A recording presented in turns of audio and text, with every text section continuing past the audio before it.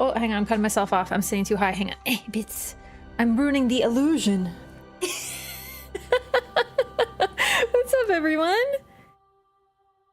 Hello! Happy Saturday, happy weekend. I said I wouldn't last to the end of stream. Last time I said I wouldn't be streaming, but my social plans were moved, and thus I was able to stream. A little late today, but better than no stream. You look good with the spirit, dapper spirit worm. I know, right? He's my best friend. I wish they had more of a prominent role in DLC. I don't know what I was expecting with the worms. When I saw that, I was like, that's an enemy. That's definitely an enemy. That's it. That's it.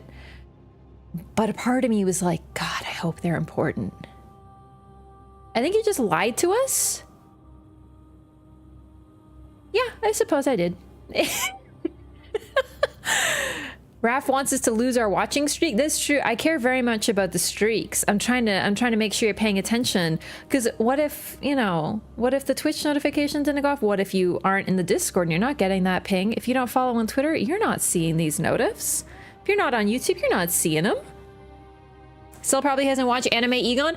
Okay, I didn't, but the thing is, you sent a TikTok. I don't watch TikToks. I don't open TikTok links. Is it on YouTube? I think the first one you said was on YouTube, and I was like, oh yeah, I'll watch that, and then I forgot.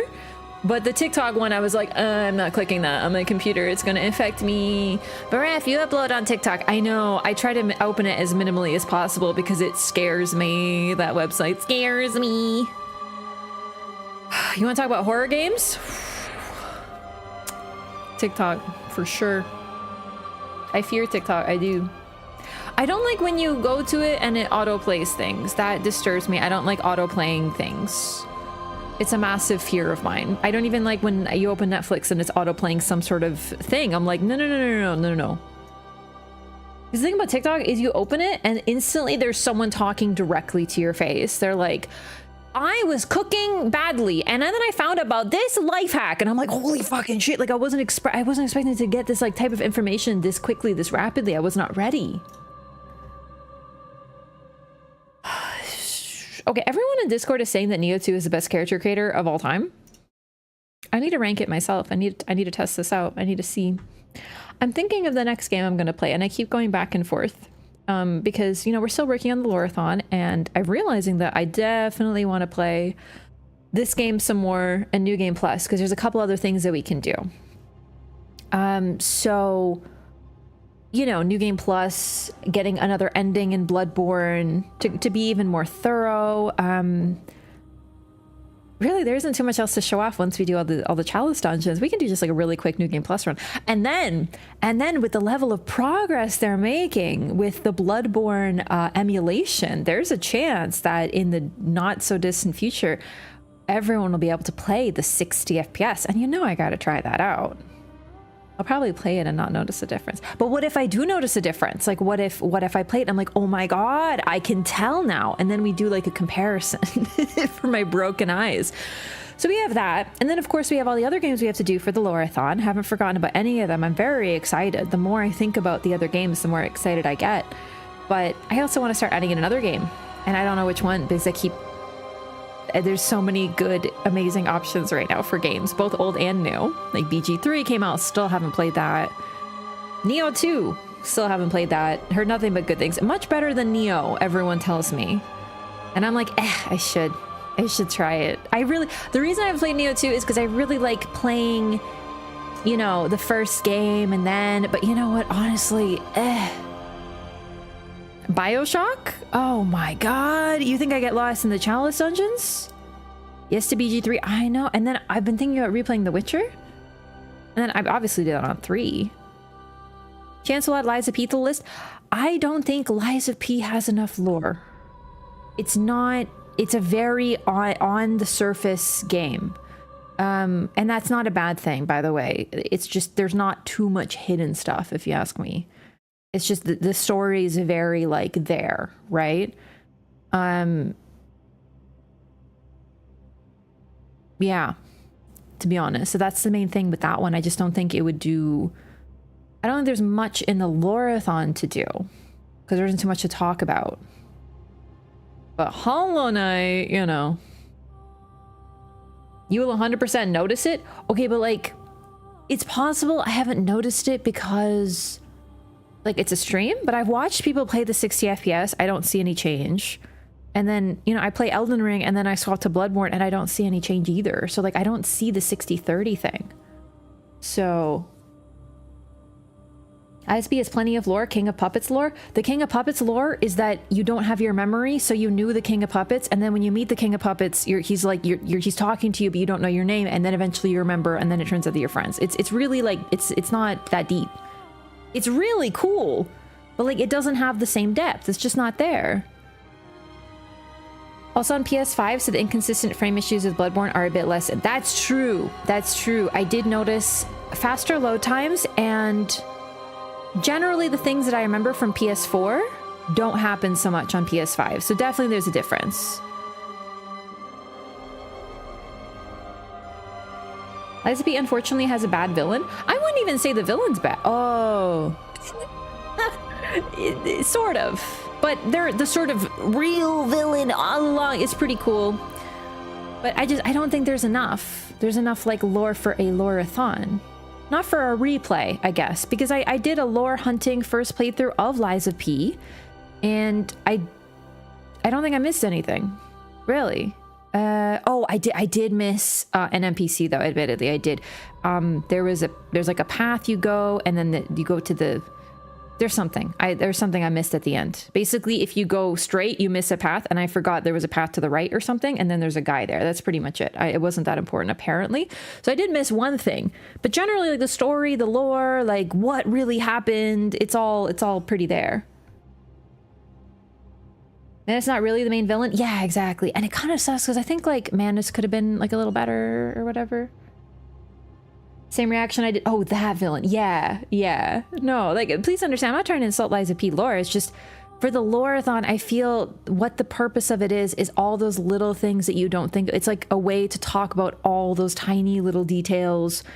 Like, why is Dark Beast Parl outside of Yahar Ghul, who dug the tunnel? Is it possible that it was indeed Parl, and that's why he's there, and thus serves as the watchdog to escapees of Yahar Ghul? Stuff like that. You know?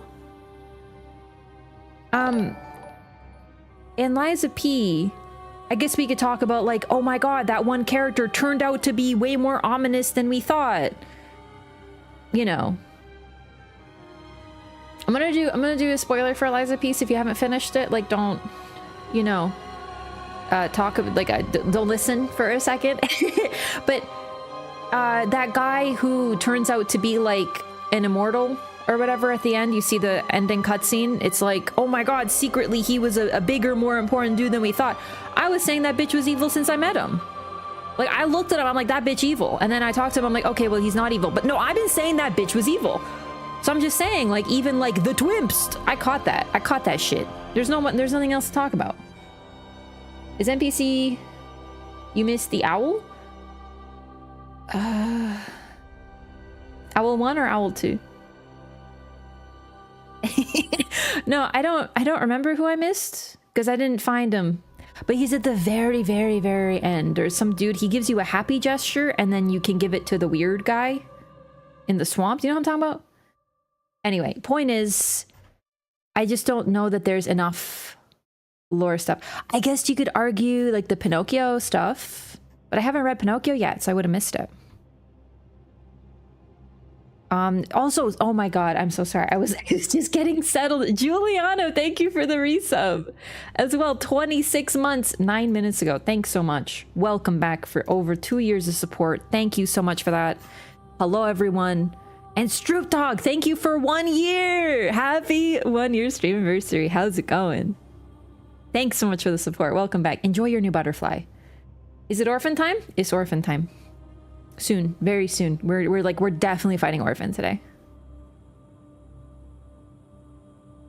Oh, that guy, yeah. So only get why Manus cared about creating a world without lies. Well, sorry, I just reread that. It's just kind of like the typical anime bullshit. Do you know what I mean? Like every time there's like some villain, and it's like. They take like a child's idea of what would make the world better and they took it to an extreme, and then they like want to become a god or something. Do you know what I mean? There's always something. There's always got to be something like, wouldn't it be better if no one ever lied? Says like a 5-year-old child who then grows up into a supervillain and tries to make a world without lies. Do you know what I mean? Like it's just like your typical fucking anime villain meanings. What if you don't make it through Maria? I already beat Maria. No enough to write a book makes you feel so slow. You're not slow. It's just first of all, I focus on this stuff a lot. I love this shit so much. And I've also played these games a lot and I go over and over and over and it's just, you know.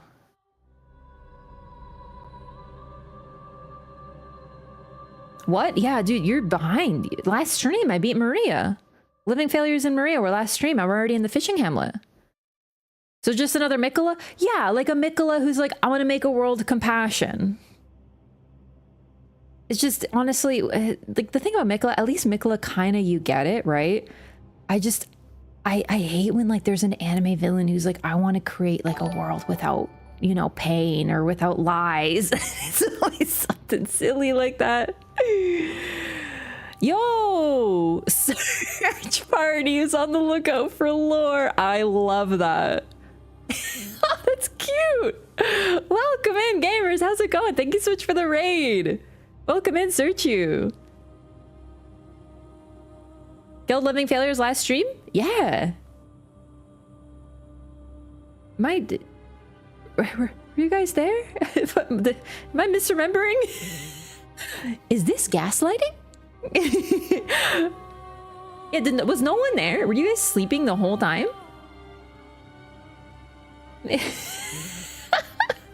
Welcome in, Raiders. We're doing some lore hunting in Bloodborne. We're getting very close to the end of the DLC. And it sounds like you're in the right place. Welcome, I am Raph. I do a lot of lore hunting, especially in games that I played a billion times. And I'm really slow at playing new games because instead I keep playing replaying the same game over and over again. Gaslighting? You're crazy. It doesn't exist. See? All this time, my dad has been calling me a living failure. He was just making a Bloodborne reference? Is that a freaking JoJo's reference? Started replaying DS2 recently. Excited for Lorathon. Let's go! Gaming. Would it hit harder if the person did not watch anime and only saw it in the game? Sorry, what are we talking about in detail? I missed it. I think I missed it. It used to exist, but we have electricity now. Welcome in, gamers. Yeah, I guess we're just gonna start. I was talking about what I'm gonna play next, and I think I've settled on a lot more Bloodborne. I still have more stuff to do.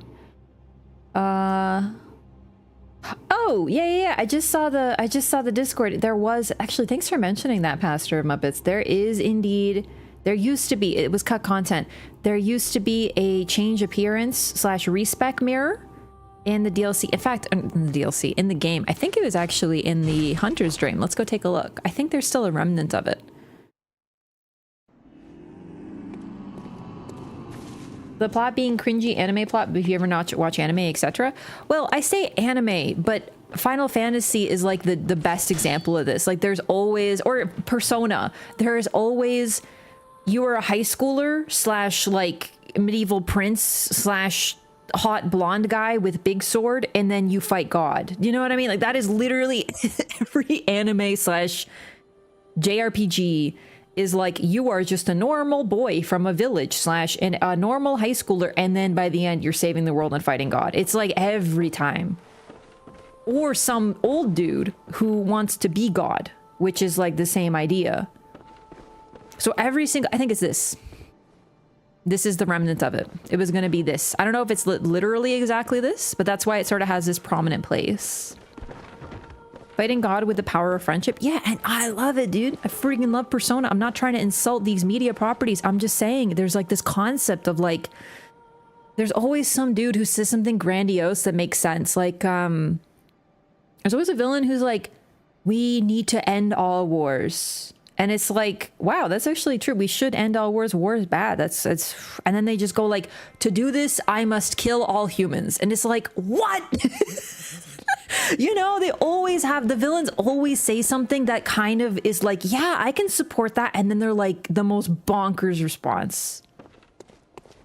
I want to create a world without lies. To do this, I must kill everyone so no human will ever lie again. It's like, what the fuck are you on about? Tosses hair out of face dramatically. When I was little, my mother promised me that we could get ice cream after school. But the store was out of ice cream. Except Cherry Garcia. You cannot imagine the disappointment. That day, I vowed I would make a world without Cherry Garcia. So I burned down the store with my katana sexily? Okay, get out of here, Sephiroth.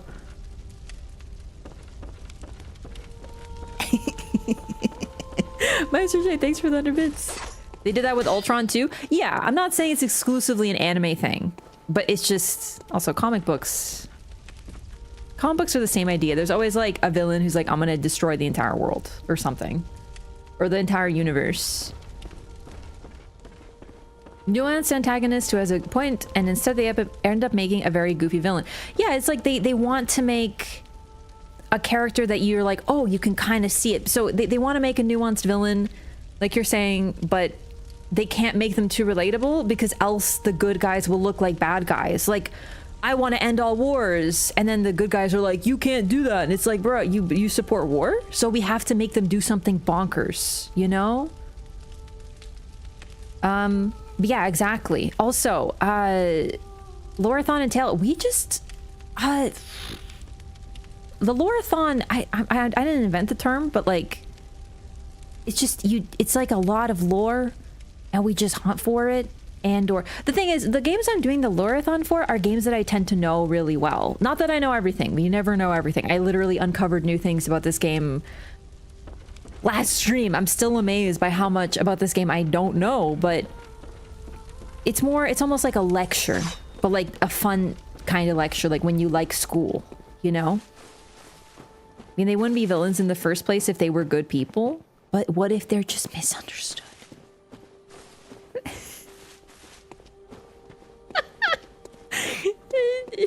Exactly. Oh, that's so much better. I'll play through trying to find, read, discuss, and otherwise show off as much lore as possible. That's why I'm calling this the 100% run, because I'm doing like everything. Thanos in the comics was wanting to end the universe purely to impress the absolute baddie of all baddies, Lady Death. That's way more based than the movie Thanos. No, I think movie Thanos is actually more based, but admittedly, I would have loved if they brought in Lady Death. 100%, dude. So this is the comic book lore, and this is real. Thanos is in love with Lady Death, and so to impress her, he's like, I'm gonna kill 50% of the universe because that would be really impressive.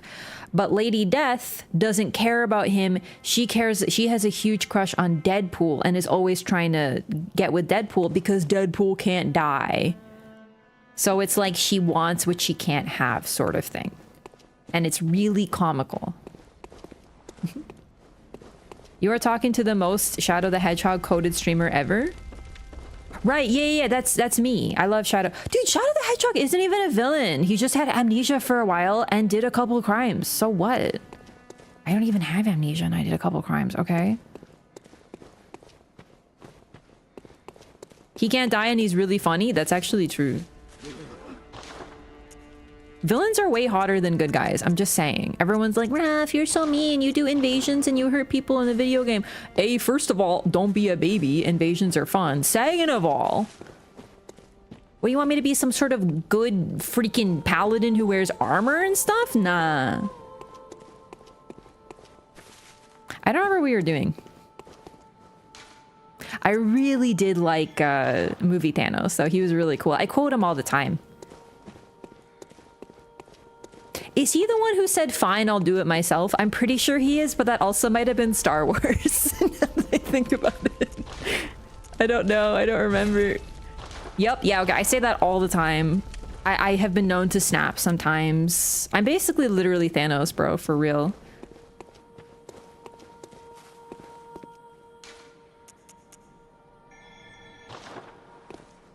These days I prefer the mwahahaha, I'm the villain because I'm fucking evil big bads, but I like those too. I'm complicated. I'm complicated like that. Like, as long as they're hot, it's fine.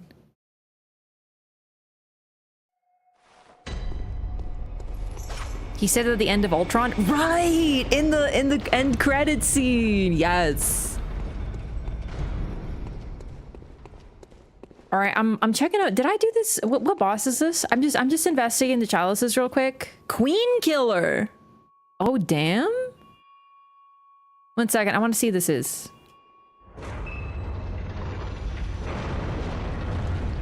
Oh no! I'm in hell.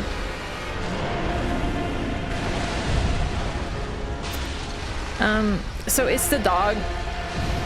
It's the dog. It's the defiled dog. Did you see that? Did you see that damage? Did you see how, like, his hitbox is a fucking rectangle? He puts on an empty glove. He puts on an empty glove menacingly.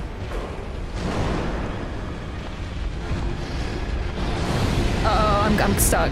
Now, before anyone misunderstands, I am not a hater of Watchdog of the Old Lords, but I don't like the defiled version. He makes me cry. there are some slight issues with his hitbox. Basically, his whole head is like, I've seen the hitboxes. It's like a fucking rectangle. And any part of him, even if you're like nowhere near on your screen, you're getting fucking dogged. Okay, I have a plan for this. I do. It's called the Saw Spear. We'll see. We'll see how the Saw Spear performs. Yo, go to paper. Thank you so much for the prime. Welcome in. We love primers.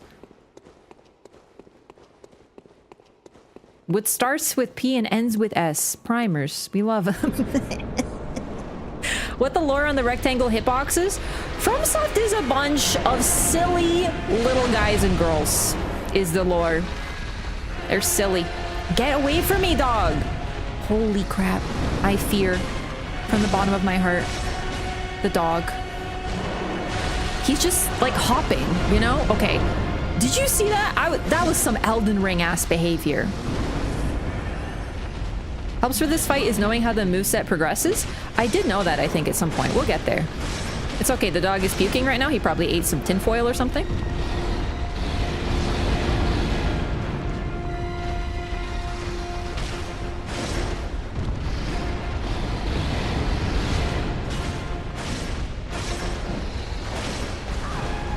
Okay, I did deserve that.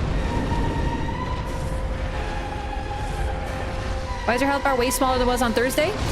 This is a defiled chalice, which means my health bar is at 50%. Oh, right, that was the charge. My bad. Hey, this is going pretty well so far.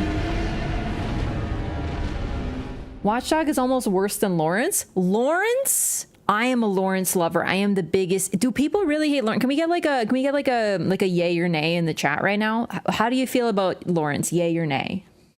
I'm a yay. I'm an absolute yay. Like the deepest of yays. I just want to get like a general like poll going. YouTube, Twitch, you let me know. Yay, nay, yay. He neat. That's a yay. Lots of yays. We got one nay. That's okay. That's understandable. Laurence OST is peak. No. I want to know about the boy. Not the music. Don't give me any of that. We hate Godskin Duo, but the music's a banger. I want to know about the boy. What the fuck?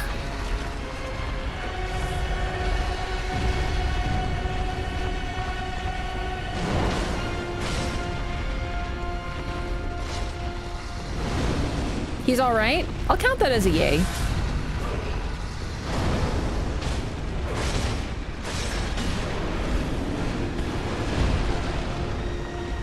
Nay. Nay. No comment, haven't played fair. Ugh! Yeah, I feel like we're mostly seeing yays, but there's definitely a few nays out there. And I feel you, gamers. I used to be a nay. I used to be like, man, I don't like this reskin cleric beast. He fucking... I forgot. That's my bad. I did forget. After you break his limb, he slumps, and then he explodes in fire. I did forget. We're remembering. Laurence, Amelia, and Claire Beast are all kind of samey. I hard disagree because they're all really cute in different ways.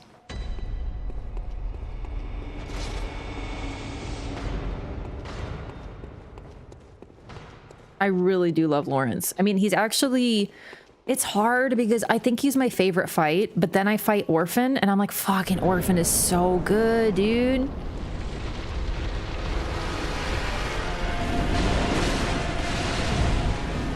Like, they're like the peak fights in the entire series, you know?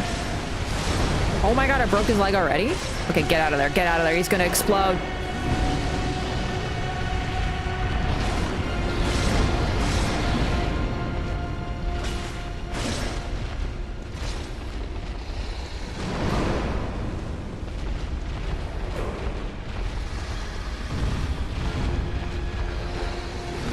I just...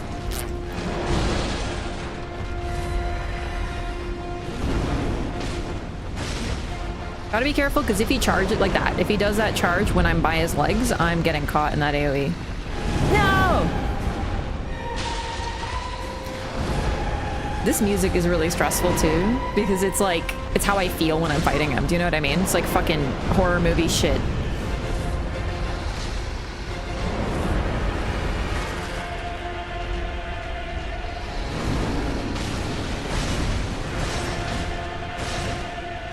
That was way too greedy. That was way too greedy. Oh my lord. All right, the front paws are broken. This is good because I don't, wow, I've done no damage.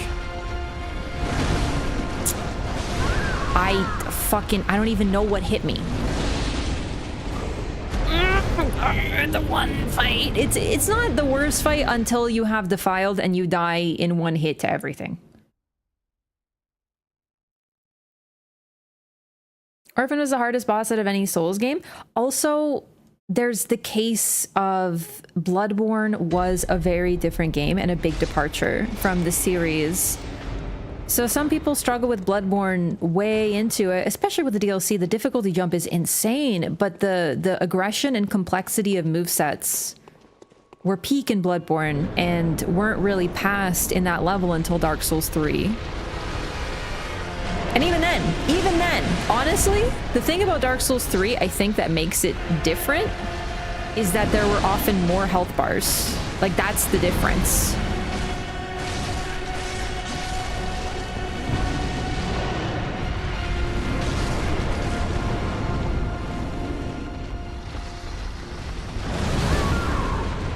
Oh. Right.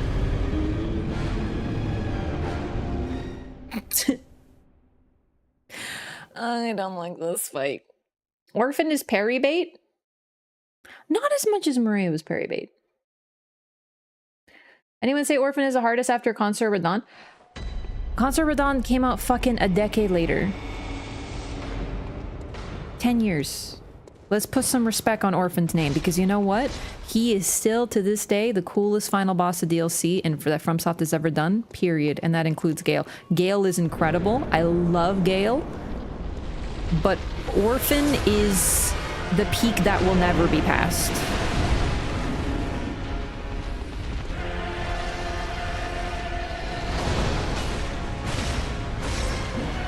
Gale is a totally fair response to, honestly, real shit. What?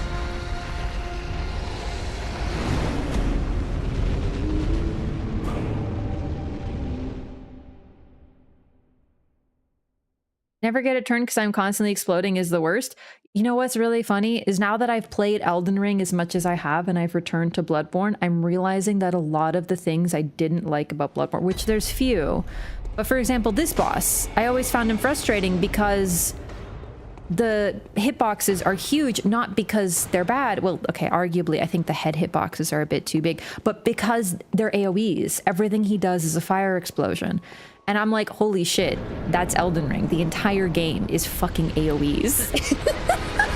So I'm like, so my worst favorite parts of Bloodborne, they turned it into a game. And I still love Elden Ring, but I think it's why I have such a problem with the bosses. Roll through them? I have found I have never been able to roll through Watchdog's hitboxes. I try, but they don't work with, they don't let me. It's so annoying. This game ain't hard, but it's not about difficulty. That's the thing. It's never been about difficulty. And I think this is personally a failure of the English marketing. You know, with Dark Souls, it was like, prepare to die again and again. Because this game is so hard, you're gonna die a billion times. It's so hard. It's the hardest game. Don't play this game unless you're a hardcore gamer. Prepare to die, you know? Like, the game really isn't about challenge. It is, but it's more about overcoming challenge. It's more about the odds being against you and you keep going, no matter what. It's about everyone telling you you can't do it, but you don't listen and you do it anyway. Through sheer power of determination and will. So if you want to, you know, flex your wiener and be like, I'm the greatest gamer because I beat a PvE boss, then you can, but that's not really what the crux ever has been, if you ask me. Also, I think that's gotten worse. personally, like that whole concept. I have to heal to full every time. I hate it. Okay. There we go. Be greedy, and then roll away. Okay. All right, we're going into phase 1.5, I think, so the moveset changes. He's healing. No, that's an AoE. That is a healing AoE. Okay. Okay, I remember now. But no, seriously, the marketing for Dark Souls 1 focused on the difficulty and the dying, and that's where the reputation for the games as being so hard came from. But it's not really about that and never has been. And if anything, I find that has been used to gatekeep the games. I'm not even talking about like people. I'm talking about like when I first heard about Dark Souls, I was like, I literally remember picking up Dark Souls off the shelf and looking at it at a game store. And I was like, this looks really cool. And I asked my friend about it. He's like, don't play it. It's so hard. Like, it's so hard. And you won't like it because you like easy games. But I trust my friend's opinion because I was like, oh, if it's like really mean, you know, I heard about those games that were like really mean. And I was like, no, I don't really like those. So I probably won't like it. How fucking wrong was that person? But that was the marketing. That was so difficult. That's what I heard from everyone who played it. So I was like, well, I guess I won't like it then. You're right. Oh, shit.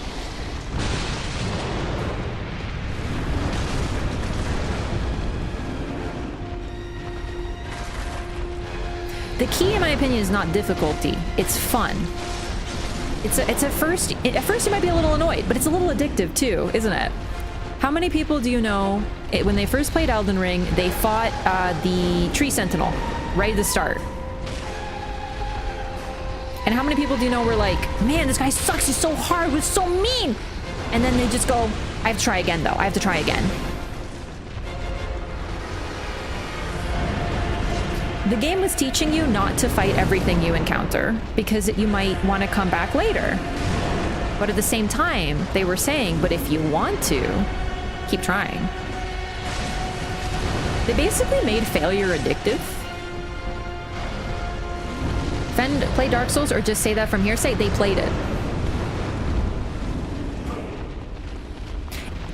Playing these games, oh, I did get double hit there, is like eating spicy food. From someone who loves spicy food. Spicy food is literally addictive because it's painful. That's how it works. You eat it and you're like, this is so hot, but you keep eating it. And then you're like, oh, I'm on fire. But it's so hard. It's you addictive. Like easy games, so you know? This isn't for you. Trust me. Sometimes there are ladies who come into your game and tell you to cope for mommy. It's a very hurtful and mean game. That's true. That part is true. That's why if you look at the back of Elden Ring, it says online interactions cannot be rated. Because sometimes a mean mommy might come in there and tell you to cope. It's true. Said no and refunded. It's a shame, but it happens. There are also some people who play Stardew Valley and don't like it. These people are insane to me because that is the greatest game of all time, right? But you know, like there's no accounting for taste. But the fact is, this game teaches you really quickly what it's about. Like real quick. Good and bad. Although all of it's good if you ask me. Oh, I'm cooked! Failure is about learning and trying again. Yeah. I really don't know that these games were meant to be... I don't know, it's hard because you have games that were intentionally made to be annoying. Like, look at old arcade games. Do you know what I mean? Okay. Son of a bitch. Arcade games were made to be hard, so you'd keep sticking your quarters in. You know what I mean? What do you say to those people who've never played Stardew Valley? What are you doing watching me go play Stardew Valley? It's the greatest game of all time. Concerned Ape has updated the game dozens of times with major overhauls that should be paid DLC, but they're free because he's based. I'd be like, Raph, shouldn't you be telling people to play Bloodborne? I'm a Soul streamer. You all know to play Bloodborne, but you might not know about Stardew Valley.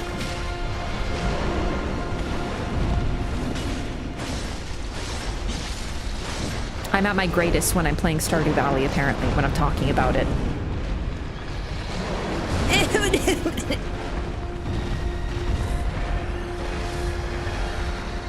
Yeah. Okay.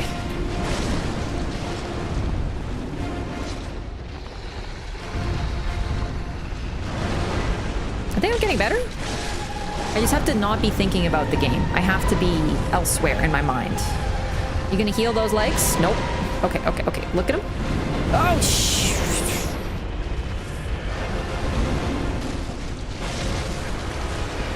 There. Okay, okay, okay. Okay, that is a massive AoE. No problem, though. No problem. So that is when he heals his legs. And thus you can break them again. But also, you know, he's extra pissed about it.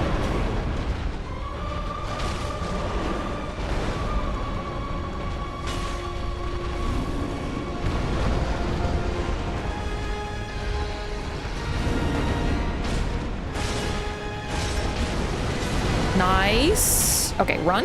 We're being a little careful here because I only have 5 fucking healing left.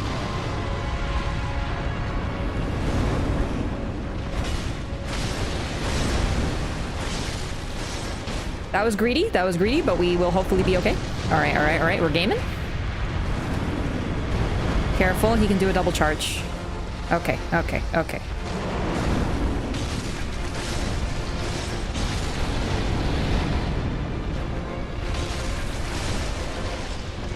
Fuck!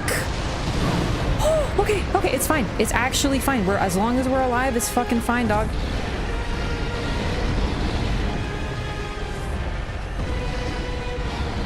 No! Holy fucking shit. Oh my god. Stop!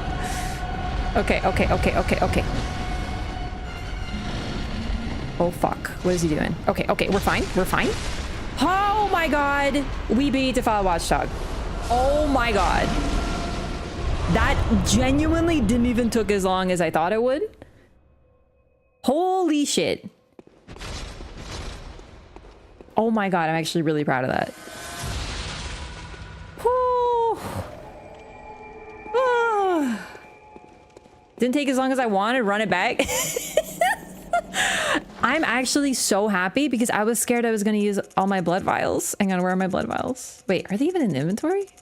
I guess not. I used a lot of blood vials, probably like 60 to 80 already. I almost freaked out. I was a little tense there. I was a little tense. Anyway, I just need to talk about Stardew Valley clearly because I was doing a lot better. You have max blood vials anyway?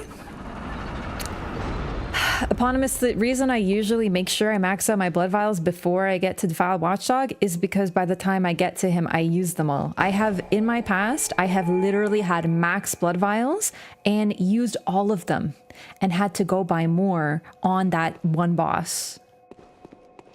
I guess I have gotten a little better. What a relief. Beast blood pellets help so much. They really do. They really do. I just didn't want to use them and then just like lose it immediately. You know? I think you should do root chalices until you get an old great one cold blood for the lore. You know what? Maybe it's RNG, but I remember getting one from the story chalices. I do. This guy still ruffles my feathers. Yeah, Watchdog is a rough one. He is. Whoa. Okay. And not bad for a +9 saw spear. I know it's very strong. Don't get me wrong, but I'm like happy with that. I'm very happy with that. Wowee, he's a rough one. True. Sorry, someone's asking about Stardew Valley. There's something really special about games that are a labor of love and were created by someone who genuinely loves the genre. And you gotta love supporting indie titles. Supporting indie titles is always great because you know the person who made it. Do you know what I mean? Like they themselves put their blood, sweat, and tears into it. Where's my... I guess I'll just run the Rikuyo. And this one is particularly incredible, Stardew Valley, because he put... the amount of content, I think it came out like 8 years ago or something crazy like that now. I have replayed that game so many times because he keeps on adding new content. Just recently, there was an update, a major one, and I did another new file and I still found new stuff. It's just so addictive. If you love builders or building things, like building communities, more like Civ, not like Minecraft, more like Civ, like building something up, and any sort of sim like that, you will love Stardew Valley. It is an absolute love letter to the genre and is literally the best one I've ever played, ever, bar none.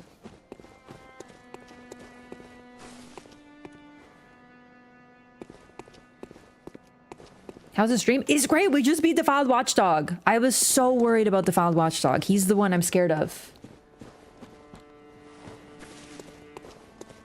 Don't buy Star Wars Outlaws? I have no idea what that is. What is that one?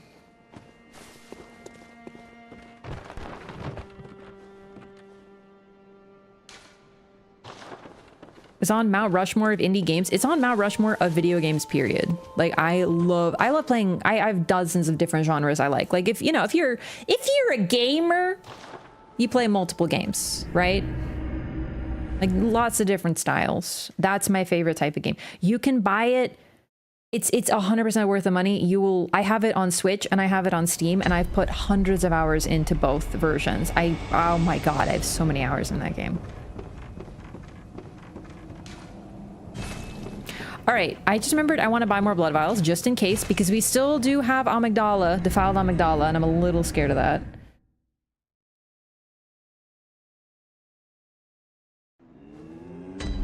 Blasphemous? I really wanted to play Blasphemous. The only thing I've heard about it is that it's a little too grimdark, like a little too like serious about it. But I also, oh my god, I only spent, oh, I didn't spend as many as I thought. That's sick. Like 50? Nice. There we go. Let's just say that what I enjoy about Stardew is turning it into my personal Walter White simulator, because let's be real, star fruits are definitely some kind of illegal. Oh, and Haley, my soon photographer. I do love Haley. That's the thing too. A lot of farming sims are very cutesy and very like innocent, and everyone's like just happy all the time. And they might have some problems, but it's pretty like subtle. Like everyone, they're superficial and you can fix them. But this one has a lot of like real world issues, but not in an overwhelming way, but just the characters feel very real. So you actually like making friends with the villagers. It is really good. It's sick. Stray is my favorite indie. Don't talk to me about indie. Or Stray, I mean. Don't talk to me about Stray. I will cry. I will literally cry. God, I love Stray. That was such a good game. It did not have to go as hard as it did. I haven't played Salt and Sanctuary either. Amygdala is harder than Watchdog because far more unpredictable and tougher to read. I have never struggled too much with Amygdala. Bitch, you is invading again? Really?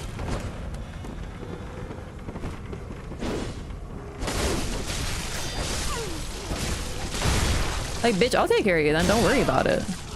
I didn't know you invaded again, you silly little bean. Okay, bye. Did you kill him in the cell? No, but I didn't know he re-invades you in the same spot. I love that. I forgot. So as mentioned, Brador will keep on invading you, but he'll also keep re-invading you. Old school adventure game? I don't know where walking simulator comes into play. For Stray? No, I don't think it's a walking simulator at all. I think you're right. Fuck, I forgot. No! Good start to the new area. I did that on purpose, of course, to give you a sneak peek into this locale. Totally intentional. So this is the lighthouse area, and now we are moving on. This area is a big shift in the aesthetics. So Stardew Valley was on PS4. Stardew Valley is, I'm pretty sure, now on every console, but the most recent update has not come to consoles yet. So if you have access to it on Steam, I recommend that. But either way, I love playing it on Switch. It's my favorite console. I like having a handheld.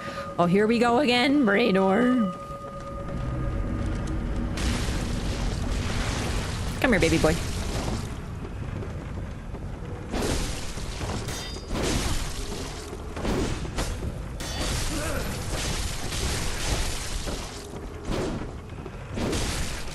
You're recoiled, you dumb nerd!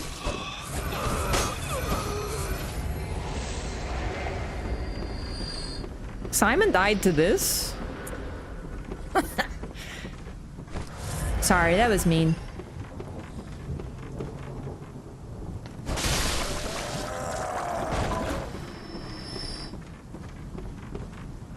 Oh, I gotta go down here.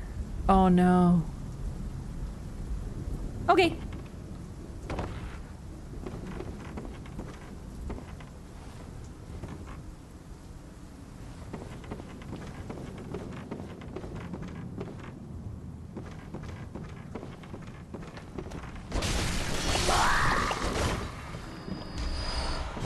Favorite weapon? Threaded cane. And burial blade, top 2. I really like the Rikuyo, but I just really like the burial blade. Also, someone asked where I rank Kos. If you mean the boss Orphan of Kos, he's like one of my absolute favorites to this day. It's hard for me to pick a favorite. Do you know what I mean? Because like for me, my favorite bosses in all the games are in no order. I freaking fell. I fell. I did not mean to do this. Yep, okay. That's such a cool release animation. Did you see that? How you like grab him and stop him from the final stab, and that's how you get free. Such a cool animation.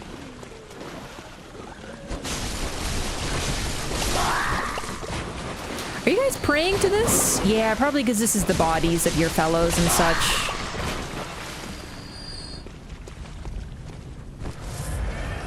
Yeah, for me, Orphan of Kos, Laurence, Fume Knight, Surlon, and Old Ivory King have got to be top 5. No particular order.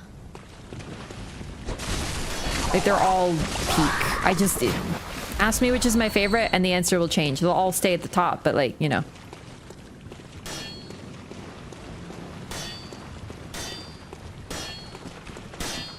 Stardew can't really recommend playing on console just on account of the controls. I think it depends on your own tastes, because I am a console gamer and I play on console without issue. I play with controller and I find it to be really good on controller. No Mesmer, no Rolana. I think it's hard for me to deal with the Elden Ring DLC right now. You know, like, it's just tough. They're really, really, really great and really fun. But it's hard. No DS3 bosses? Not in the top 5. But that doesn't mean they're not good. They're just not in the top 5.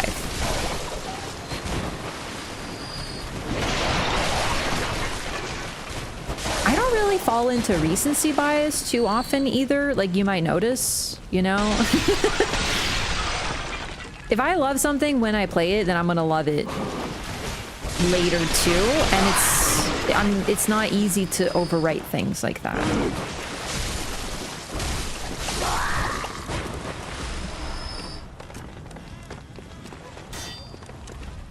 Feel different after second Elden Ring DLC playthrough? I've played through the DLC 4 times.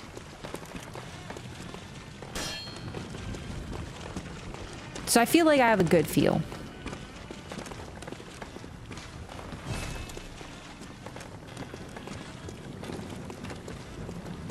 Every Souls game needs a Mikolash, aka Bumpo's House of Tricks. That's a good way of putting it. There's different categories of boss fights. And I think I personally have an attachment to the tricky goofballs. Really not the tricky goofballs. The insane ones.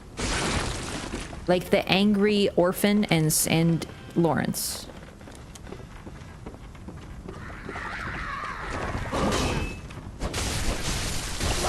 Yeah, but the 5th time is where your perception really changes. It's true.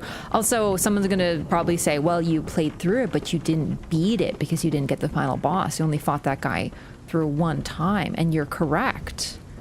But have you considered that that's a conscious choice as well? Alright, so I went up there. That's how you escape. I think here is what I'm looking for. I remember there's something important here. Ah, I remember. So as for Laura, this area, it's more of the village. There isn't too much different here. It's really when I get into that tunnel that things change, so I'm not too much talking about it yet. But so far, it's the same. It's a kind of run-down area, though, because barnacles have grown over everything.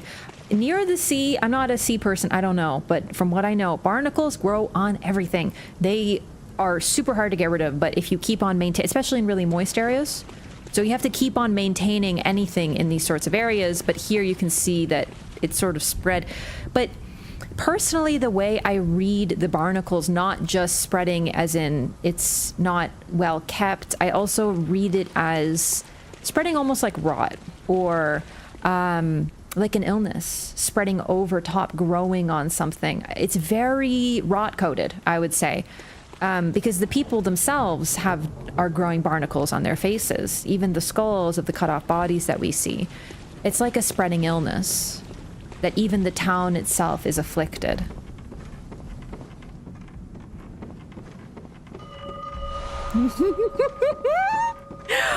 Oh, I love this one. You go up here, you grab the item, and Brador traps you. I love Brador. God, I love you so much, you sweet little freak. Time to die. Give me your pants.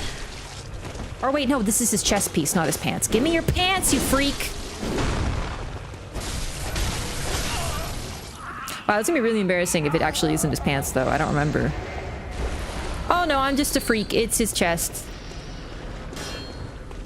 Wait, how do I get out of here? Oh, there we go. This guy sucks? What do you mean? He's the sickest MF on the planet. We love him. Lay down after my first time going to the fishing Hamlet. Tryptophobia. Oh my goodness, I didn't even think about that. Yeah, no, it's uncomfortable. Absolutely. Seems kind of like devolution to me. You're definitely not wrong. The idea of becoming fish-like, and because the water is the well of life where all life sprang from. Like, based on evolution, we know that pretty much all life started in the ocean and then emerged from the ocean, and some life remained in the ocean while some moved to land, right? So the idea of returning to aquatic life is very much in line with the devolution. Definitely. Oh my god, I can't remember how to leave. I'm trapped. But the thing about the fishing Hamlet is I think there's also something about how let sleeping dogs lie, like leave people alone sort of thing. Also, if this is devolution, then what the choir and the School of Mensis attempted is also devolution, because a lot of the beings that are transformed in the like all the people who are transformed into like the mushroom-headed people, or they become squid-like, they're sea creatures. Hang on, I remember where it is, but I'm having a moment. Isn't it like literally right over here? Nope. Evolve for land, then return to water? True, true. But that's marine mammals. These are becoming truly fish-like, like purely fish beings. Oh, I need that. Right, okay.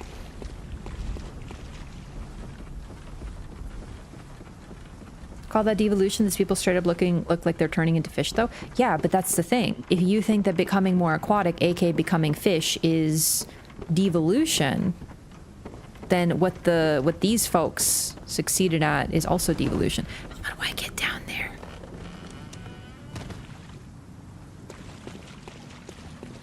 I don't freaking remember. This happens to me. I get lost down here sometimes. It's really just a bunch of paths, but I lose the track. That house has a hole. It's okay, I'll find it. No, don't tell me. I'm finding it. So these people have transformed into something, and this made them of interest to the church. Because the church also wants to evolve into something else.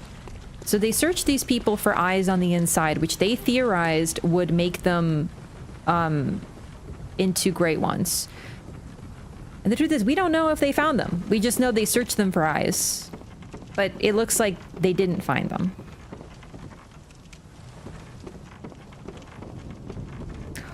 Oh, I remember this. And then this guy throws a firebomb.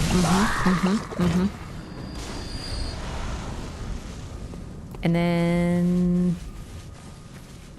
Do I hear Brador again?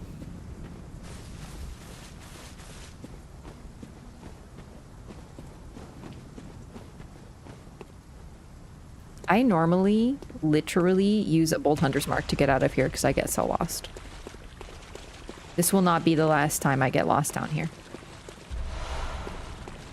This was pre-Bergenworth Schism? Yes, most definitely. Because Laurence was there, from what we can tell. I don't think we get confirmation one way or the other. But when it comes to the crimes of Bergenworth, Laurence had to have had a part because he gets a special highlight in the DLC.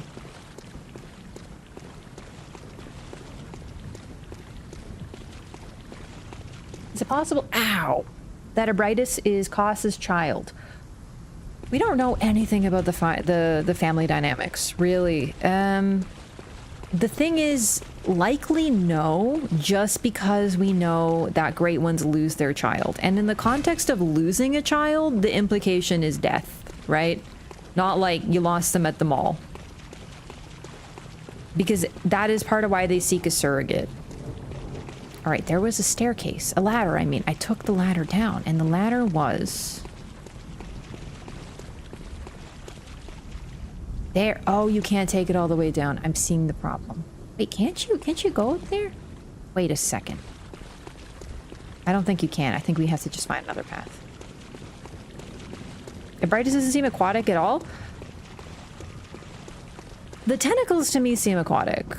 She doesn't seem as aquatic as Kos, but that's another thing too. I don't think that Kos looks the way that she actually looks. I think that she has been transformed by the nightmare as well. That is just an interpretation, and I will tell you why eventually. That's it. We're Bold Hunter's Marking. Get me out of this place.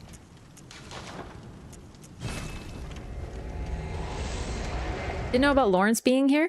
We don't know that Gehrman and Maria, and later Willem establishing the research hall and giving Maria control over it. I don't even know if Maria was actually involved in the real research hall.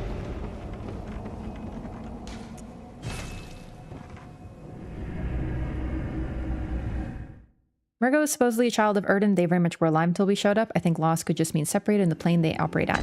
Yes, but the difference is that Erden had a child with a Tumerian who are superhuman, but nonetheless closer to humans than they are to Great Ones. So they glimpsed the Eldritch truth. They were different than humans. They had access to something that humans didn't. But I think that might have been the difference as to why Mergo survived, is it's like a cross between a Tumerian and a Great One versus the other Great Ones. We have no idea at all.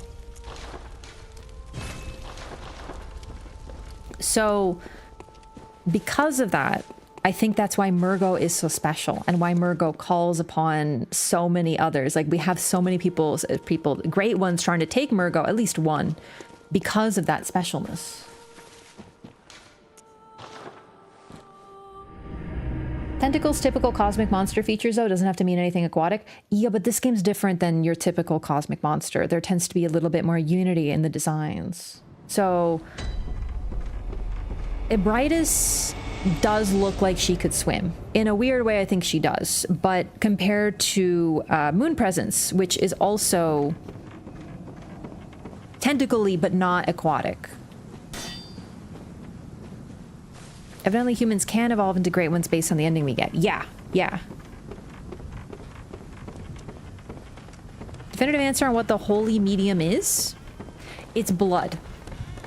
But I think whose blood depends. Oh, he's not evading me this time. So there is something to stop him.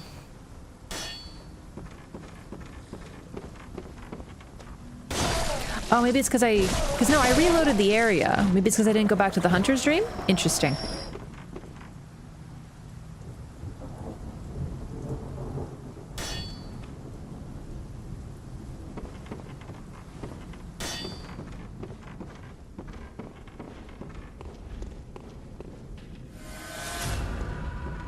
So this is tricky. Because this guy will run across the bridge, and there's a guy hidden out of sight there who will shoot lightning at you. Okay. Well, fortunately that one's stupid, so that'll help.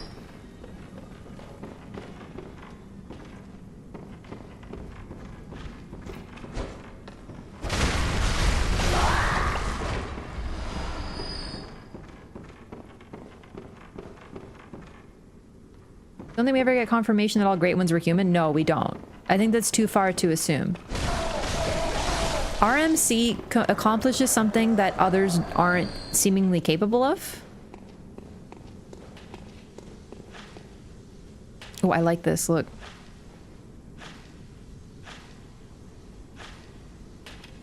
Actually, what is he doing? Chat, does anyone know what this tool is? Like, it looks like a rake. But what would be the purpose of raking here? Like, what would this do? In, like, Fishland? I have no idea what the purpose is. Is he searching for something in the... Sifting for something? Could be sifting. Because, like, for, you know, raking to grow something, that I know for sure. Yeah, it's a gardening tool, but I guess it could have another aquatic use, and by the sea, I have no idea.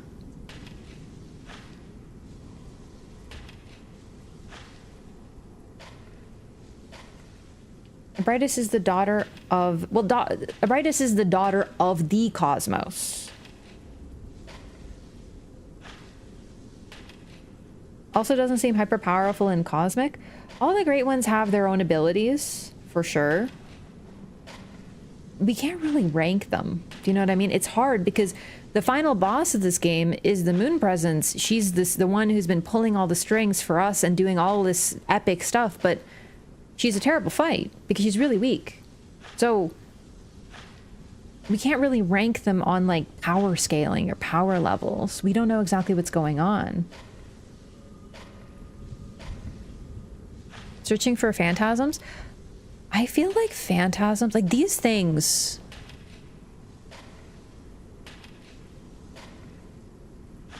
See, these things came from the water. These are the same things that, at least I think so, are the same things that Abritus leaves behind. The slugs are clear signs of the left behind great ones, but these are clear. These are pearl slugs, so they're not the same. But then we have... Call Beyond. Long ago, the healing church used phantasms to reach a lofty plane of darkness, but failed to make contact with the outer reaches of the cosmos. The rite failed to achieve its intended purpose, but instead created a small exploding star, now a powerful part of the choir's arsenal. At times, failure is the mother of invention. This is the Augur of Abritus. Is this the same thing we're seeing here? Looks like oyster rakes. Ah, see, that's what I was looking for. What do you do with oyster rakes? Like, are they for digging them out? Because oysters are under the ground / sand, right? I have no idea where you get oysters from. Clam rake? That's what I was hoping for. This sort of knowledge. Kuro Phalanx, also, welcome back. Thank you so much for 16 months. I appreciate that very much. Thanks for the support. Thank you for the prime. Thanks for choosing to use it here. Keeping the ground soft, they raise mollusks there. So if you raise mollusks, they need to be dug in the ground?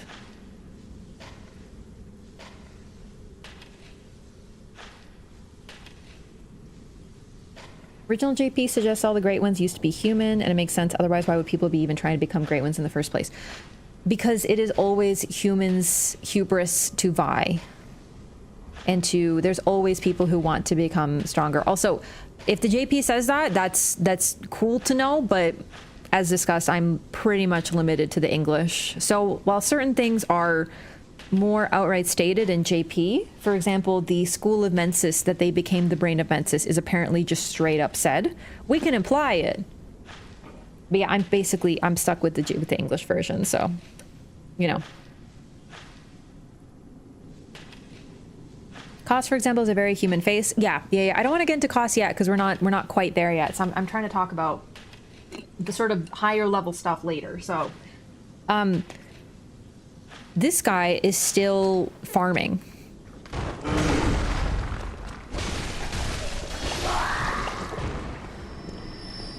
And these shells, you might recognize these, like snail shells, basically. A weird lady came out of the sky from one of those.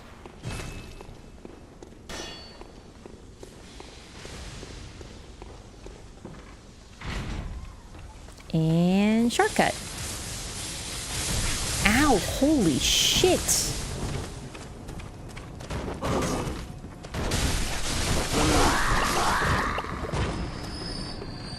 The Requio's strong as shit, huh?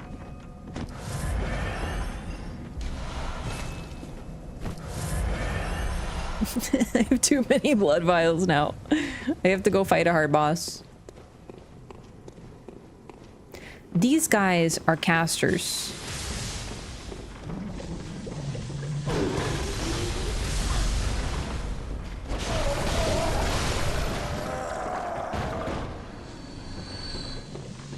It's pretty interesting because they have these huge staves and it looks like they have those like lanterns at the edge of them. Of course, they vanish when they die, so it's kind of hard to tell.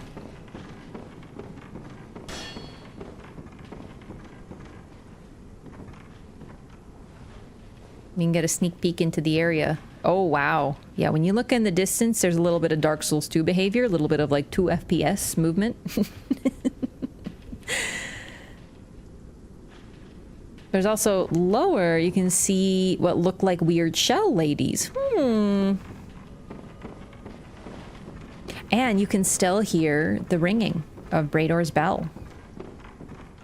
Where's the ladder?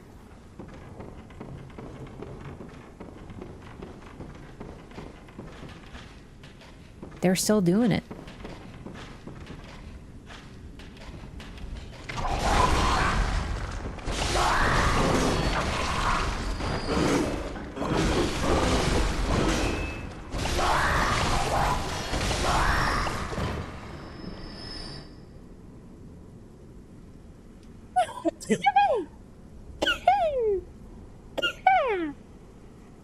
Could Archibald be investigating the primordial power these guys tapped into? Also something related to dark beasts. I think the lightning is Kos. Or at least them channeling Kos's power for one very important reason. It looks like Kos can use lightning. Archibald was pretty much linked to the dark beasts and Lauren. So I think he found the lightning there. But that was a land of storms where there was also a lot of lightning, so it kind of tracks and makes sense. So I don't think he found these guys and their lightning. I think they're using sort of like clerics. They worship their god and they use spells tied to them. Where is the ladder? It's right there. There it is. Oh my god. Here. Here, right? No, here?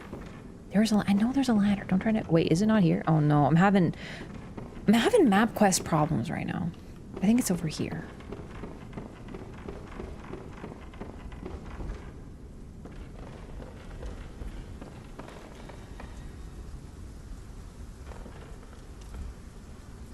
So remember you get attacked. Oh my god, I can't believe I can't remember where the ladders are. Maybe over here? Bless you. Thank you. I don't think it's all the way over there. That's where you end up, and I need that item, so we have to go down here. I have a case of ladder blindness. Ladder is stealth since it's not moving. It's true, I'm basically like a velociraptor or something along those lines. You know, like if it's not moving, I can't see it. This is not the first time this has happened, by the way. I think it's there. Like, I remember, like... I don't see a good ladder location. Maybe here?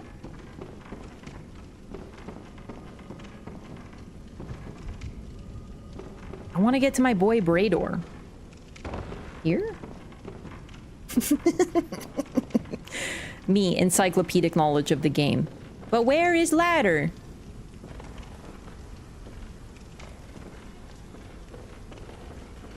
Reminds me of Blighttown? Yeah, a little.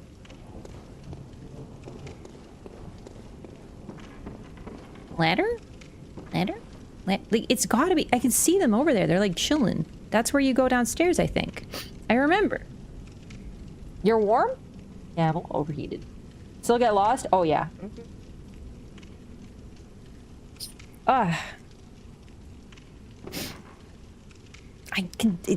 It's gotta be here by process of eliminate. I know it's not on this side. I don't think it's through here because this is just like an oversized shortcut that leads to this, so that's fine.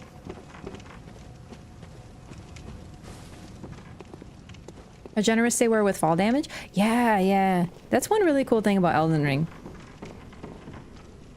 It's like how Torrent really changed. I know it's there. It's gotta be, but I don't see where it is. Oh my god, I'm losing my mind. Is this a DLC? Yeah.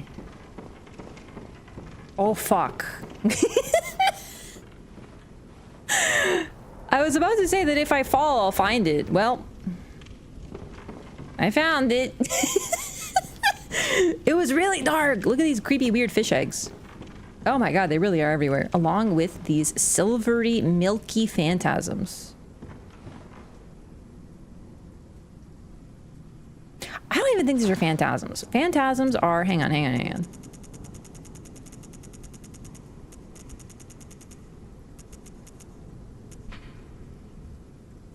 They come from these. Invertebrate shell. Kind of sluggy. I think that could be that. This is... So these... Okay. These and these. Both phantasms. Then there's the black sky eye, which is filled with... So these are blessed by a phantasm. And they're riddled with parasites. That tracks. Okay. Phantasm, a synonym of ghost? I think so.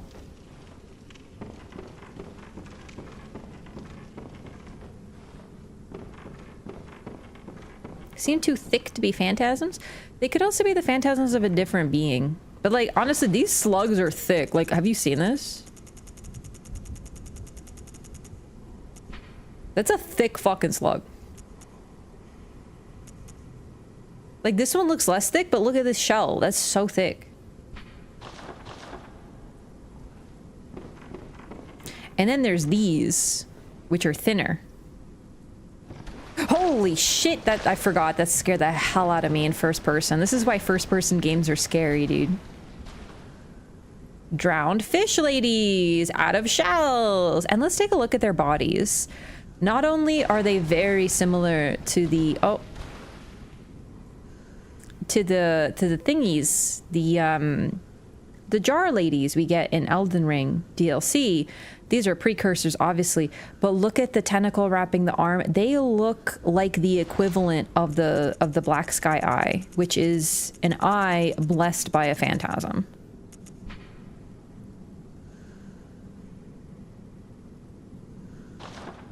Their bodies are covered, like asymmetrical, just like all over them. They look very parasitic, like afflicted by something.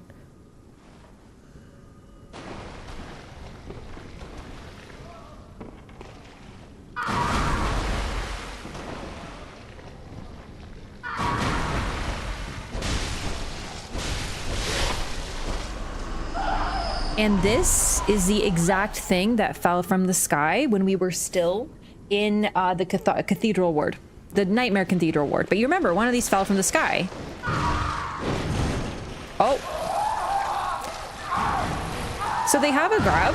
I don't think it's supposed to look like that normally. Hippos is a little bit messed up.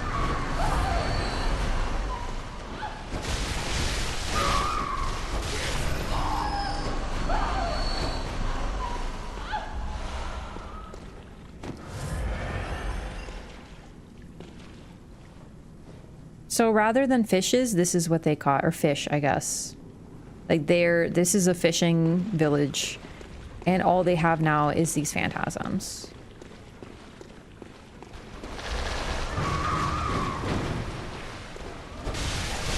Their cries are haunting? Yeah.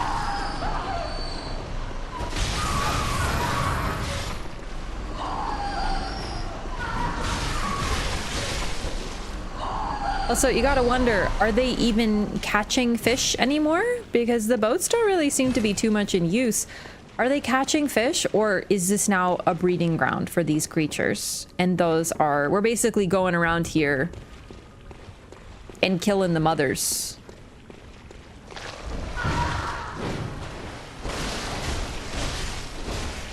They drop poor man's gems.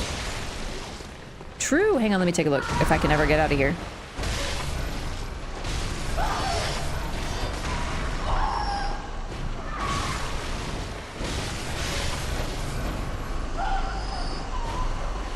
It fucked up that you came here with Maria's gear and weapon? It's cool. Yeah, it is a little bit fucked up though. What am I looking for again? Oh, the gems. The poor man's gems. Yeah, yeah, yeah.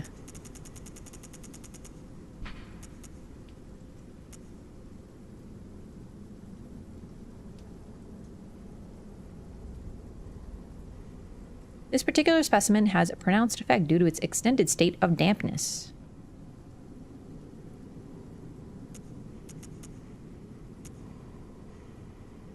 They're wet.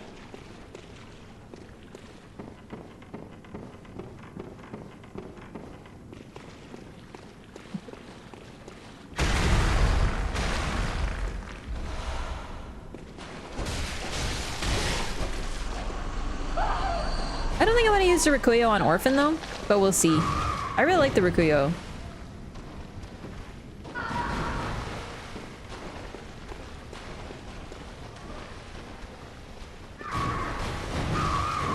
And then you get these ones that do not have a shell.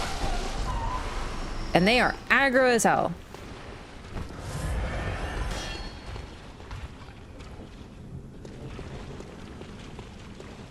Oh shit, I remember this.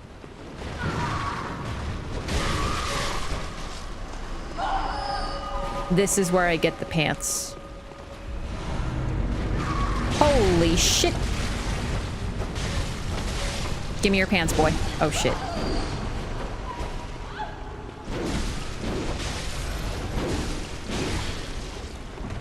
I do begin my ass beat a little bit. It's okay. Come here. Oh, annoying.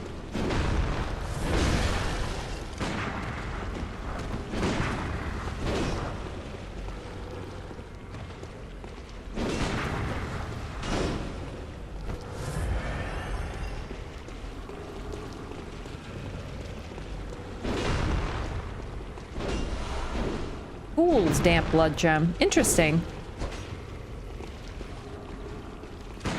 Come on, do something. I gotta parry you because I bounce now. It's annoying.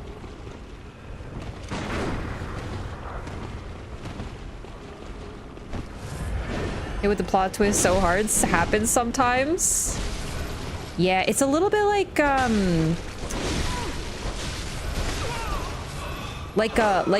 Jedi Padawan realizing that the Jedi can do really fucked up things and being like, but the Jedi are supposed to be the good guys, and then realizing, oh fuck, maybe they're not, and then like having like a huge crisis.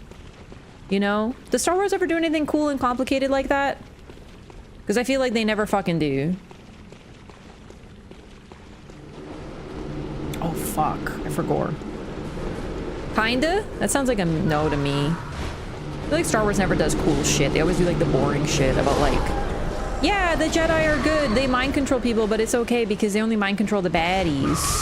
It's okay. They kidnap children, but it's like actually morally good because they train them to be child soldiers, but in a good way for the good guys.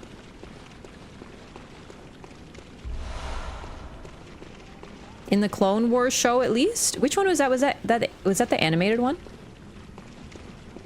Knights of the Old Republic 2. Okay, I heard that was like really good. So the animated one, I heard the Clone Wars show was really good too. Does it still hold up? Like, is it still worth watching?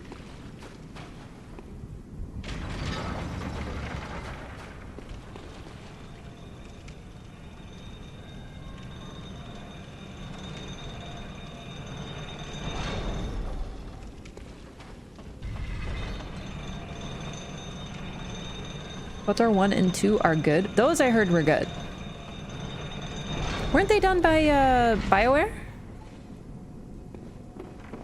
Obsidian RPG. Oh, I thought it was BioWare. Which one did BioWare do then?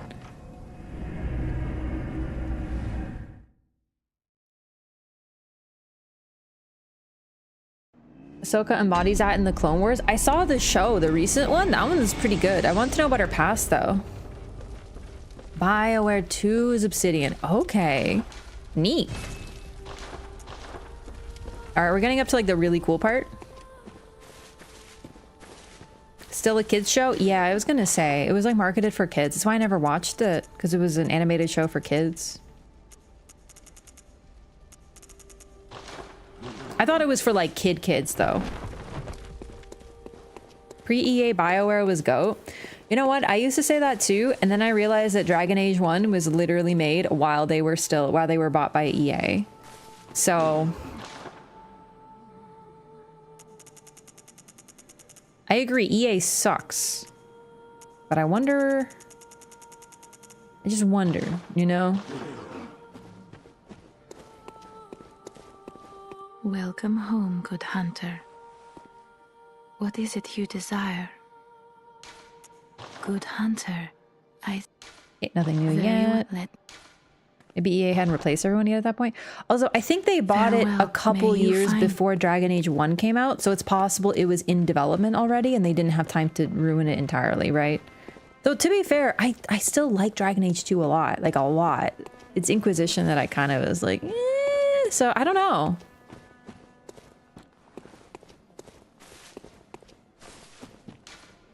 Andor was the best thing in the latest years. I have heard that. I do not like Andor. I couldn't get into it. I think I'm just really, like, I'm not that into Star Wars, so the idea of watching, like, your standard heist about a guy who's, like, out of the game, but he goes in for one final job out of desperation and all the, and they have the perfect plan, but it goes wrong. You know, like, I was just so not interested, and I heard it got better after that point, but I was just too over it, you know? I just couldn't do it.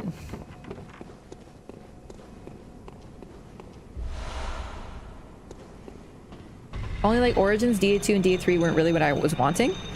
I really liked DA2. I like it better than Origins. And I know that's not a common opinion. I just really liked it, so...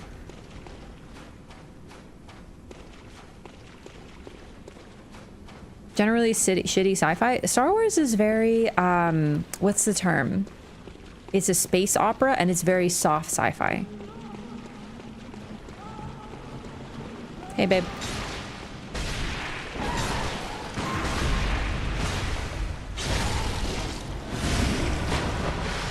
There's another one. I forgot about that part.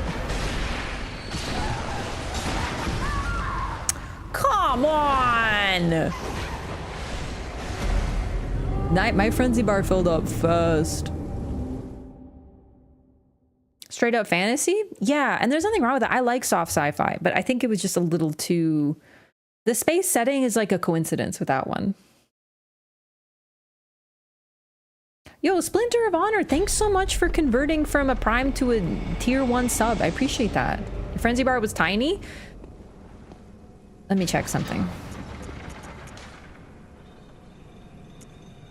Yeah, Maria Garb does not have the highest Frenzy resist. It's kind of like medium.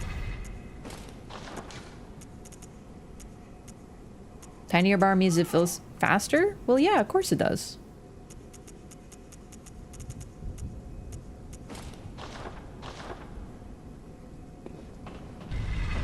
It's also my my level of insight. I have 74.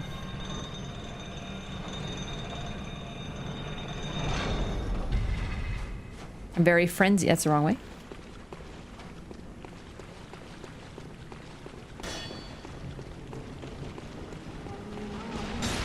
Come, hurry up.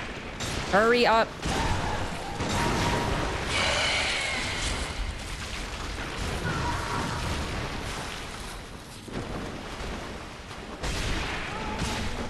Things went wrong. Things went very wrong. I cannot believe I survived.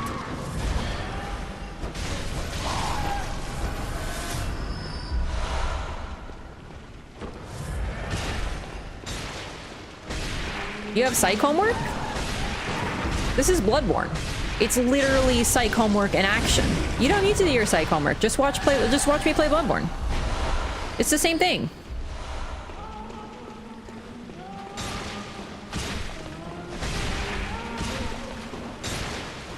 Girl, you can't do your stupid run at me. What are you doing?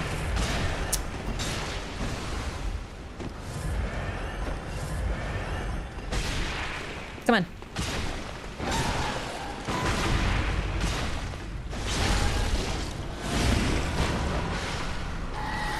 All right, better this time. Curse Tempering Damn Blood Gem 5. That has the potential to be really good. Curse Tempering Damn Blood Gem 5. Oh, shit. Oh. But it's attack down. That's not good. Bummer.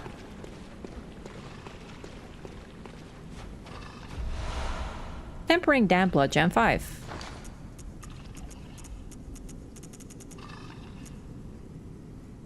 It's not good. Not for me.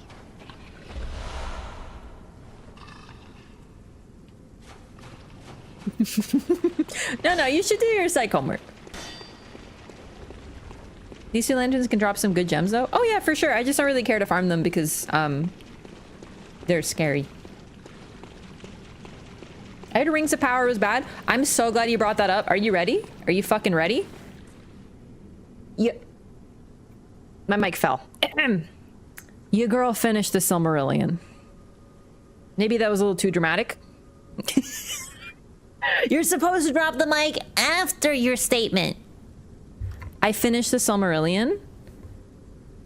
While that, I'm not like, I don't know everything because Glorfindel died and then in Lord of the Rings, Glorfindel's alive and I know he got resuscitated, but like, bitch, how? I'm not done. I'm just saying that in the end of the Silmarillion, the last page has 3 paragraphs that literally summarize the Lord of the Rings.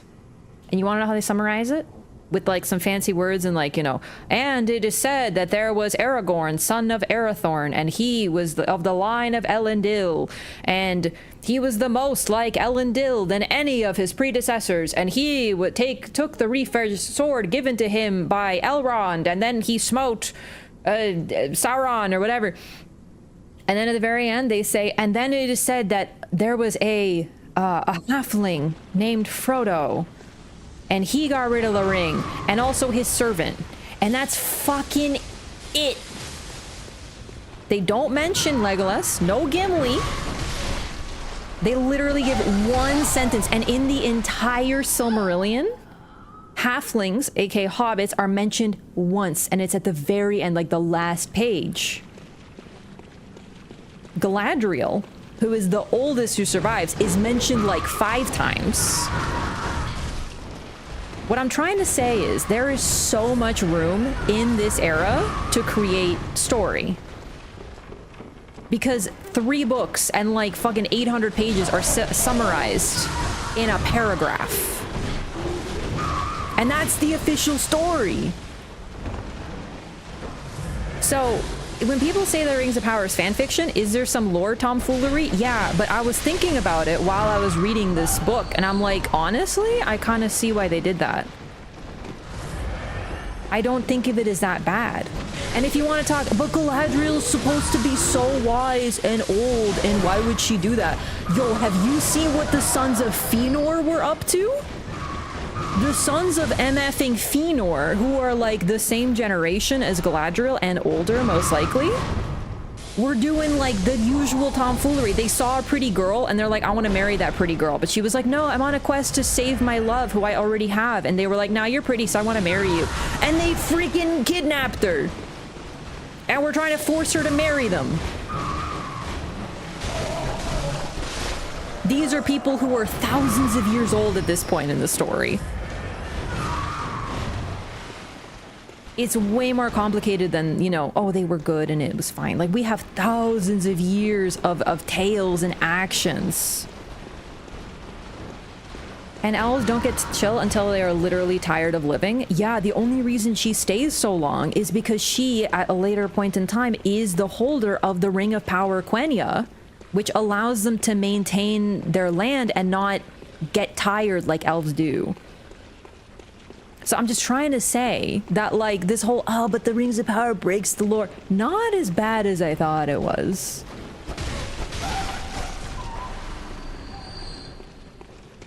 Like, really.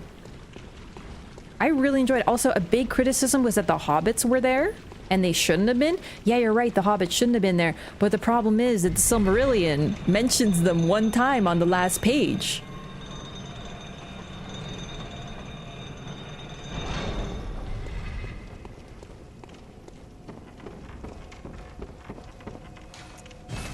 The main criticisms I saw were Galadriel OP doesn't make sense, which is like, I sleep.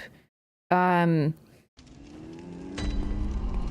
hobbits shouldn't be there, period. But I think they put them in a really clever way. I don't know, I really like Rings of Power. Like, I'm not saying it was perfect, but seeing more of the world and the beauty of it was great. I love that part. Are there corpses on the ceiling of the cave? Maybe, we gotta look. Those are hobbits, they are halflings, not hobbits. Halfling equals hobbit, it's just a different term.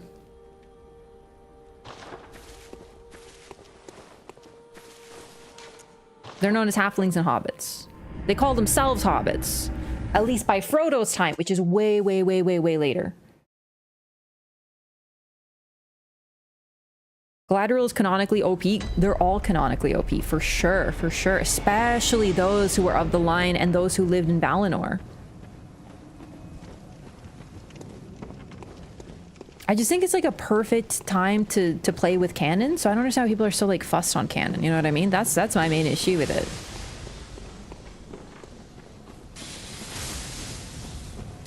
And actually, you're right, the Silmarillion never mentions hobbits. I'm just trying to translate it for the folks who are like, you know. What's a halfling? I only know what a hobbit is. Yeah, they mentioned halflings once. I also enjoyed Rings of Power. I had a lot of fun with it. I was like, oh my god, dude, this is so pretty. Like, I really wanted to see more of the world. Also, it's really cool to see some of those regions realized on screen. Some of the magic teleporting powers, yeah, for sure, it's a bit of an issue. But I generally thought it was very positive. If we made a Witcher Netflix... Wait. A scale with Witcher as 0, the Witcher Netflix show, and Peter Jackson's Lord of the Rings at 9, Rings of Power be a 4 or 5? I think that's fair. Peter Jackson played with canon too. I see why he did. And most of his decisions were good, especially for the screen, but he still did it.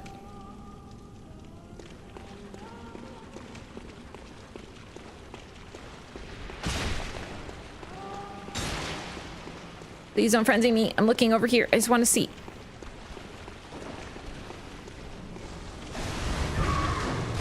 Oh, that's not good. I don't think there's corpses on the ceiling. I think there's just these guys. Oh my god.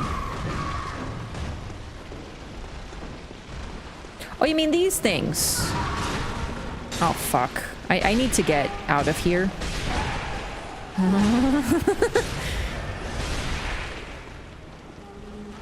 Oh yeah, I remember looking at these. I don't think we figured what these are. They look a little corpsey, but they also look rootsy. I don't know what those are. They look kind of like cave growth.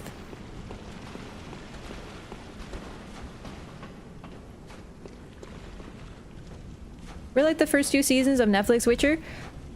Do you like the books? Because I feel like if I didn't, I might like the Witcher show more. Do you know what I mean? I think that's the problem.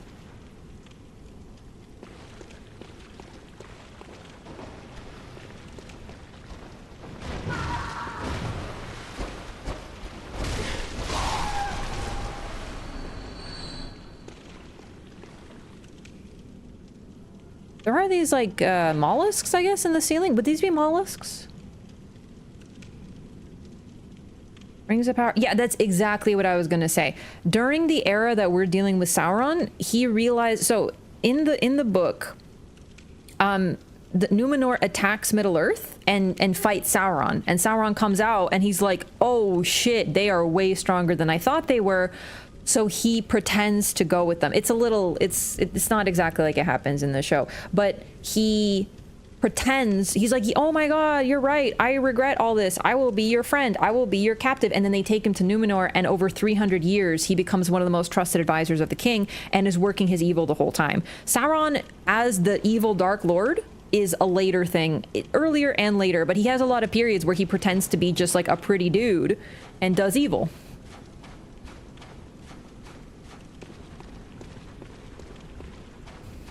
All right, this is a really cool section, and also the boss, for that matter. Convince a nation to attack God. Yeah, from 300 years, he went from prisoner to convince his captors to fight their gods. They're praying.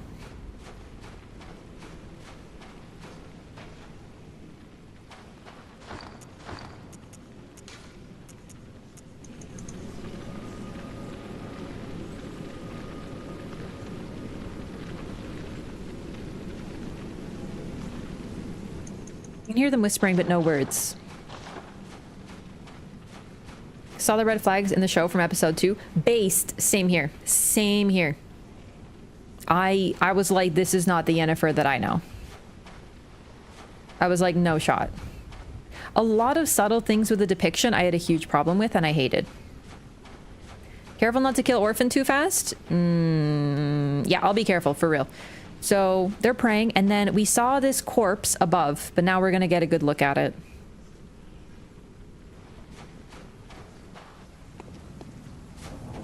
Are you ready? Wait, my outfit, hang on.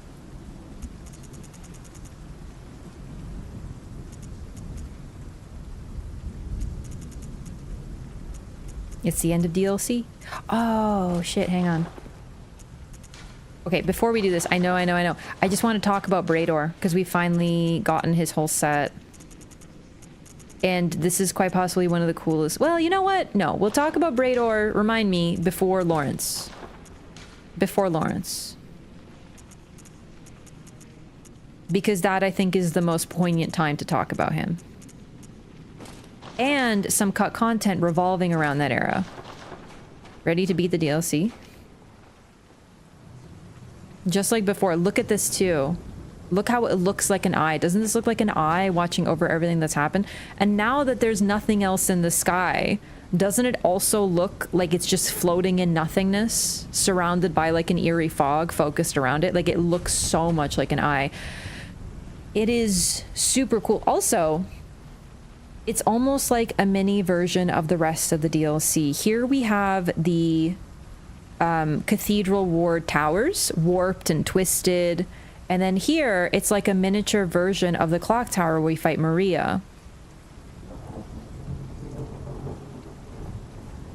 God, it's so beautiful. But it doesn't look like a sun or a moon. It just looks like it's floating there, sort of like the real game Moon Presence. Listen very closely to the crying, because it might sound familiar to you.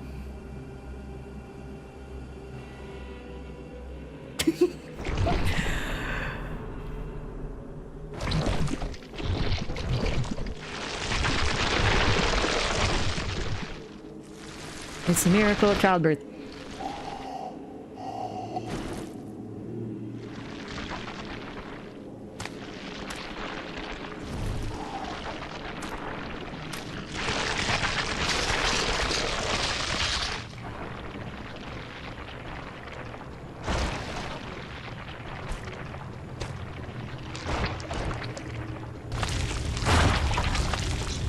That's the placenta.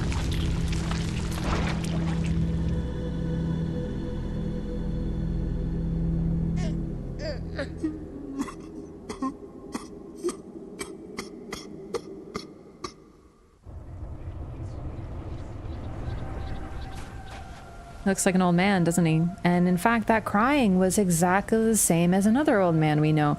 It is literally the exact same voice clip of Gehrman crying that we get in The Hunter's Dream. He doesn't really attack you until you get a little closer. But when he does, oof.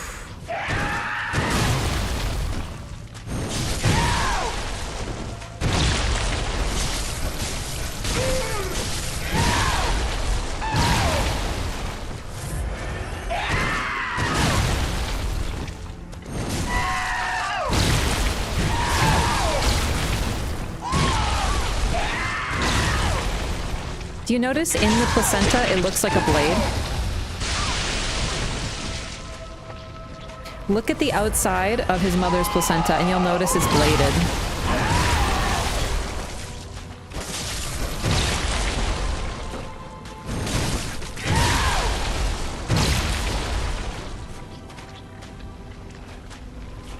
Also, the umbilical cord is still attached. You can see it going around to his back. Okay. It's an AoE. That's fair enough. You can see it ends at his back. It coils around and stays at his back. It is a blade. It is a blade. And the blade, well, we haven't seen it yet, but it's also reminiscent. And it's also, Gehrman has a weapon. We haven't seen it yet, but he has a weapon. And the placenta matches the curve of his bladed weapon exactly as well.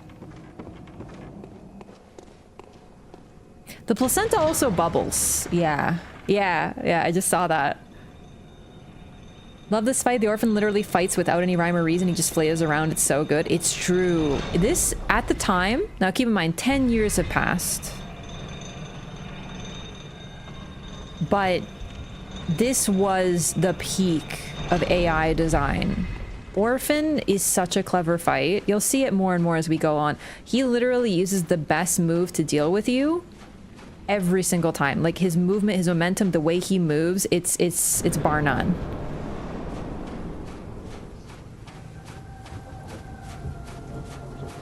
Let me be like, okay, how is this Gehrman? Remember how I kept telling you, hey, so Gehrman's sleeping. Where is he? 10 years? No, I'm talking about meta, the game. This is a 10-year-old game almost. So whenever I play this, there's always some folks who go, yeah, but Elden Ring's better. Elden Ring does it better. Elden Ring had 10 years to get this good. And if you ask some people, it didn't pass it. It's been 10 years since this fucking game came out.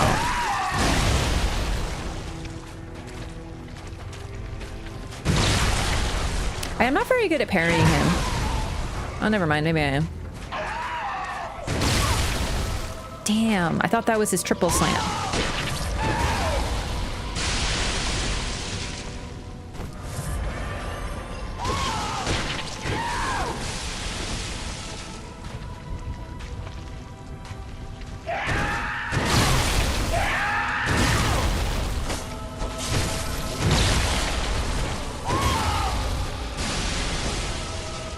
Such a cool design. I love his cape. It's not a competition? Oh no, definitely not. But that's what I'm trying to say is I'm trying to remind people that this game, for who haven't seen this game, is really, really comparatively old. Like Elden Ring is wonderful, and DS3, all the games that came after Sekiro are wonderful, but let's not forget that the reason this is so fucking good, but especially when you realize just how long it's been. I've seen people being like, oh, this game's nothing. It's like so easy and boring compared to Elden Ring. And it's like, you gotta appreciate, this is where we started.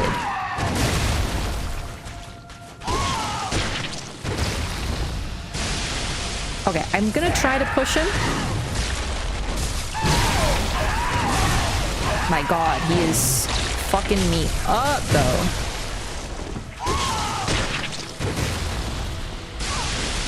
This orphan is Gehrman when he was born. No. People get really confused by the, how is this orphan? He was born as a great... No, dude, he's in a nightmare. He's having a nightmare. This is him. When he sleeps in the hunter's dream, this is where he goes. He is reborn over and over again as the child of a being that he helped to desecrate.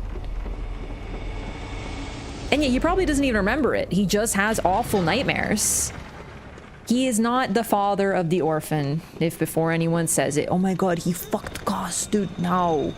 This doesn't make any sense. We don't have that information. It's not really fitting with the game. It doesn't really. So, that body washed up on the beach one day, and then eventually it warped the denizens around it. But as you can see, rather than something negative, they seem to worship her. They call her Mother Kos. And while we see them as, well, a little twisted, they seem to have been largely at peace with what happened here. And were living just fine before Byrdenworth found them. Or were they cooking when they thought of that theory? I think the idea of the layers of the nightmare and someone existing in multiple levels of it is kind of hard to consider, because otherwise the dreams seem to make so much sense. And because of that, it's easy to sort of forget that this is still a realm of dreams, and we have to take what we see with a grain of salt.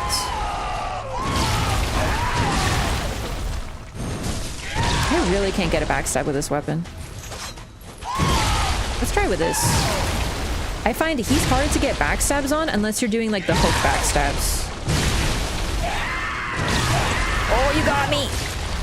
God, he's so much fun.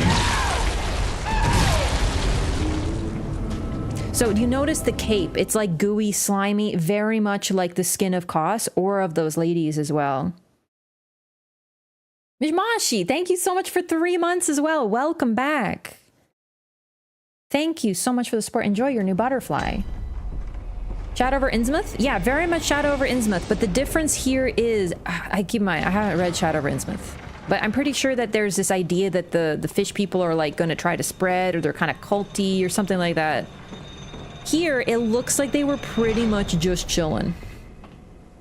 No, the orphan existed? I personally disagree. I don't read it as the orphan existed.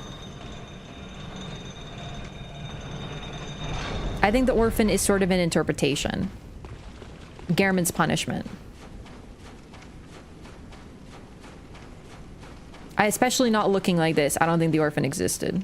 I don't even think Kos looks the way she looks here.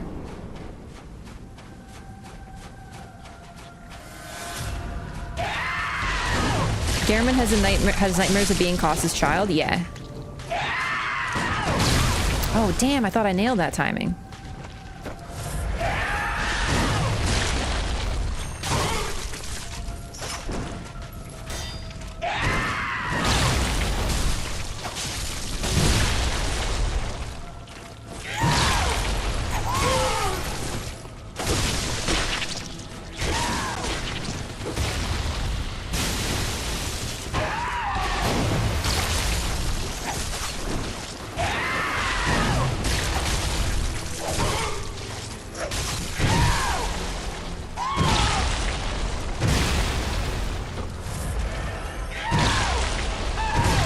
Statue we see in the research hall? Which one's that?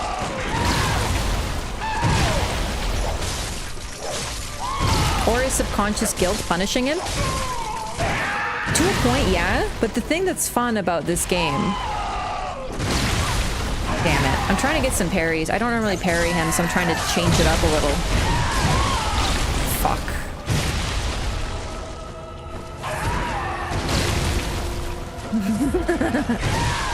So aggressive. Okay, can I click the button? Oh my god, he wouldn't let me free.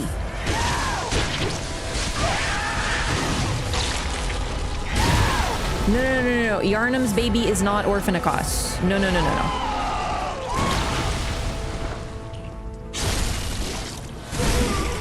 That the baby is based on once existed? I agree. The thing though is I believe that... Here we go. Check this out. I just wanted to push him so we can take a look at phase 2, which is the phase I struggle with the most. The cape has become wings. It's way clearer as a bladed weapon now. And he becomes even more aggressive if possible. Look, he screams and lightning comes out. I wanted to show that off, but at least we did. Okay. It is really hard to talk about Orphan while fighting Orphan because he screams so much. But when he screams, lightning comes out of Kos's body. Kos is still around. Kos is still alive, powering this nightmare. We know this for sure. But isn't it interesting that when the orphan cries, the mother responds? Because great ones are sympathetic to the cries. So that's really cool. And that's how we kind of get the idea that the lightning is something inherent to Kos, which is why these other creatures can use it as well. But no, I'm not saying the orphan never exists. Like, personally, I don't think so. I don't think there was a real orphan, because normally great ones lose their children and they seek a surrogate. But as far as we know in English, because I've heard that the JP is different, so keep in mind, I'm talking about what we can know from the English. As far as we know in English, one day the body of Kos washed up on this beach just on its own. It's very much inspired by a Junji Ito story. I think it's called the Thing That Washed Up One Day, something like that. It's one of his most popular ones, of a thing that just very similar looking to Kos in many ways, that just washed up on the beach. And in typical Junji Ito fashion, it is a horrifying story. So that's why I think personally that Kos was dead when she washed up. So as a result, if she died, then the orphan, yeah, sure, she could have been pregnant with the orphan and thus the baby died with her. But it's also possible that it was a reversal of the norm, that it was a child losing a mother. And in this case, the children became the fishing hamlet denizens, who all became infected with Kos's parasites. And that's kind of the thing I'm going to talk about once we defeat her. Is that Kos has parasites, which might have been what killed her.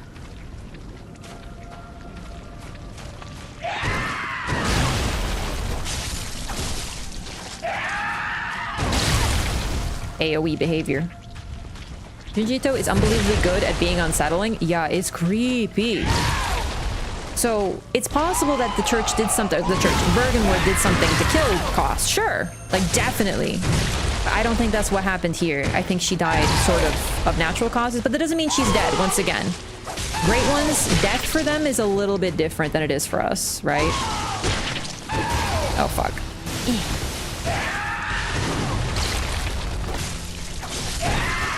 Why is Yarno's baby not the orphan? Because we know who her baby is. It's Mergo. Oh, fuck. No! It's the baby that she's following. And when we free Mergo, she thanks us.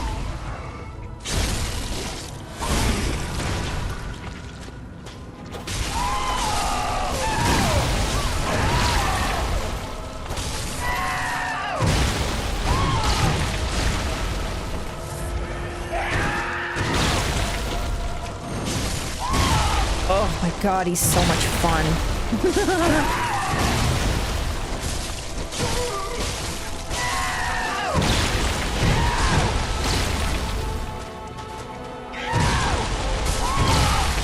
You know what? It'd be really cash money if you could follow me. I want to try to trigger something. Come on. Come on.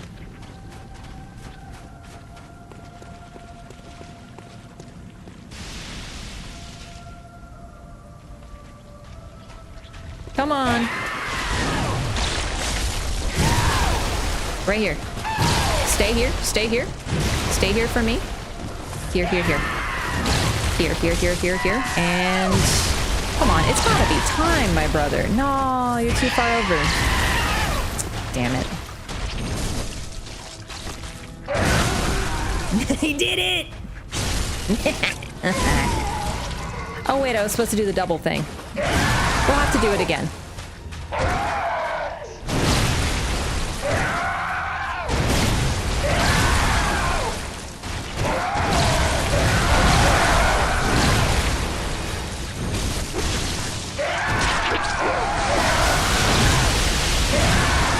So much like an Elden Ring boss, he spends a lot of time flying around, jumping behind you, you know, the usual. Bro, really?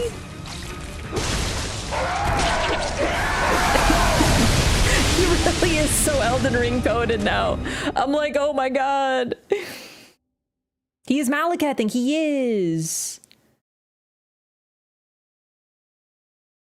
Also, we know from Scholar of the Erd Tree that Miyazaki likes Moby Dick. That's true. Several whaling ships, Moby Dick style?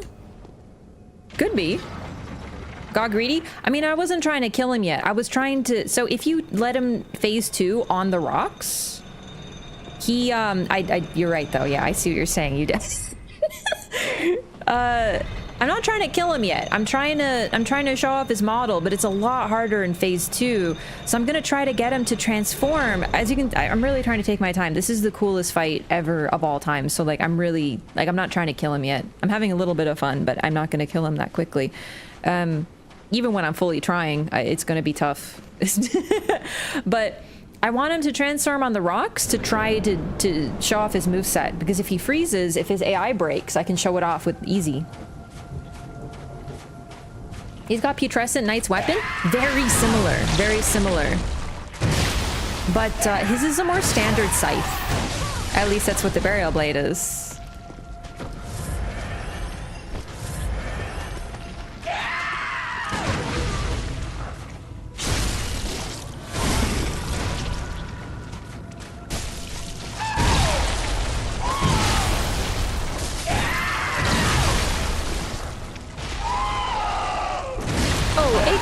Thanks so much for the... Oops.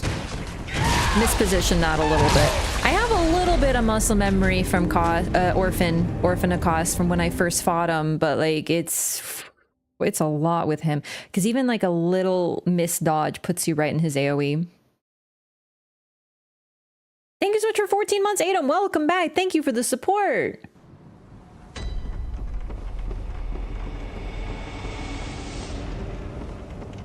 I gotta remember to send the elevator back. We're gonna be here for a minute.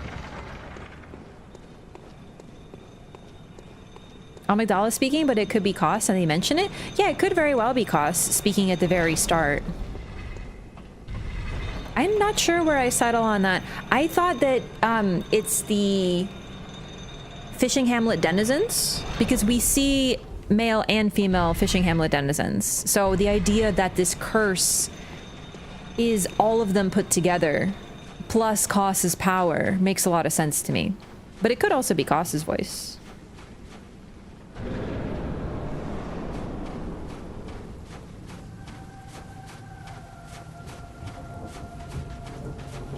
He's not even interested in you. He's looking at the eye. He stares at the eye until you get close. Got him. There we go.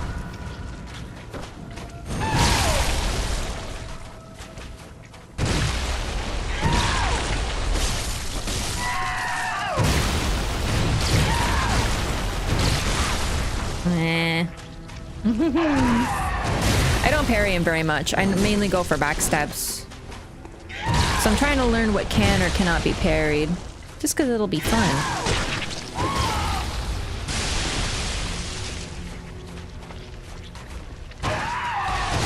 Whoops.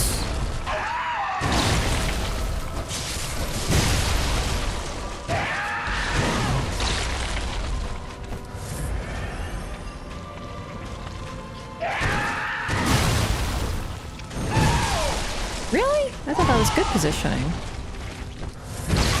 Oh, man.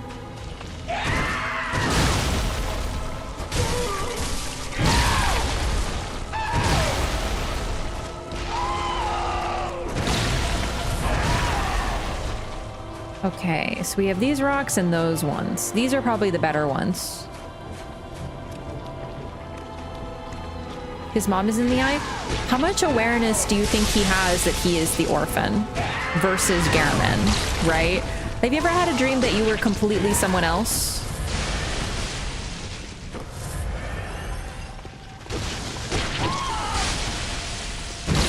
Oh man, I thought that was a really short one.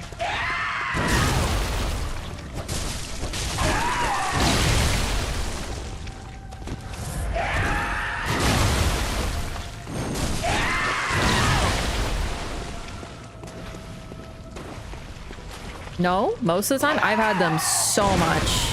Like genuinely, I've had so many dreams that I'm like someone completely different.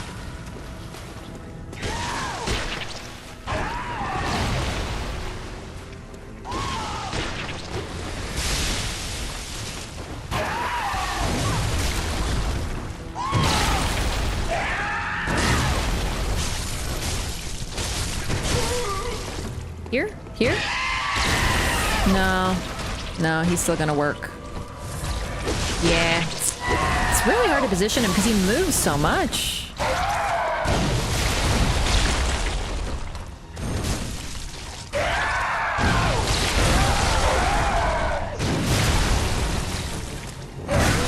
Yes! One more. It didn't work? What happened to my double backstab? Maybe I was out of position. Maybe he woke up. Oh well. Wow, that is really loud, huh?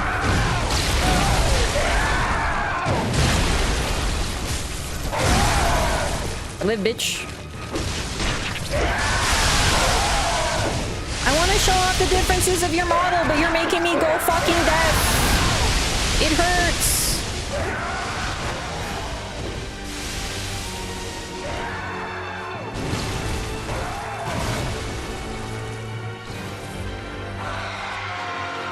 Look, lightning comes directly out of the body. It strikes the body and comes out of it when he screams.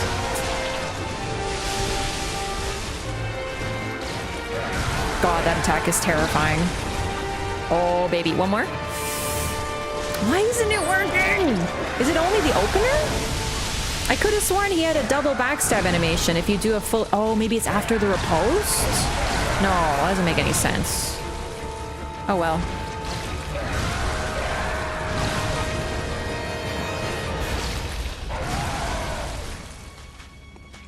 I also wanted to point out his arms have bigger fins, if you notice, if you could stop moving for a second. The fins on his arms have come out more. You really can't get a second to look at his model, though. What are you doing? Orphan!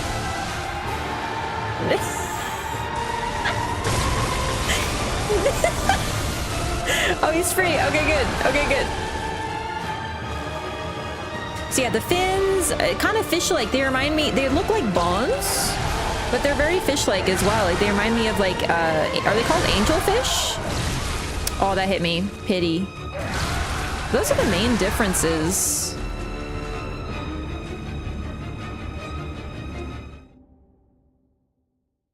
Low on stamina, you attempt the second backstep. I don't know if that matters. I have enough stamina to use it. As long as it goes off, it should be fine. Seen 2 back hits with saw cleaver. Yeah, that's what I used to do. Makes the same sound as Garmo when you hit him in the dream. There's tons of little links between him and Garmin.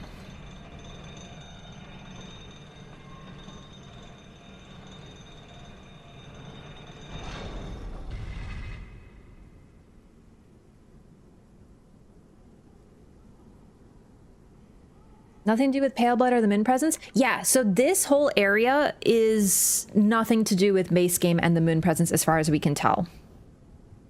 You mean by living a different life or yourself, or you're literally someone else with the face and body? Oh, in a dream? I have tons of dreams where I'm completely someone else and I have no memories of who I am. Like, I don't know that I am Raph.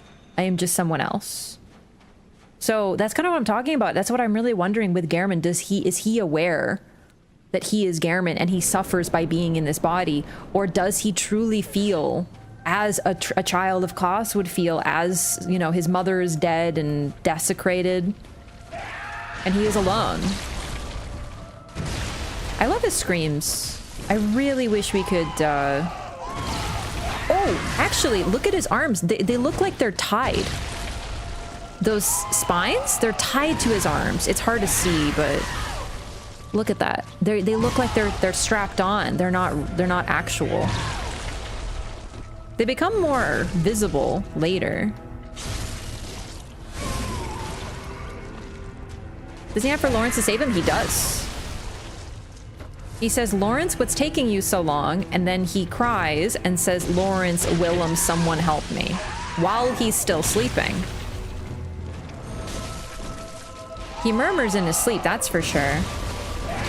Parry into throwing knife, you can bug him out. Really? Oh shit.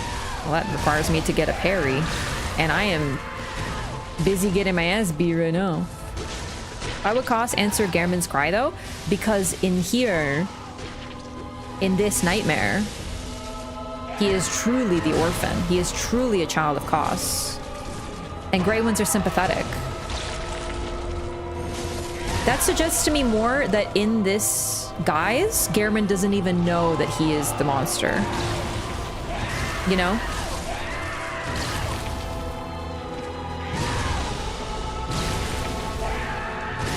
I meant to dodge the other way.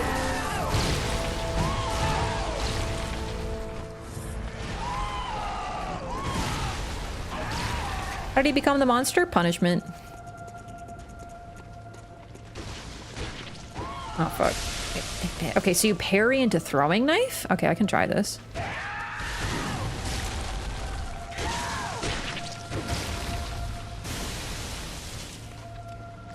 Unfortunately, I'm not great with orphan parries.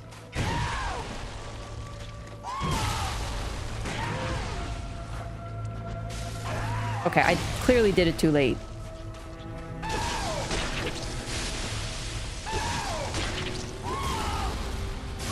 Whoops.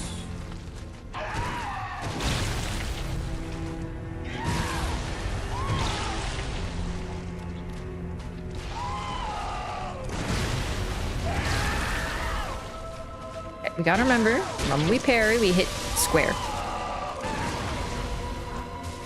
I did it!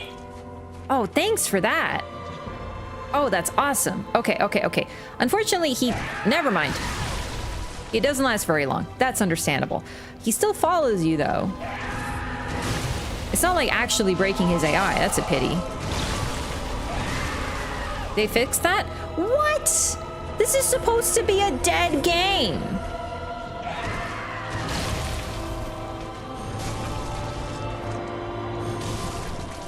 I think it's only a phase 2 thing.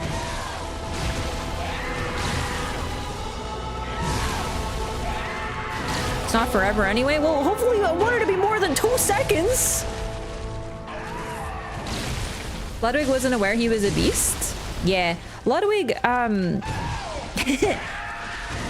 might be other nightmares we don't get to visit too, right? Like, that's the other thing.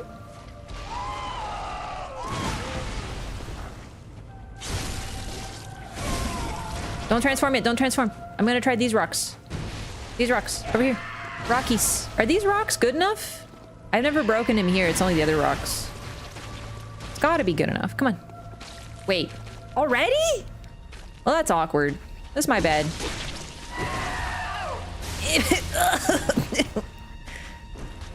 The music. I love the horror movie-esque music so much in phase 2.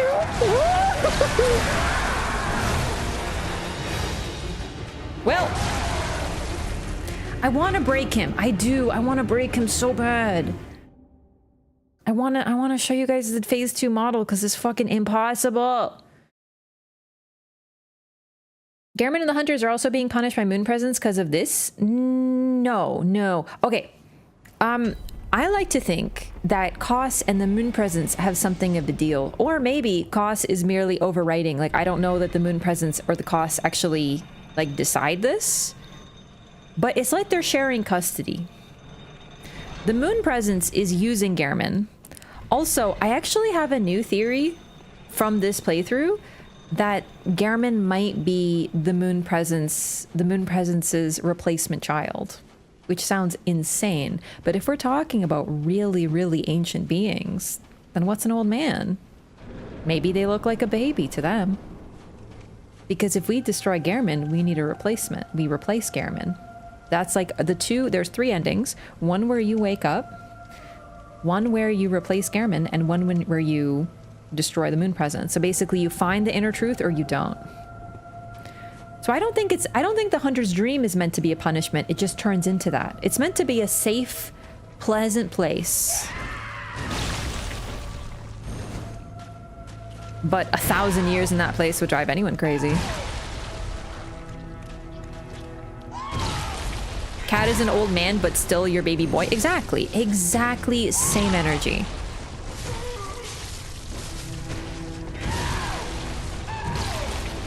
Because the thing is, when we're getting to this soon, but it is a little, oh shit.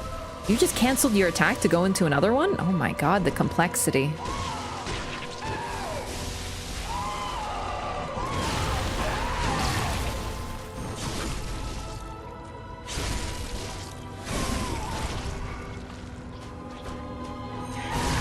The moon presence does not despise hunters. Kos despises hunters. It's personal for Kos. But it might be personal because of the fishing hamlet denizens. Do you know what I mean? The fishing hamlet was the ones like desecrated by the hunters and Bergenworth, and they're the bitter ones. So it's possible that the fishing hamlet denizens were the replacement for Kos's children, even though she's dead, but she's still alive. So they're angry. So she's angry, you know? It's really that simple. Oh my God, get up. Oh no, it's too late. Ah, I feel that. Ah. Holy shit.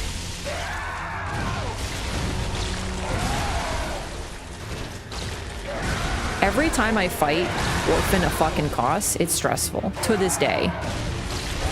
I beat him at level 4, and I still don't know him inside and out.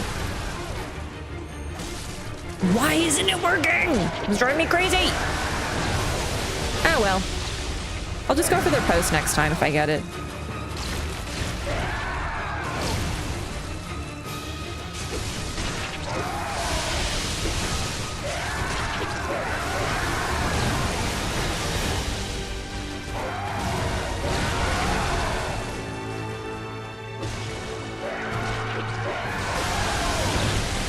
Great ones, I believe, are only sympathetic to those they see as children, whether it's their children or other people's children.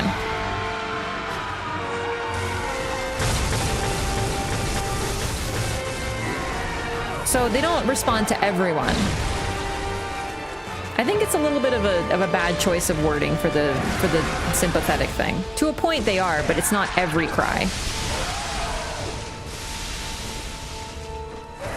Also, we have no idea what relationship the Great Ones have with each other. We have no concept of it.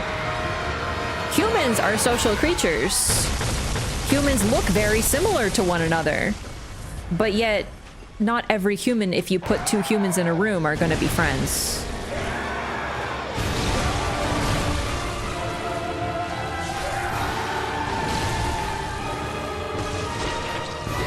Oh, fuck! Ah!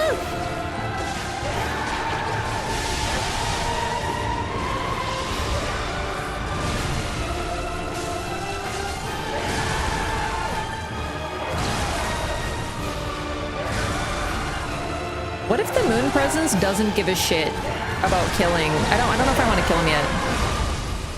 By the way. I think we've seen most of the moveset. But I'm not done having fun yet. Alright. This is like a half-baked theory that I'm not certain about. But listen to this. I shouldn't... No. I fucked up. I did.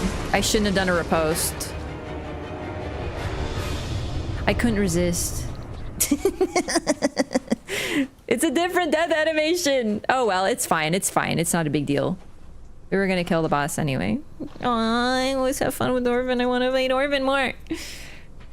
Kos parasite. When the carcass of Kos washed up on the coast, its insides were teeming with tiny parasites, unlike any found in humans. This atypical weapon can only be clasped tight and swung, but a Kos parasite is said to stimulate phantasms inhabiting a lumen wood. Moon presence just about punishing the hunters? No. All right, listen. I half-baked theory, and this is like something I just thought of now. What if the moon presence doesn't care about killing hunters, or not killing hunters, killing great ones, doesn't care about anything? But if you're following me that it is using Gehrman as a replacement child, and Gehrman is the child of moon presence, and it always needs one there. So if you kill Gehrman, you replace the child. Then what if Gehrman was a hunter? He craved hunting. He loved hunting. It was his calling. He's the oldest hunter. What if the moon presence is basically trying to create a place where hunters can hunt forever as a paradise for them? Like, genuinely, the moon presence looks into Gehrman's mind and goes, you love hunting. You are a hunter. I will let you hunt. Go on, my child. Go have fun. You can hunt forever. You will never die as long as you're my child. Just go. Just have fun. Just enjoy yourself. And that's sort of why here the nightmare is for punishing hunters.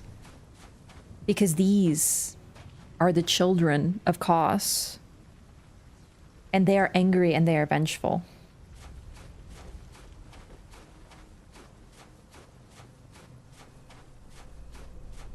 I'm not sure about this, but it's kind of interesting because the Great Ones, they're sort of like, they got the spirit meme. Like, they don't quite get people, and people can't quite get Great Ones, but an attempt is made. So what if that's a part of it? Because when you're there and Gehrman's there, Moon Presence is chill. But if you kill Gehrman, the Moon Presence shows up and hugs you. And the next scene is you replacing Gehrman. You're the new Gehrman now. There always needs to be one. And when I first saw that, I assumed it was sort of like there needs to be an anchor. There needs to be a host. So there needs to be a Gehrman. So if you kill Gehrman, you replace them. But what if it's as simple as, well, I guess you're a good enough child now. Dream Workshop burned down after Mergo is killed because the dream is being recreated. Sort of. Because it burns, but then it's built anew every time. I actually think this might be a really interesting theory, no? Sounds a bit like Marika? What part? New headcanon? Yeah, I think I might be liking this a lot. Replace a vessel for Elden Ring? Could be, but in this case, genuinely, that would mean that the Great Ones, no matter the age, no matter the number, see these people as their children and want to make them happy. So whatever they do, it's not a personal thing for them. It's just, well, my humans, my little pets, my little children over here, they call her Mother Kos. It does say by the wrath of Mother Kos. So, you know, it's she's angry too, presumably. But what if it's because her children are angry? All right, now we've defeated the boss. We got the Kos parasite. So keep in mind, I know English JP is different, but in English, to me, this sounds like the parasites killed Kos. That was my interpretation always. I don't think that the death of Kos was because of the hunters directly. Oh, I should show it off. I can't use it. We need 20 arcane. We'll get 20 arcane. We're not too far. Do you think Flora is Moon Presence? I think so, yeah. Now I can feel bad about killing the Moon Presence. Thanks, Ref. Yeah. Wrath is from the human perspective. We don't know their actual intentions. It's true. That's a good point. Yeah.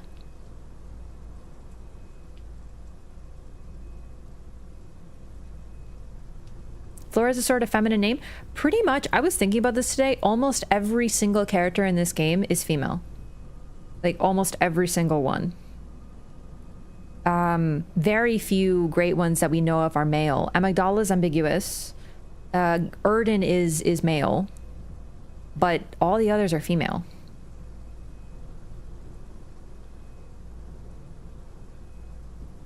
Was there ever a nightmare? Was there ever a Gehrman, Maria, Kos, Moon Presence, or whatever? Yeah, that's the thing too.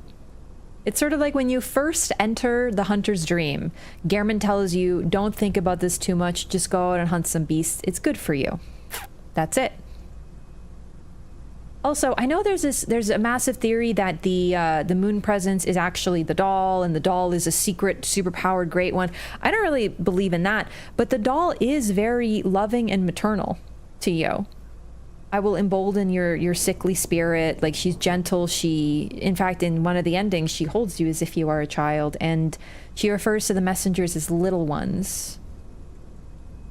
So I just feel like the image of her is very maternal, because every child needs a maternal presence, right? So the Moon Presence isn't there, so it sends the doll to kind of take care of everyone there.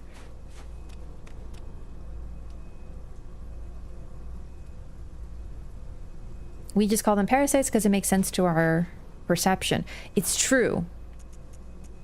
It's just, by my interpretation, something killed Kos, and it wasn't anyone's fault. It just, she washed up one day. The parasites change the denizens into fish-like maritime beings. Yeah, okay. So now that we've done this, let's take a look at Kos. And let's give a timeline here. You can see The tentacles are like hair. She looks to have a very humanoid face, doesn't she?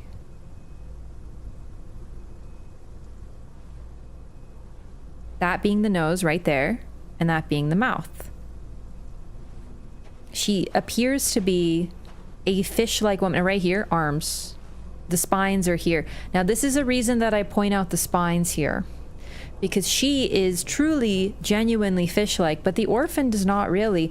And remember I pointed out the spines on the arm? It was a little hard to see, but on a previous playthrough, I managed to break the orphan's AI. There's probably an ancient clip of it somewhere, but I looked at the model inside and out, and I noticed, all of us together, we noticed that the spines attached to Orphan's arm appeared to have been strapped on or tied on. So this lends credence to the theory that the orphan is not literally Kos's child, but literally like cosplaying as it. Gehrman taking on the role. Now, Kos, I don't know if she actually looked like this, because she is frankly beautiful compared to the rest of the great ones that we know of, like very delicate tail, humanoid arms, very much like a mermaid imagery, and really the most human-like. She has a feminine, delicate face. I don't think she actually looked like this. I think this is an interpretation of her, because this is also a nightmare. Everything here cannot be fully trusted. I don't think it looked exactly like this. I don't think anything is exactly like the way we see it. And another evidence of this is we go to the cathedral ward. Again, you remember the first time we enter the DLC, it looks like the cathedral ward, but it's not. It's a little different. Different doors are open, different doors are closed. It's covered in rocks. It's not exactly the same, but it's close enough. So you see what I mean. Contributing to the orphan's child support. Oh boy! Utana, thank you so much for the $25 donation. I really appreciate that. Got here just in time. Perfect timing. This is actually wonderful timing. This is the deepest lore. So, one day, this washed up on the beach, according to the lore that we have. And likely because of these parasites, phantasms, whatever, it started to poison the area. There are those phantasm slugs, whatever you want to call them, in the well water that they were drinking. So likely, at first, people started to slowly transform into fish-like beings. And then you can argue whether it was sort of intentional or unintentional by Kos, or whether it was good or bad, but the people started to transform into these fish people, and they seemed pretty fine with it and pretty happy about it. Like, they worshipped Kos, called her their mother, right? Like, it's not for sure. You could argue that, well, did they really want it, or were they kind of poisoned and mind controlled by alien parasites? Who knows? But they were largely peaceful. They didn't seem to care. They loved their mother Kos. Likely Kos was happy about it too, because great ones crave children, and this entire village became her children. However, at some point, likely one of the spies dressed as a beggar that where the Herod sat came here, found them, and sent Bergenworth here. Where is the Herald set? Did I pass it? Oh, man. There it is. So these are church hunters for sure, but possibly Bergenworth had something similar. And the Bergenworth knew what happened here. Bergenworth was cruel. They came to this village, they slaughtered the people, they cut their heads off, and they forcibly searched them for eyes, because they wanted to know what made them transform, because as far as they could tell by their standards, they were transforming, they were ascending. What caused it? And it doesn't seem like they found eyes, because it doesn't say they found any, but they kept studying with it, and that likely led to, eventually down the line, the research hall. The research hall, I think, was run by the church, though. This is after the church was founding. So even from the fishing hamlet to the research hall was quite a jump in time. But either way, the choir and the School of Mensis were both parts of the church who split from one another. And they were both studying different things, whereas the choir was experimenting more with water, And that was like the things that we encounter in the DLC are like the early forms. So the bloated head people who talk about drip drop in the water. It's likely because the first great ones that they encountered were largely aquatic, especially Kos. Like, finding her was a big deal to them. Now, like I said, she was probably already dead at this point, so I don't think the church did anything directly to her. And did she have an orphan? Did she, like, was there truly a child there when she washed up? I don't know. Some people say there was. Totally valid. I don't think there was. I think that Gehrman, as the one who is here for this, the head hunter, is being punished here. Also, this is here. Right here. Is being punished by becoming one of Kos's children and feeling the agony of what happened here because he committed it. So it's like a role reversal. Arguably, I would say that Ludwig is very similar. Ludwig is this unsightly, hideous beast, but he was the captain of the Hunters of Beasts. And the starting cutscene for him is a strange humanoid corpse saying, like, there's an unsightly beast here. So it's almost like their punishment is what they inflicted on other people.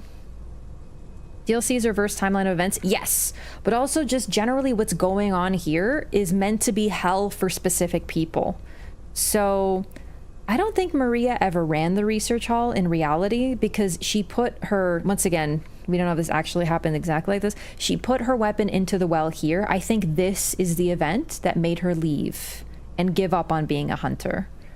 And that's sort of why her punishment, because she still was involved, is to eternally see the suffering of the research hall patients and try to ease their burden, but be unable to forever. That's why her whole punishment is her just having this research hall of suffering people who she can never help.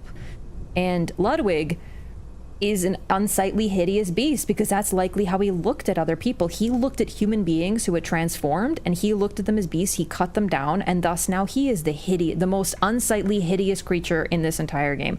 I think he's the most hideously transformed, bar none. So the one who saw himself as this holy Spartan saving everyone and, you know, whatever, is the most hideous beast. So that's the end of the DLC, but of course we gotta get our cutscene. Oop, I missed.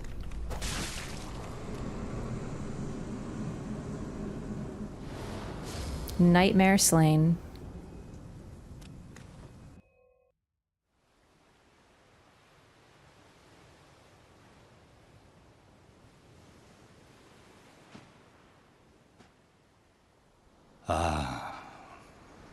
Sweet child of Kos, returned to the ocean.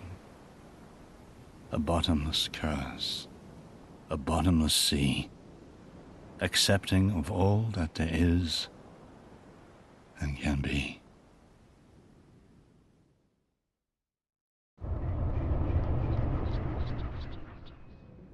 And that's it. That's the end of the DLC. We get a little poem.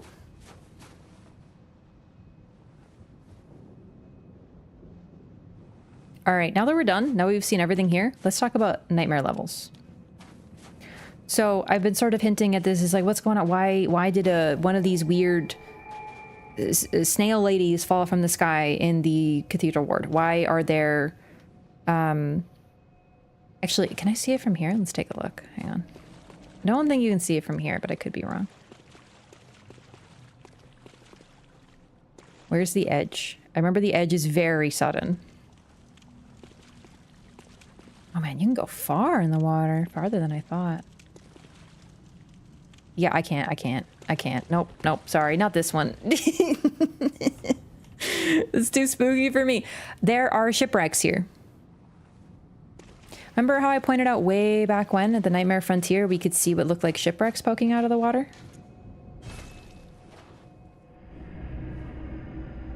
Let's go somewhere else so I can show you different levels. The nightmares are literally stacked on top of one another. We've been talking about this consistently. Like, this is not new. We've been like, oh, look, there's pillars here. This is likely on the bottom. But this is the moment where they smack you over the head with it. If you haven't been paying attention, this is where they're like, yeah, no, the layers of the nightmare are literally on top of one another.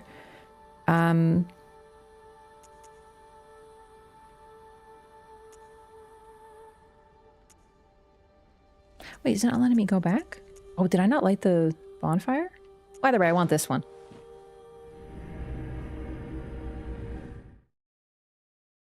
What game are you playing after Bloodborne? I don't know yet. That's it? Oh, that's it. Yep. Honestly, what more do you need? Blood and what? Black and what?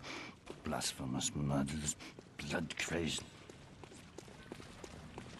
This is where it's the most obvious. That's Yharnam. You can see the outline of the city in the water, because this is directly over top of the other section of the nightmare.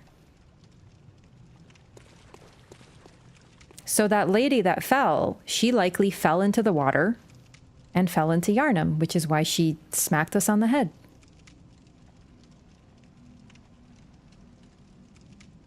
Isn't this the coolest thing they have ever done, period?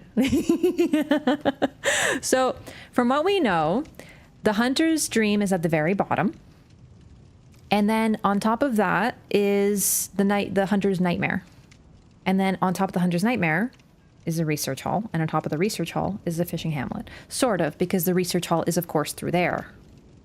But they're separate nightmares. This is a whole separate one. The entire fishing hamlet is divided, but you can see the city down there, and we know for sure they're connected because we see the snail lady from the very end of this fall down on top of us. So you can enter one nightmare to another. You might just die in the process.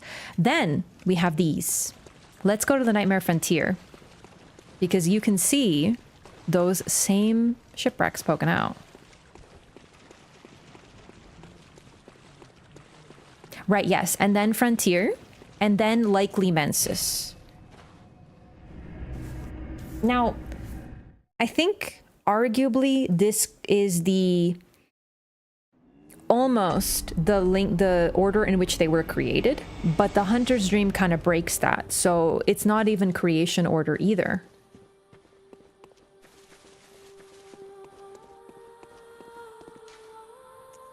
Like the ones at the bottom are the earlier ones. But then again, it's possible the Hunter's Dream is older. We just don't know who was the Gehrman before there was Gehrman.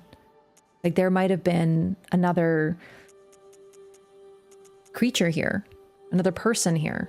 Then again, it reforms. This is the most transient of the nightmares because it takes on a form specifically for Gehrman.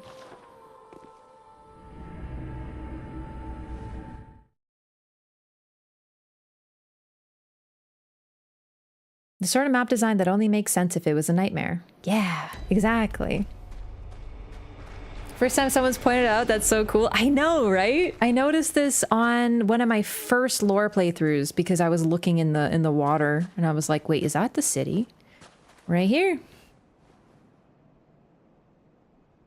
Ship masts. In the mist.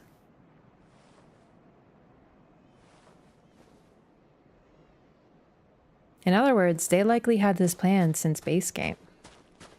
Cool, right? Now, the next one is a little less clear, but you could argue that the main tell of the Hunter's Frontier, Nightmare Frontier, sorry, is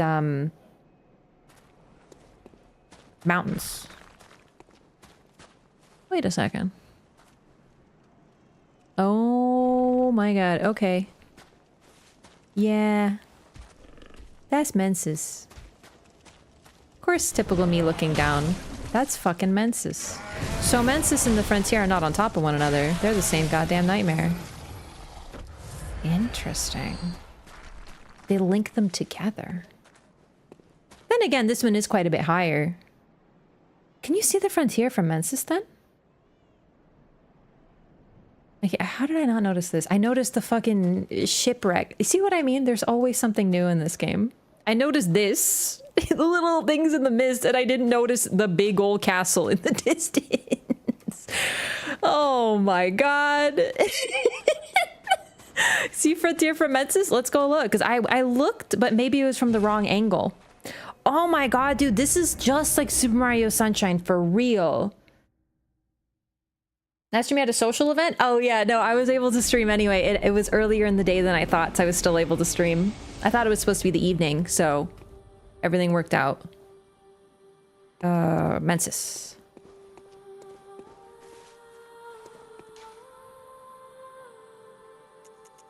Let's go from the start and see. You know what? I might not have noticed because at the start of the Nightmare Immensis, you're running from the brain. You're not looking because you don't have time. You're going to get crazied by the brain. Miyazaki did say that he plans out DLC while working on base game. I don't remember that him actually like saying that, but the fact is that like a good writer always has more material to work with. Like that's kind of what world building is, right? Like you get this idea and you expand upon it, but it doesn't mean you show everything. Arguably, I personally, maybe this is a hot take, I think it is a bad writer that shows you everything they have and has nothing left. Well, maybe that's my bias though, because, you know, isn't that what lore is? Isn't that the interpretation? Like if everything has an answer, isn't that kind of boring? Oh my god, the wormies.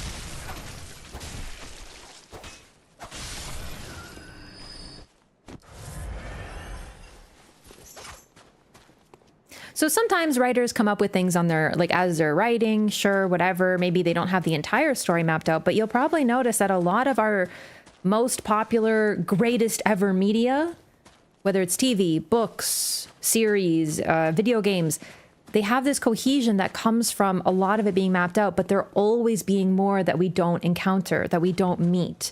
So like think of Tolkien's whole universe, right? I know, I've been really Tolkien pilled lately.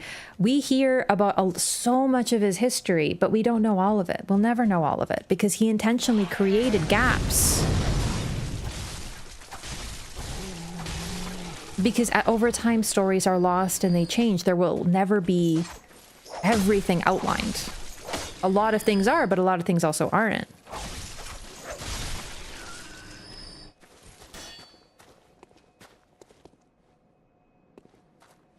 Now, it's tricking you into thinking there is more when there is none the mark of a good writer or a bad writer. I guess it depends. Layering of the nightmare mean for the lore? It's a great detail, but why do they do it? It suggests that a lot of them are closer than we think they are to one another at the very least. And also how they literally are attached to one another, potentially growing from one another. We don't know all the rules for their creation. Also, does someone know where we can see the Nightmare Frontier from here? Because I've never seen. So if someone could tell me, I'll go look for it.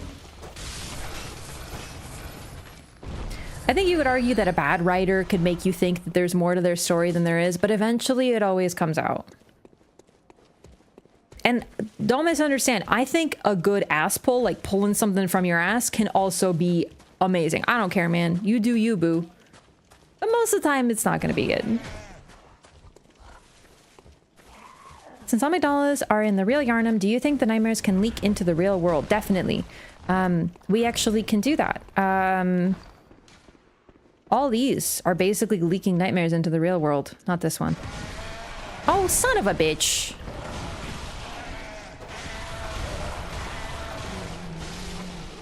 Please don't spew the... Oh, fuck. Whoop. Me when I see a bug. I wish.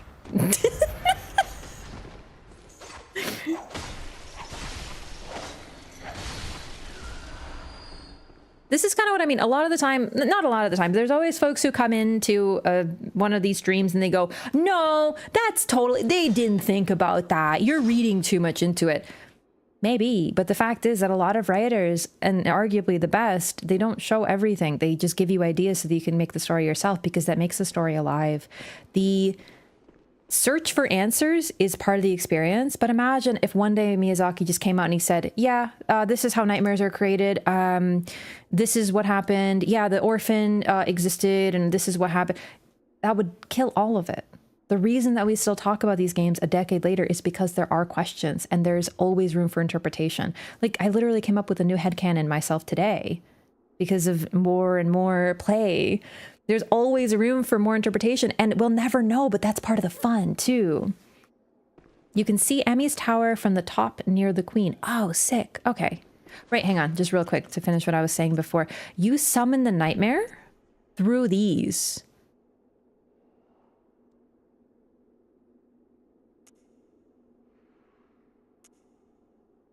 Although really these, you contact the cosmos. This one goes across planes of existence. This one, you canonically, it responds to the call the twins whistle from within the nightmare. And I wanted to talk about this as well. Oh, I was thinking about this last night. Okay. I'm really glad I remembered. So the Medaris twins. The Medaris twins raised a giant snake and they're able to summon it from the nightmare. Now, I killed the Shadows of Yharnam a little too quickly, so we didn't get to see it. But they also can ring a whistle and giant snakes come out of the ground or the nightmare to attack you. This suggests that the Medaris twins are meant to be sort of the next generation Shadows of Yharnam. We don't know exactly what happened to them. They were just born in the woods, but that is also where we encounter the Shadows of Yharnam. So they're still mysterious, but they're definitely linked to the shadows, which is pretty cool. They like mirror them.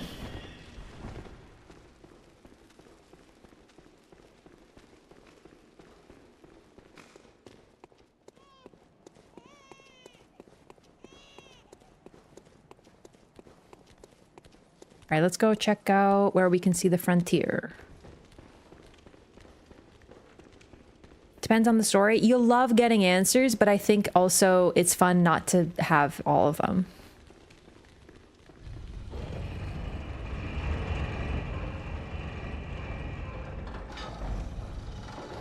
Miyazaki himself only has vague ideas of how nightmares are created. Yeah, no, definitely. Related to Queen Yharnam rather than the city. If you mean the Shadows of Yharnam, yes, they are the equivalent to the Vile Blood Hunters, like the Canehurst Knights, but for the Queen. Mergo being formless, perhaps a child of Erden and Yharnam. Yep, that's exactly it. You got it. That's... no, for real. That's exactly who his parents are. The satisfaction of when a theory becomes canonically correct, though? I don't know. It's cool to be right, but like, isn't it also sad to have less discussion points? Like, really? I like when doors open, not close, personally. Yeah, no, I actually don't really like when things are, you know, spelled out for us.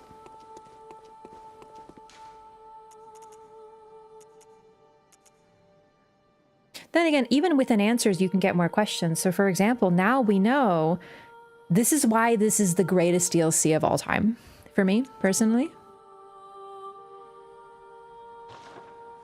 Here, right? Yes. That the fishing Hamlet changes every aspect of the lore, like everything. We get to know what Gehrman did, what Maria did, who his teacher, who his student was, what was the greatest crime effectively of Bergenworth, why hunters are effectively being punished, how conscious is the punishment. But it doesn't change anything really that we know. It's all still the same, but it adds so much at the same time.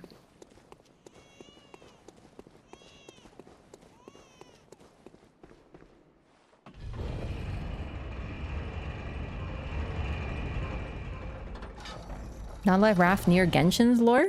I don't think Genshin's one for me. Just I don't like the gotcha stuff. All right, is it around here?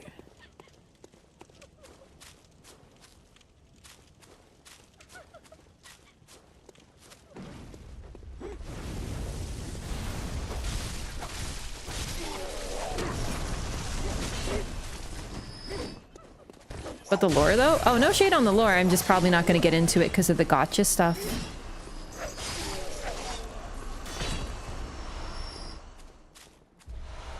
Okay. Oh, is that it? Oh, wow. Yeah, I'm normally running through this area, so I never stop to look. And what a rookie mistake. Right there. The Nightmare Frontier. Huh. Those are the same stones. That's really cool. Seriously, this many hours in, you're still finding new things. I love this game so much. Temerians must have been a massive culture. They sure were. They're still around, too. And then again, the Chalice Dungeons, we gotta wonder how much of a dream are they? Are they even real? Like, what's going on with them? And then we have her. So, we've beaten the DLC. I have to level up a bit more. I want to show you the Kos parasite, but I can't equip it. So we might do a quick soul farm. But I think it might be time to Not fully conclude, because we got to the chalices. And this game, unfortunately, this game pushes you into New Game Plus when you defeat the final boss. So unfortunately, we have to do the chalices beforehand. Then again, no, I want to do the chalices. I don't want to lose access to the rest of the game. So we're going to do this, which is almost the final boss, a pretty major one with some major lore, and then it's all chalice dungeons from there. So we're getting really close. Yeah, I'll be right back. Just going to use the restroom and then we'll get back to it, okay?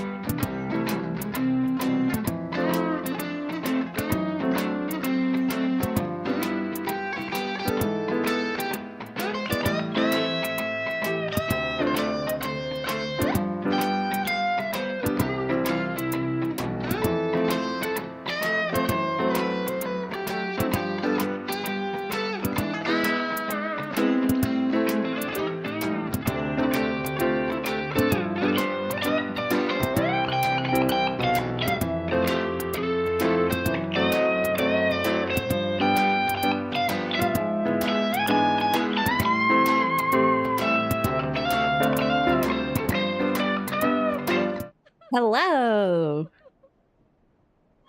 Crying lady sound effects. One moment, please. Just checking plushie. Plushie related activities.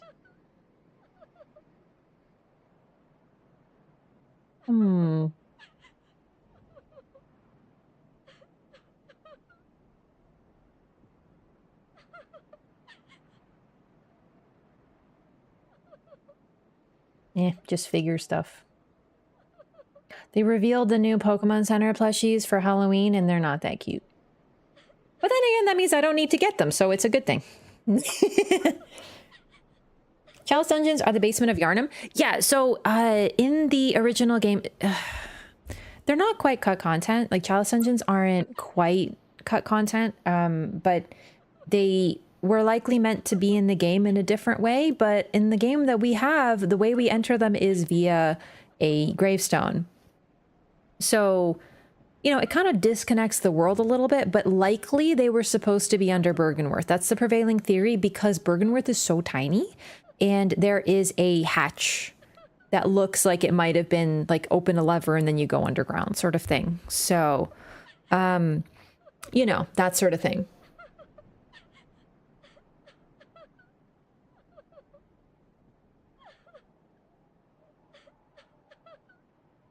Plushie addiction? A little. Finding the entrance would be much more interesting. It's true, but I actually really like the Chalice dungeons as is, because it allowed them to be so broad. If they were just a connector that you just walk into, it probably wouldn't have been as in-depth. But then again, imagine how cool it would be to go to Byrgenwerth and to find a dungeon that you explore, and then it keeps going deeper and deeper and deeper and deeper and deeper and deeper and deeper. You know what I mean? But I kind of prefer what they did with this. Like, I don't mind it.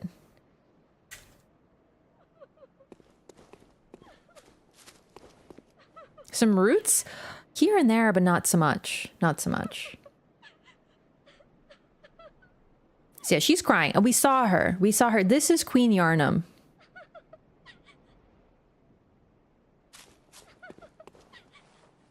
We saw her crying in, after Rom, too. And now we find her here. And she's looking right there.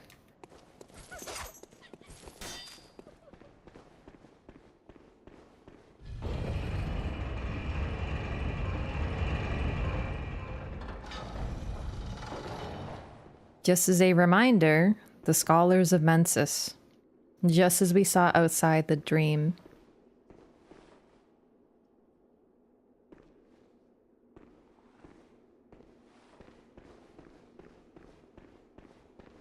And a little baby carriage.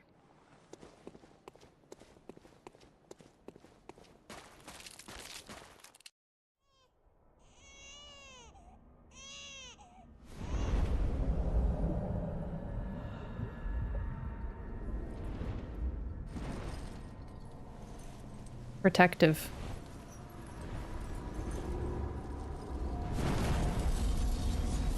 Immediately covers, hides, and embraces the newborn.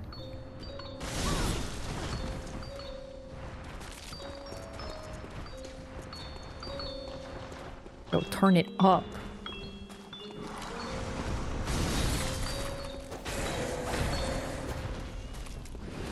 You might notice, this appears to be formless. There is no face. The arms are formed.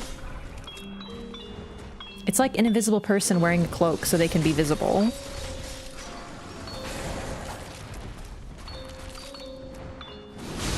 This is Mergo's wet nurse. We know about Mergo, the nightmare newborn, but this is his wet nurse. A wet nurse is a recently pregnant well, a woman who recently was pregnant or gave birth and is thus lactating and is able to feed a baby. They were used for all different purposes. Sometimes the baby was orphaned and didn't have the mother.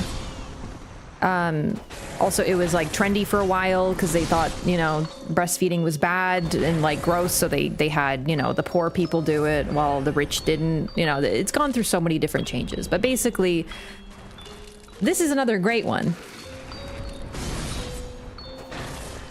Even part of Erden himself, it's really interesting that this is a formless great one, protecting a formless child, who is the son of another formless great one.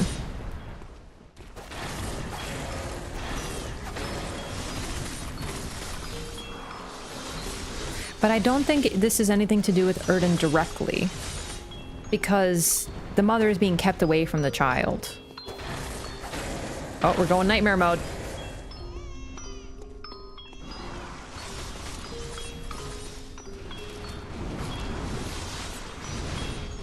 A bunch of copies and clones pop out and attack you endlessly is really cool. Mergo was a great one. Mergo is also a great one. Yes, Mergo is the son of Erden and Queen Yarnum.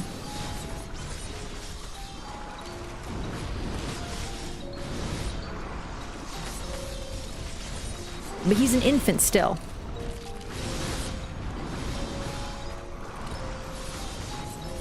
Oh my god, it really goes on forever, huh? Are we done yet?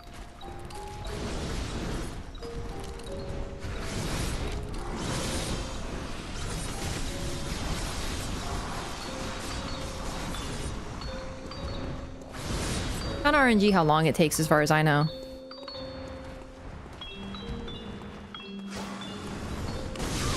Whoops.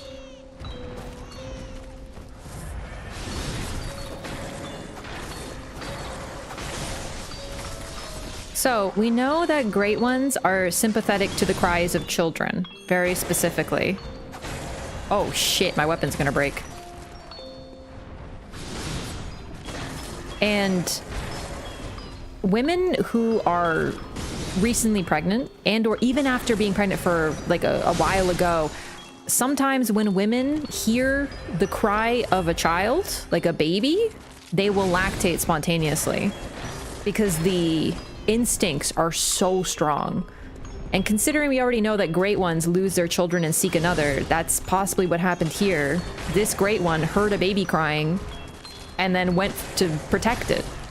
It's not her baby. She's keeping it away from the mother, but that's hers now. And then music stops.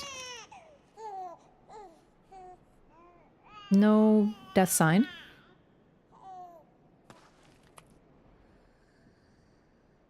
But the baby stops crying.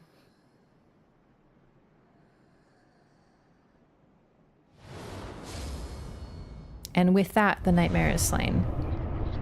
The same message that we got when we not killed Orphan of Kos, but destroyed the shadow. Mergo was the nightmare, but Mergo was trapped. Fide was tasked with protecting Mergo, arguably, but here's the thing. The baby's mother is right down here.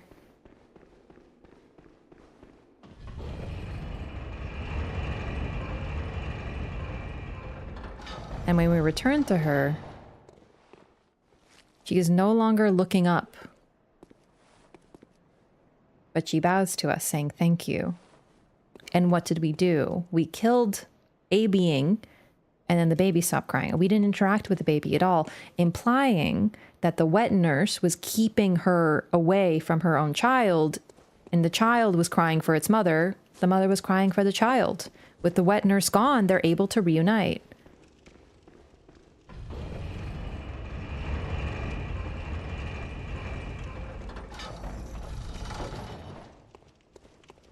We don't hurt the baby. We free the baby. Without the wet nurse keeping it there, apparently Mergo is able to return to his mother.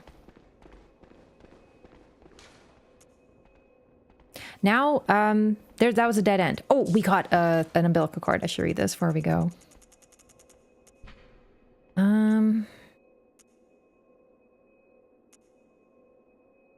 Nope.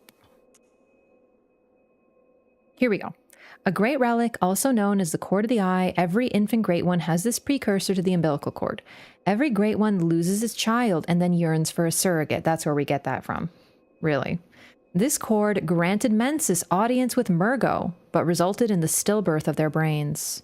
Used to gain insight and, so they say, eyes on the inside, although no one remembers what that truly entails. 4 cords, but only 3 are required for the ending. At least 1 is permanently missable. Well, actually, 2 of them are missable. So it gives you a choice for which side quest you want to do. This one you will always get from the wet nurse. The one that you get from the real workshop will always be there. You could miss it, but it'll always be there. Ariana, you can kill, never save her, or Adela kills her, so that one's missable. And then the one with Fosefka, you can kill her early so you don't get it, or, you know, stuff like that. So 2 of them are missable, 2 of them you can't miss. Actually, really, okay. 1 you can't miss. 1 you can get it whenever. 2 of them are missable, so they give you like a backup. Cords are not parts of a total. That's also true, yeah. Why did all great ones lose a child? We have no idea. That's actually a big part of it. We just don't know. They just lose them. It's literally a very intriguing piece of lore, but really not, we can't fully understand them. But the desperation with which they seek children is really interesting. They're almost like, not manic, but I would say a little manic about it. Like they are insane about it. The mother's child, the child's mother is right there, but the wet nurse keeps it greedily away because the wet nurse wants Mergo as her child, right? There's something like I lost mine, this one's mine now. But also it's really interesting because they're so open to what a child is. And if this new little headcanon of mine is real, that they're trying to, that even Garamond is a child to them, or the entire fishing hamlet is a child to them. Like, what if that's, they're a lot broader than we even can think of what they conceive of a child. Curse with infertility from some great distant previous enemy? Could be. If I belonged to a species who couldn't reproduce, I'd I'd be pretty sure we'd push into weird boundaries to fix it. Mm-hmm, exactly. And now the Hunter's Dream burns. They love doing this, don't they? They love burning your hub. It doesn't really change anything. Everything's fine. It's just it burns. Oh my god. I forgot to get the dialogue from the doll after defeating the boss. I knew it. I knew I forgot something. Fuck. Oh no. Let's see. Hopefully I didn't fuck myself, but I think I did. Good hunter, you have come. Dawn will soon break. This night and this dream will end.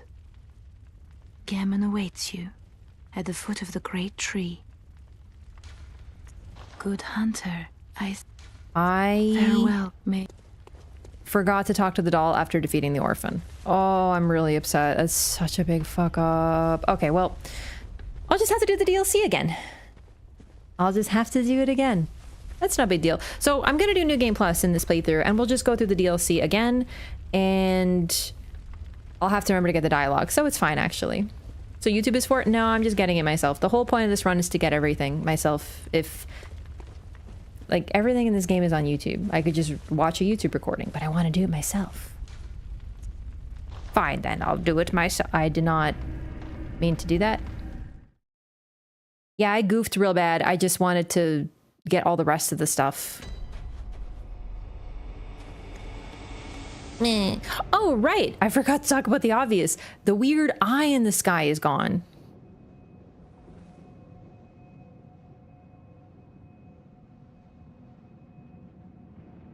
The presence is gone, and the nightmare is slain. Oh no, I have to play Bloodborne again. Oh no, it's true. I really like playing Bloodborne, and we can go really quick this time. So New Game Plus will be fine. I really love this game, so New Game Plus is perfect. Gammon awaits you at the foot of the great tree. Go on, good hunter. It's actually really interesting that she says that this night and the dream will end, but we know it continues afterward. It's just this one ends. There will always be another one, though. Very well. Let the echoes become your strength. I was planning on using the burial blade. Exactly. All right, we're going to level up Arc. You can get 2. Okay. Okay. So, farewell, good mate. Out there is the final boss. Right here, attached to the hub. Right through this door that was never opened before, at the foot of the great tree. I can't do this yet because it'll push me into New Game Plus. There is a way to time it and to exit the game, but I don't really like doing that because it's just like against the rhythm, you know?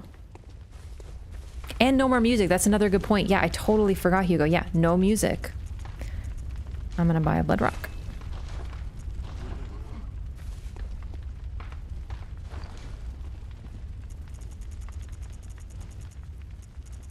And I'm gonna use 3/3 umbilical cords. I think they take them from you from New Game Plus, so we should use all of them. We've read all the lore, so time to go. They give you 3 insight each. And we want the secret ending, so we need to use 3.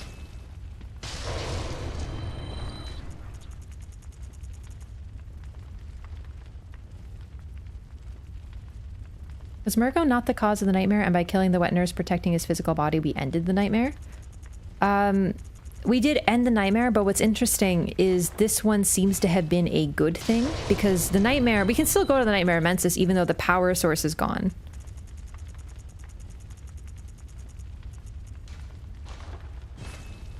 Now, was suppressing the cry of the newborn what the moon presence wanted? Honestly, Mergo was definitely linked to this particularly long night. That's, I think, for sure. That's why the night was so long. It could have been that the moon presence wanted you to take out the wet nurse to stop Mergo crying. It could have been that it needed you to power up to a certain point. But really, the structure of this game is you fight a bunch of great ones, you visit this world, and then you can be freed. Garamond allows you to wake up. That's what normally happens. No one else who's been into the dream has killed Garamond. So they dream for a little while and then they ask to wake up. But if we defeat Garamond, then the moon presence grabs us, embraces us, puts its face against our chest, or kind of like this whole region, our torso, and then we become the new Garamond to replace him. Garamond also is very much martyring himself. He's killing you to wake you up so that you are not trapped in this dream like he is anymore. But what makes this the marker? It's probably because this ends the night. But we don't really know why the moon presence want you to do this. We can guess. To escape this dreadful hunter's dream, halt the source of the spreading scourge of beasts, lest the night carry on forever. And that's what we did. What do you suppose empowers the doll? I think the moon presence. Alright, so time to go to the chalices again.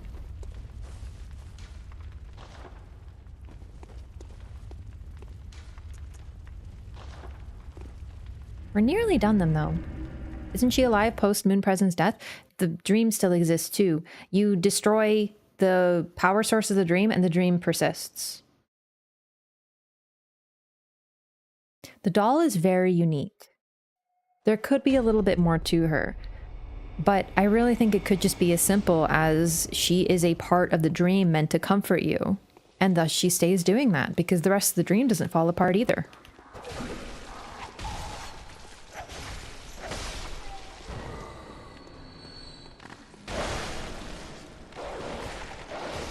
Oh my god, good start. Oh my god. This cursed defilement sucks. Mergo's Wet Nurse plays the same song from the music box. Yep. It's like a lullaby meant to ease the baby. Any link to the umbilical cords looking like a shell, the golden ratio? Probably. I don't know really why they look the way that they do.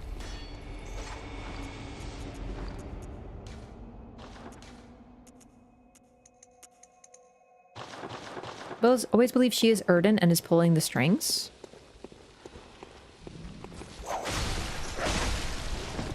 She bleeds white. That's one thing I'll say. I think that's really interesting. Because everything we know about Erden... Oh my god. Defiled chalice. I don't know. It's possible he can use someone as sort of like to control them. But the thing about Erden is formless, and he's... This whole game is about... It's a very feminine game. It's about care, birth, love, responding to the cries of babies. Erden, as far as we know, I mean, we see Queen Yarnum crying for her child. We don't see Erden doing anything except for getting more people pregnant, dude. I don't really get the vibe of Erden as caring too much about his kids, comparatively. Maybe he just can't. Drop Laura Maria of the Clock Tower? Okay, you know what? I'm just try to ignore these guys. Maria is yet another hunter who is trapped in the hunter's nightmare, but unlike the others, she repented what the hunters did before she died, which likely relates to why she doesn't appear monstrous or warped, because her human form is monstrous enough for her.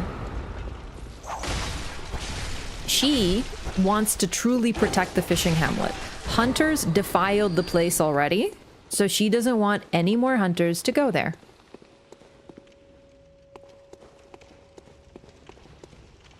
She fights to protect it, because to let sleeping dogs lie. She doesn't want you to uncover the truth. Not because she doesn't want anyone to know what she did. If anything, it's more just like a corpse should be left well alone. In this case, the corpse of Kos and all the denizens of the fishing hamlet who died there. She does not like using blood. She is related to Queen Annalise. She is of the royal line of Canehurst. She's descended indirectly, but still close enough. Like, she is not the queen, but she is of the royal family. In other words, she is directly tied to Queen Yarnum.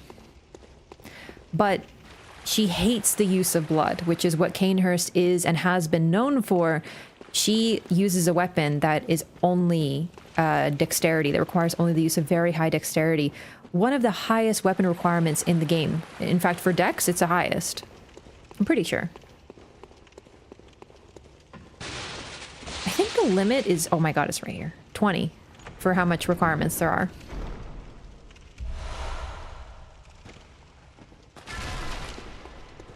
Wet nurse be unworthy of a great child, just thus needing her specifically. I think it's true that if the mother isn't there for the baby, it's nice that the baby is cared for, but keeping a child away from their mother is like bad behavior 101, yeah? I think the wet nurse is like a unwell postpartum lady who lost her child and thus is dealing with postpartum psychosis and thinks that that baby's her baby now. Do you know what I mean? She didn't kidnap Mergo. I don't think she did, but she heard Mergo. Really, the kidnapping was more the School of Mensis. They wanted to encounter Mergo, so they did. You're really here? Oh no.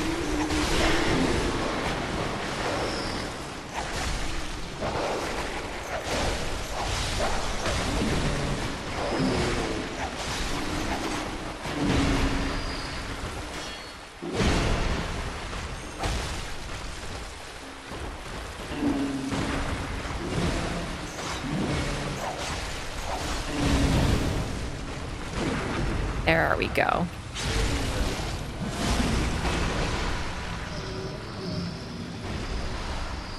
Yeah, what's really interesting is that it looks like of the great ones, most of the great ones we encounter, whether they were human or not before, are female, are the ones who care more about the children. Erden is just getting everyone pregnant, dude. As far as we know, he's not doing shit else.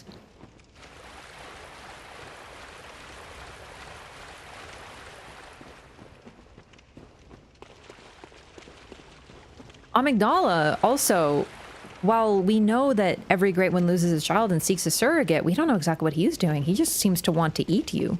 At least that's what Patches implies. Patches implies that he's feeding you to his god. But, to be completely fair, Patches might not know what the fuck is going on either. Your face is getting everyone pregnant? Oh damn, imagine that child support? I hope not. Oh, right, that's the other thing. So that's Maria that we knew, right? But Maria is still being punished. And we know that one, based on Garamond, we know that one can exist in one plane of the nightmare and then also be in another, in the case of the orphan. His punishment is becoming the orphan when he sleeps. He never has peace. He is always in a different nightmare. Whether the hunter's dream or the hunter's nightmare. And I argue that Maria is the same. Maria, from what we know, was a very powerful fighter and was proud of her ability to fight. But then, as the doll, like, I think her nightmare is being the doll. It's the complete opposite of who she was. Quiet, subservient, a doll that's designed to do nothing but love. If anything, I think being the doll is a punishment for her. And we see her as a corpse. The doll does dream. That's the thing too. If the doll is sleeping, where is she? She's probably as Maria, walking around the research hall trying to eternally ease the suffering of the research hall patients. And then when Maria is dead, she is the doll.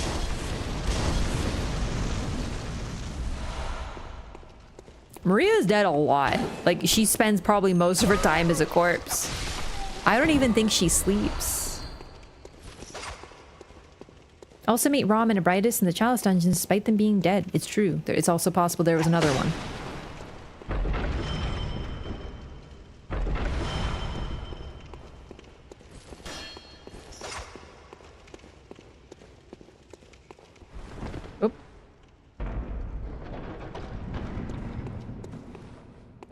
Okay, we got a lot of blood echoes, so I want to spend them.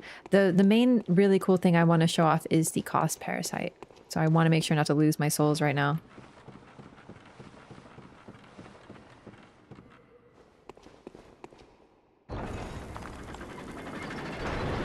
Gonna meet Godefroy in a Chalice dungeon. I wish he looked different, but I don't even hate Godefroy that much anymore. I know I've changed. Get the milkweed rune. Holy shit, I forgot about Laurence. I was saving him for last. We gotta fight Laurence too. We'll go do that after this level. Oh my god, my favorite boy. I forgot about him. And I want to talk about Brador, who's another one of my favorite topics. The doll never sleeps after defeating Maria's boss fight. Oh, that's interesting. Unfortunately, I don't think she'll move now. But now that I think about it, I feel like she moves a lot less after you activate the DLC. Only softened on Godefroy because he's a clone of one of the cooler boss movesets. Now I've softened on him because I know where he fits in the lore now.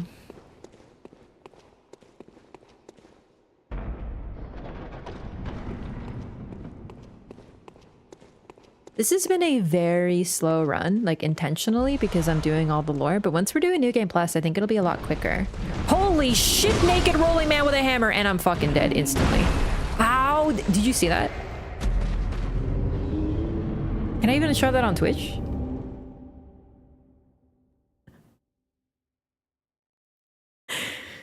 He did that on purpose. That was the most disrespectful thing that's ever happened. He literally stomped his naked fucking gooch upon me. That was inappropriate. I have no idea where the fuck that was. I am never making it back there in my entire life.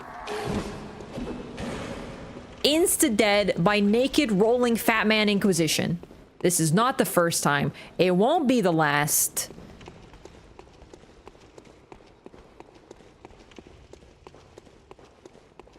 I was mid-roll. That's why he one-shot me. He might not have if I wasn't.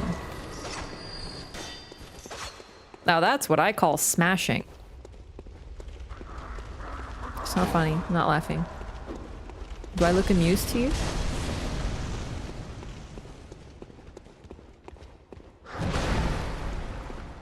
Trying not to laugh. I'm like tearing up. I'm trying to laugh so hard. I'm trying not to laugh. I cannot contain my emotions for shit.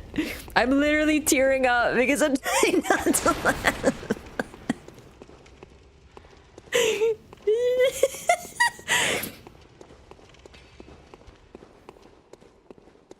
That guy was like, yo, let me smash. And I was like, no, and he fucking did it anyway.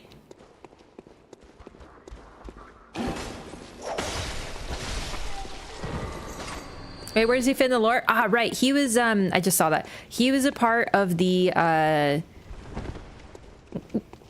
sorry, I just remembered the naked rolling fat man inquisition, which is what I call those guys. And I'm just like, he was a part of the first naked rolling fat man inquisition.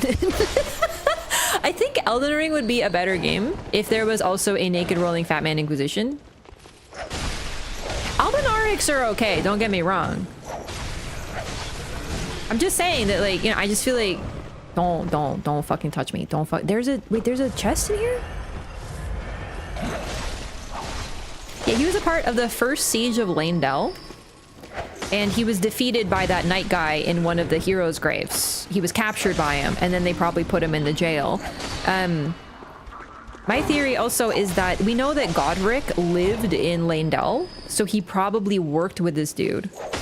Or he got the idea for grafting from him.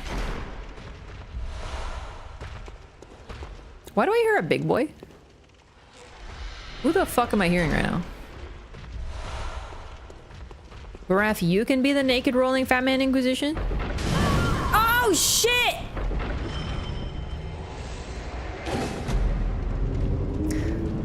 Okay, I really needed those souls though. Welcome to Defiled. God damn it. It's not even the problem. I don't care about dying because I can get the souls back from the loot dungeon, but it's just I don't know where that was. I'm so lost.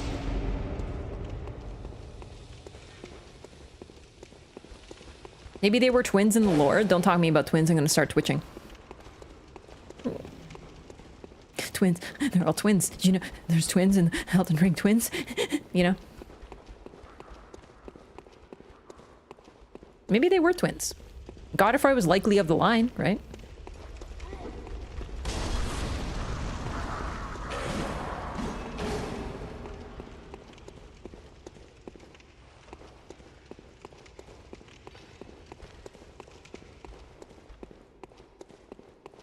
I think that this looks familiar to me.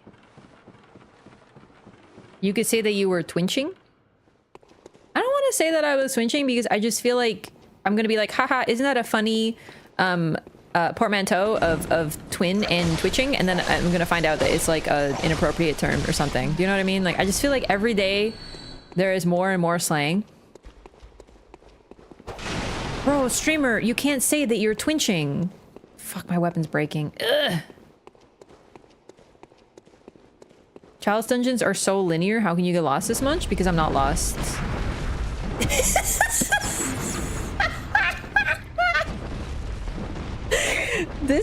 We're pretty sure this is a Dark Souls joke, by the way. Like, I'm not kidding. The way they just roll back and forth is so good.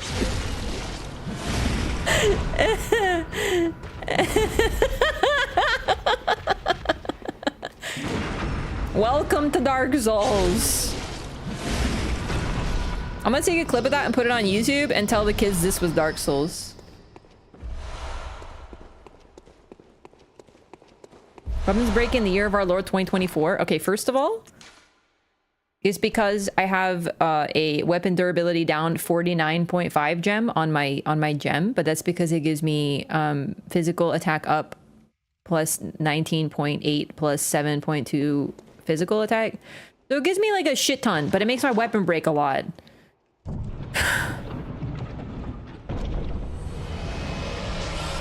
Oh my god, I got a fucking wig. Oh my god, this is the greatest day of my life. Oh my god. You have a gem on your gem? Maybe I do.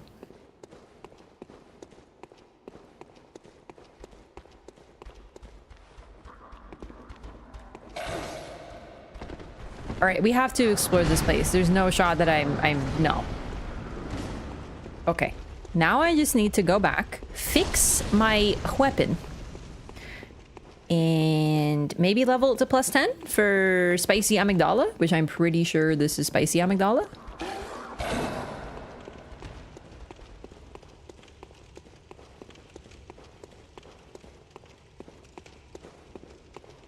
I have memory of this being spicy Amygdala.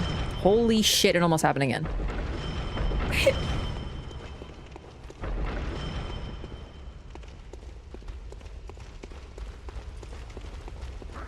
I'm lost. This game is not on PC, but they are currently making massive steps with an emulator. Live right now, as we speak.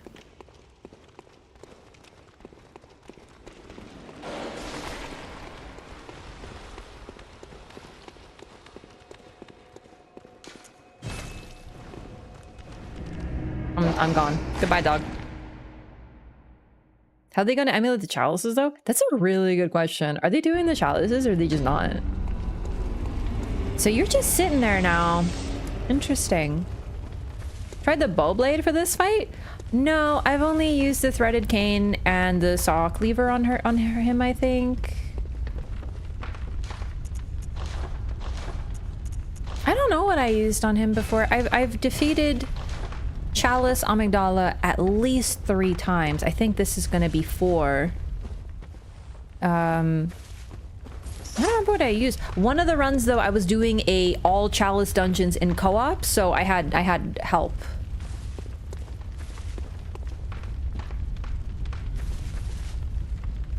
All right, let's go fight Laurence before I forget, and then we're gonna talk about Brador.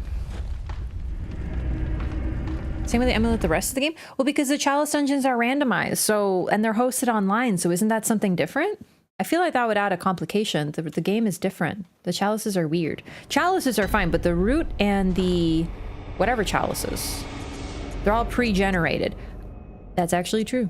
There's only a certain number of permutations.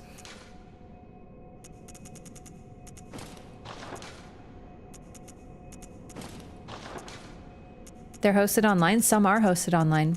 In fact, all of them are hosted online, but it's the randomly generated ones.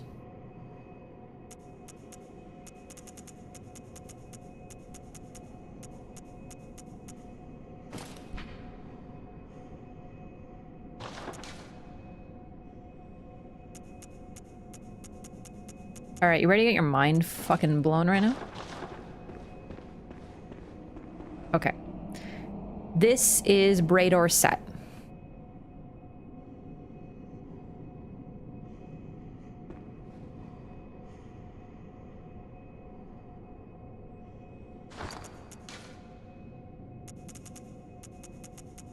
Mind the sets, there's too many.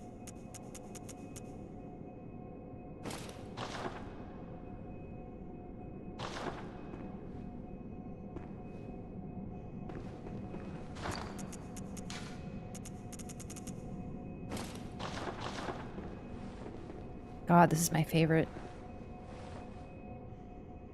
Okay.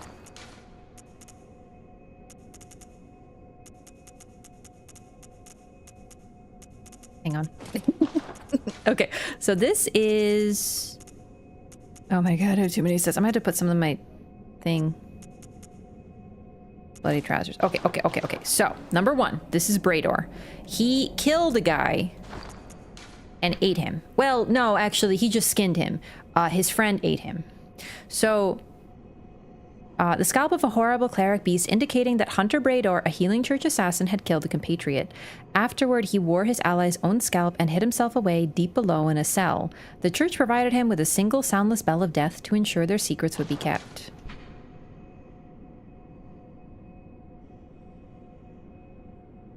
The bloodied hide of a horrible cleric beast pulled over the back. Without the attached beast hide, this foreign garb wouldn't raise anyone's eyebrows. Brador donned a compatriot's beastly scalp and hide while still moist with blood. Most of the bloodstains on this hide were from that day.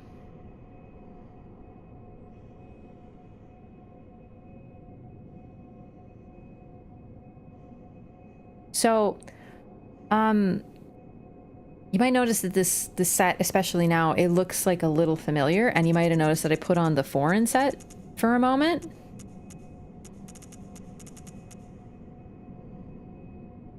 Looks kind of similar, doesn't it? Like, really similar. And this item description very consciously notes it as foreign garb. So, on its own, that isn't unusual because we also heard about a story of a bunch of foreigners coming from outside Yharnam hunting a beast. And it's a favorite Yharnam tale because all of them, it had an unhappy conclusion. And this is the constable's garb. A troop of foreign constables chased a beast all the way to Yharnam. And this is what they wore. The constables became victims of the beast except for one survivor, who in turn devoured the creature whole, all by himself. The fable is a favorite among Yharnamites. Now, the one who survived was our boy, what's his name? Valter, who is in the DLC called the Beast Eater. So he is the one who killed and then ate the beast.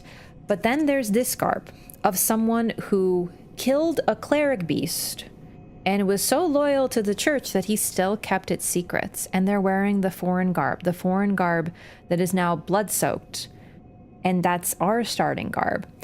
Brador is basically supposed to be largely our equivalent. A lot of these games have a character who is sort of like us. And, you know, like they follow our journey. So in Elden Ring, it would be... oh no, what's his name? The guy with the fingers, the crazy guy. The guy on the cover. I'm so bad at remembering names. Vike, thank you. Vike. 1,500 hours in Elden Ring, by the way. This happens every time. I can't remember anyone's name. Anyway, Vike, he's sort of supposed to be our equivalent. He's a guy who's trying to be Lord and he almost makes it. There's always predecessors, people who came before us, some who are more successful than others. Oscar in Dark Souls 1 is sort of supposed to be our stand-in, but he sort of gives up and very early, but in the cut content, he was meant to follow us along our quest. Very much like Ostrava from Demon's Souls. I cannot remember Vike, but I remember Ostrava every fucking time. Ostrava, we journey along with him. They're sort of supposed to mimic our journey and mimic our goals because their goals tend to be very similar to ours. Brador is, but here's the other part. This is the really sick part, to me at least. There was cut content very early on in Bloodborne's development. This was changed, but it's relevant to this, so I think it bears some discussion.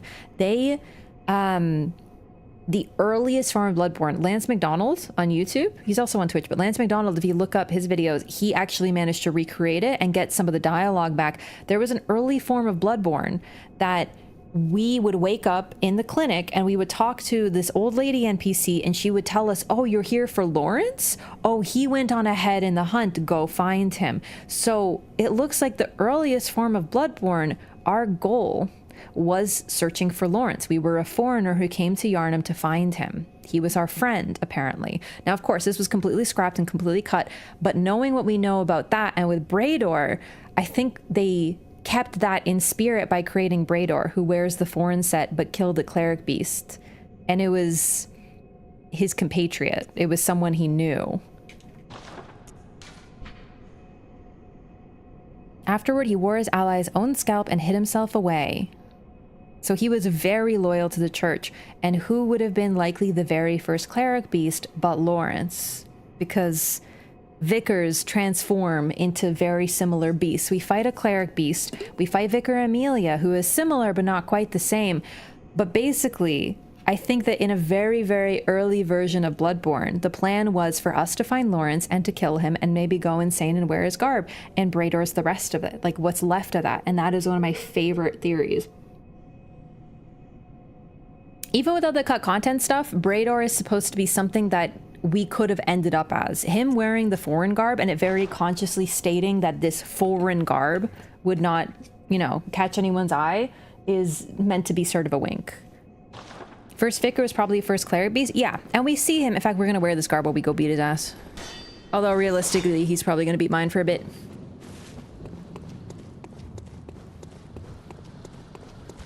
So even, and that's the thing, the reason that Brador remains loyal to the church is likely because he knew what would happen to the beasts as well.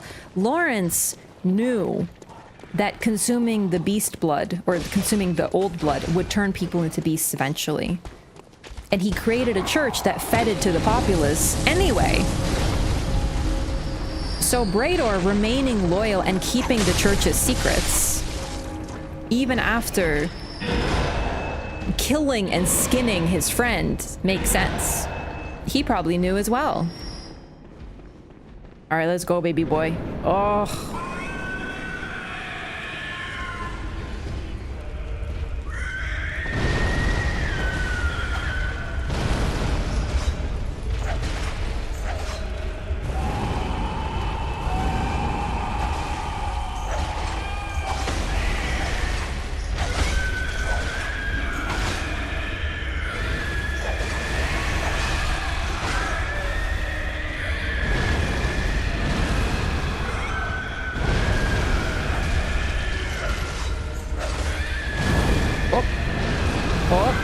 Getting my cheeks singed. Thought you killed Laurence already? Nope. So you didn't know I killed Maria, but you thought I killed Laurence? Are you sure you were at twitch.tv/Raph?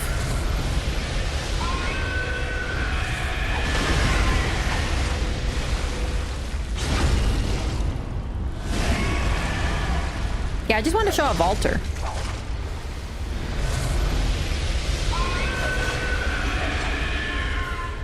I should show off the grab, admittedly, but I think we're gonna have time. Oh, shit. Oh, see? Oh, no, it's happening! He tripped and fell! Oh, we already made it to phase 2? Goodness me.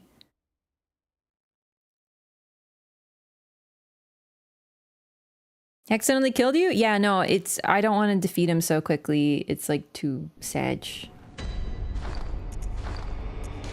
We are going to turn up the music a little because he do be something of a screamy individual.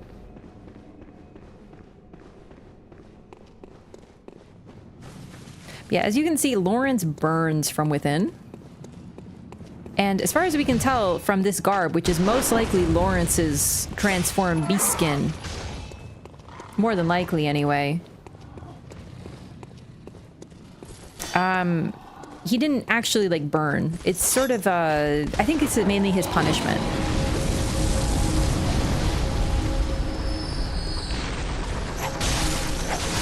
Of all of them, I really do feel like Laurence suffers the least though.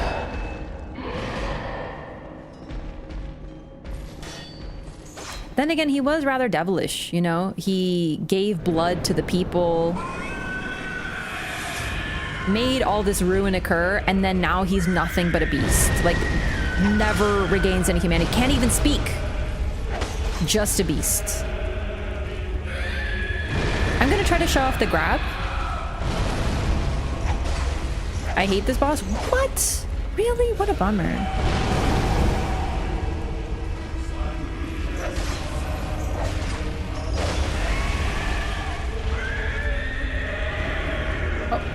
There we go. Oh my, really? Laurence, I'm trying to get grabbed right now.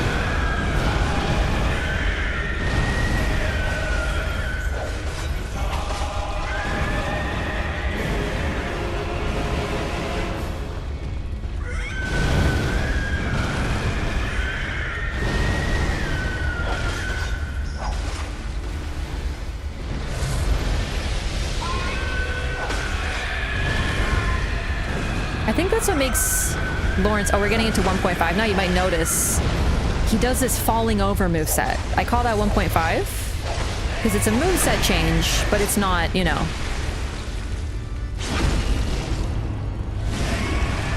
being burned alive for all time. Yeah.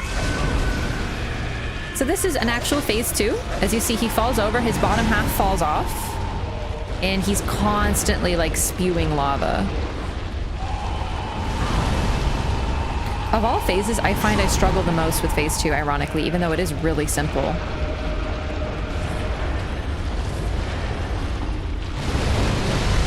I'm not gonna kill him, by the way. Oh, dude. Oh, no? Eat that Taco Bell? Am I right, gamers?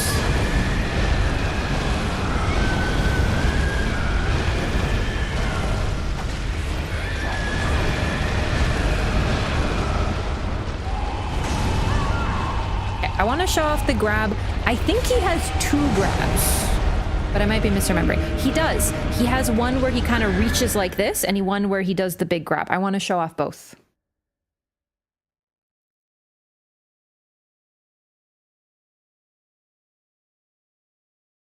Burning in hell, such a Catholic-coded punishment for head of the church. Yep. I just think it's like it's a simple punishment, don't get me wrong, but it's just compared to Ludwig and Orphan, or Gehrman in this case. Oh, I should say, so I missed the dialogue. We're gonna get it in New Game Plus. When you talk to the doll after defeating the Orphan of Kos, she says that Gehrman, who always sort of stirs in his sleep, appears to be sleeping peacefully for the first time. And that's where the first link between Orphan and Gehrman comes up. Like, that's probably the most blatant one. Even if you want to dismiss the voice work and you want to dismiss everything else, when the Orphan is defeated, Gehrman sleeps peacefully. Although, actually, now I think about it, is it Orphan being defeated or the nightmare being slain? I don't remember. We'll have to test both, but I think it's Orphan being killed. I freaking love Laurence. He's one of those easily dismissed bosses because he seems like a reskin, but he's so much more than that. The complex, look at that. Literally just... his hitbox is massive. You can see that there's fire attached to it, creating a lingering hitbox that makes him very wide. He's a threatening fight, even though he largely moves slowly. And he's able to cross the entire arena with some of his moves. Also... the moveset that he has is incredibly complicated, especially for the era. he can switch up his moves in the middle of combos. So he has a 4-hit, a 3-hit, and he can swap into them at any point in time, so it's hard to tell what he's doing. He had, I'm pretty sure, the most varied moveset until fucking Elden Ring. He's one of those sleeper favorites. It's easy to just be like, yeah, okay, it's just a cleric beast with some fire. What's the big whoop? But no, he is incredibly fun and complicated.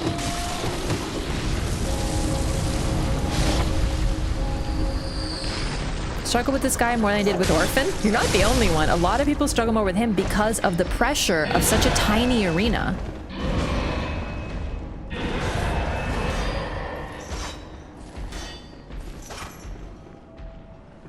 I did beat Orphan, yeah.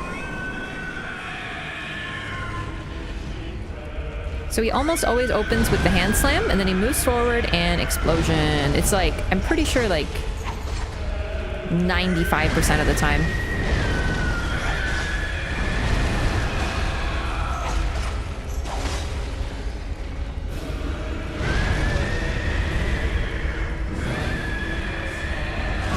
Oh, mistimed it. I thought it was a swipe. Also, you can break his limbs like 8 times. Grab? Grab?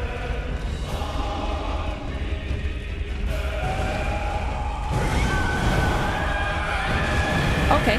Alright, alright. I'm getting cooked. In the malevolent kitchen. From Jujutsu Kaisen.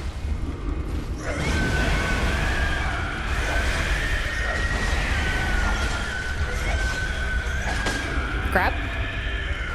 There we go, the one-handed.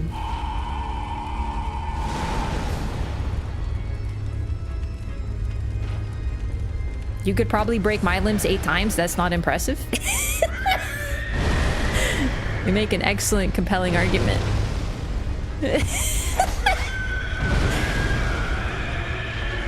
Whatever, bro. I could break my limbs easy, for sure. I mean, that's kind of the balance to him. You can see his soul. Here we go. 2-handed grab.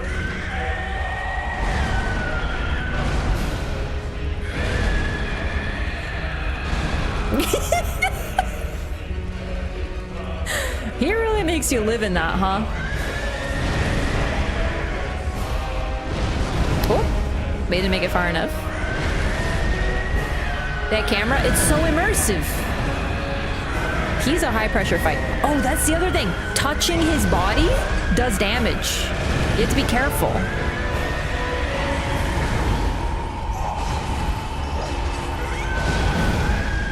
Oh no, I'm getting cooked. Ah.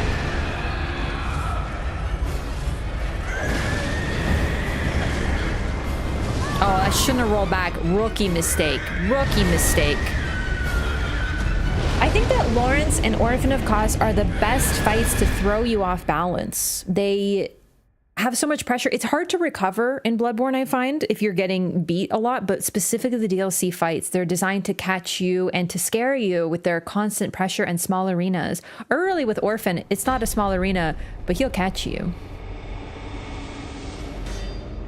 For Bloodborne, the god strat to every boss was hug the body and whack. Pretty much, yeah. It's not that different in Bloodborne, but there are a few different things you have to watch out for more, so yeah.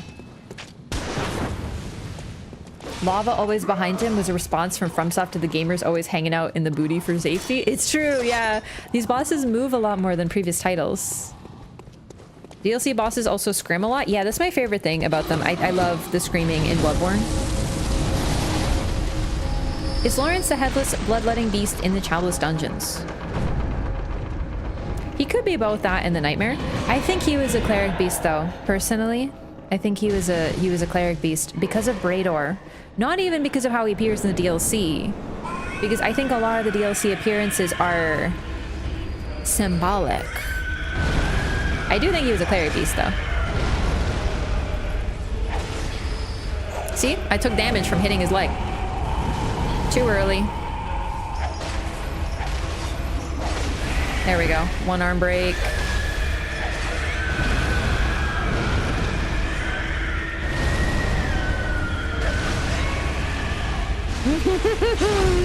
There's nothing like using the threaded cane on a beast.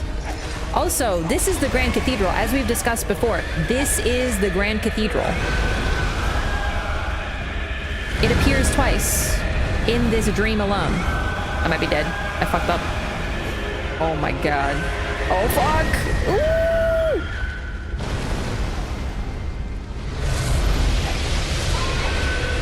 So this is where we fight Vicar Amelia, but we also encountered elsewhere in the dream. Oh boy. Oh boy.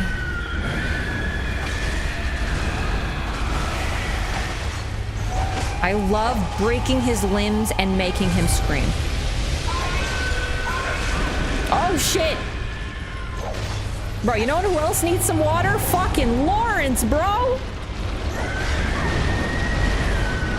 Just keep rolling this way. Don't worry. Just keep rolling this way. I remember the strats. Keep going. Don't end. It never ends. It's the 500 hit combo.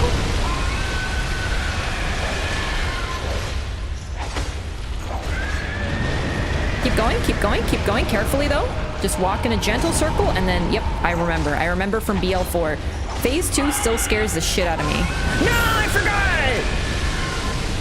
He spews out the front end, too! The Taco Bell gamer! He'll never be free!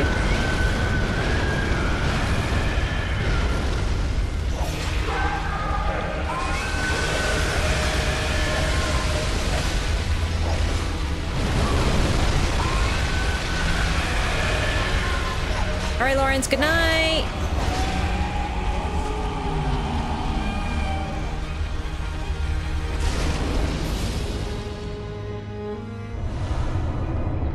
Oh, the song was getting really good there. Wow, I have to listen to this OST for sure. Beast's Embrace. After repeated experiments in controlling the Scourge of Beasts, the Gentle Embrace rune was discovered. When its implementation failed, the Embrace became a forbidden rune, but this knowledge became a foundation of the Healing Church. Those who swear this oath take on a ghastly form and enjoy accentuated transformation effects, especially while wielding a beast weapon.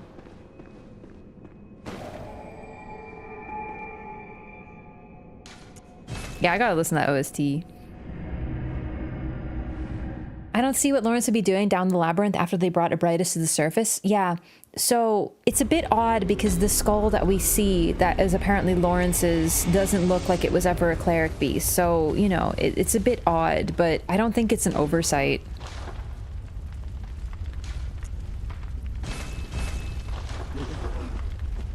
I think he most likely turned into a standard cleric beast.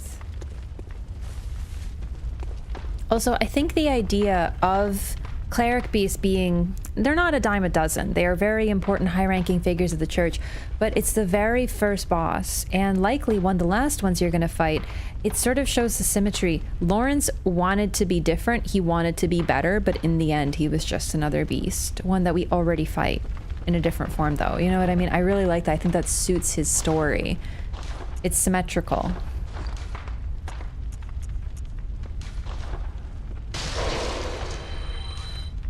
Go see the statue in the research hall. Sure, which one? Statue in the elevator where you find the item to activate Laurence. Oh, that one. Okay. How many tries? I don't know, like 3, 4. I was trying to show off the moveset a bit though. So like, you know, I wasn't trying my hardest from the start. I don't really care about dying to these bosses though. It's just more time to fight them. I'm a little bummed at how quickly they go down, but that's what BL4 is for. Gammon awaits you at the foot of the great tree. Go on, good hunter. Good hunter. Bummer. Okay.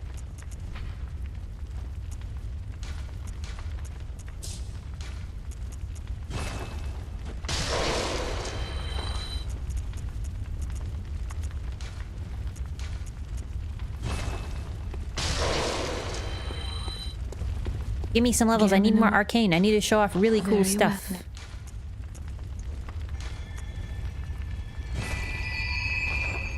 Farewell.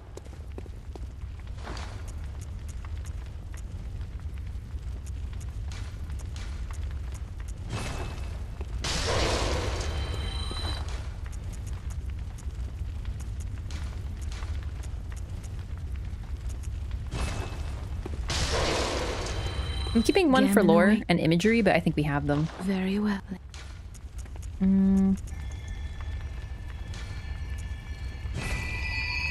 24K. Farewell.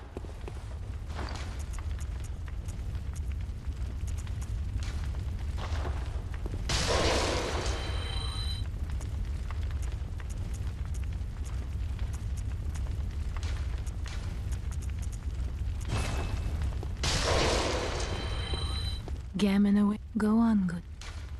Very well. Oh, really? 500 more. Okay. Farewell. Yeah. How many? I don't remember how many of these give. Maybe 2 of these then? Yep, perfect. Gammon away. All right. Very well. Now, I'm doing this so I can show off both of the transformation in this game at once. Okay, so we got a brand new rune. It takes the place of a covenant rune, as you can see. We are a beast now.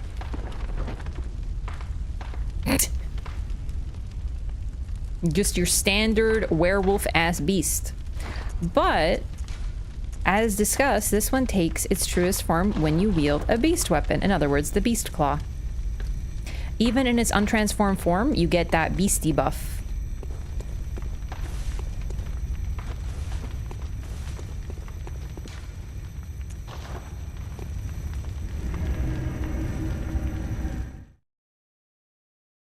Goes hard in the Brador set? Yeah, it's intentional.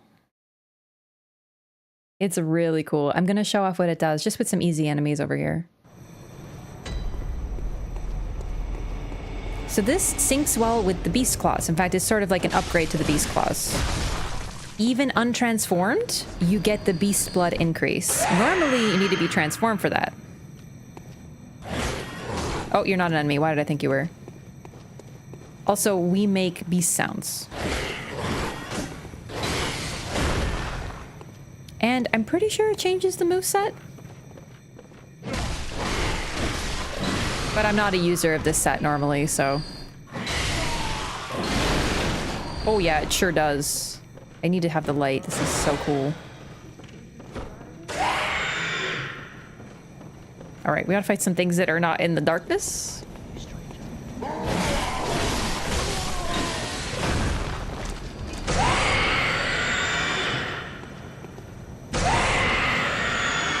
The L2 gives us a nice scream. Jump attack is Pog. That is pretty Pog.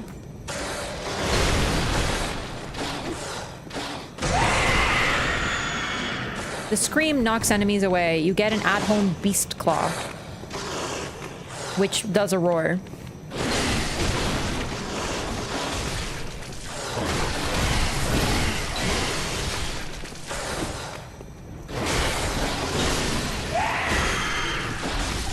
Man, this is sick.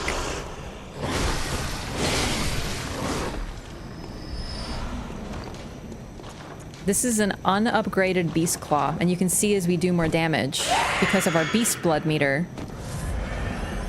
Or Beast Hood in this case.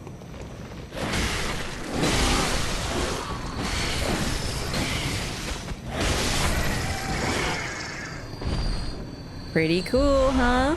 So this one, it's best to show off on some actual enemies just because of the whole Beast Hood meter going up. The Brador set really matches though. But there's another transformation, and I needed to show it off by using the weapon. Now, I've equipped the Kos parasite now. We have nothing in our hands. It's just... weird. There's nothing there. Pretty cool. Hey Dan, how's it going? Oop. Yeah, you gotta have it transformed. Figured. Alright. Have to go back and do a Beast Claw run. I really would like to do a transformed Beast Claw run. I haven't done one yet. Alright. So let's just take off this rune for a second so we can see what's going on with the Kos parasite.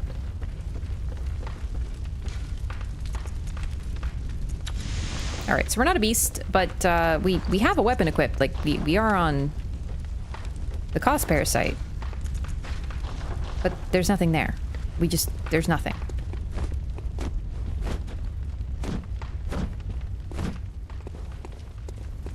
Bit weird for a final DLC reward, huh?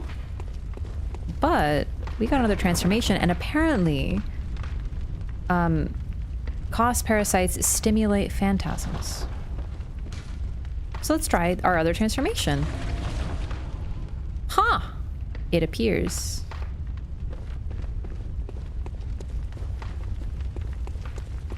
Are we in the run? We are really close. We're just working on Chalice Dungeons, and then we go into New Game Plus. I struggle with my beast build. The beast claws are not great.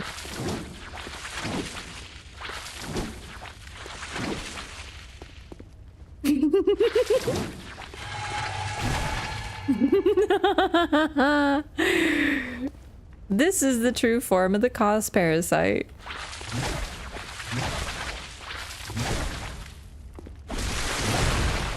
The jump attack. Yep.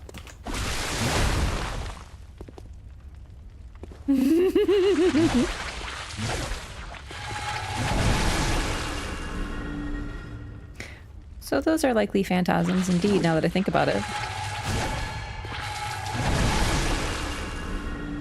How do you do the spit, chat? I don't remember. Oh, right. Okay. The jump attack in one hand is a headbutt.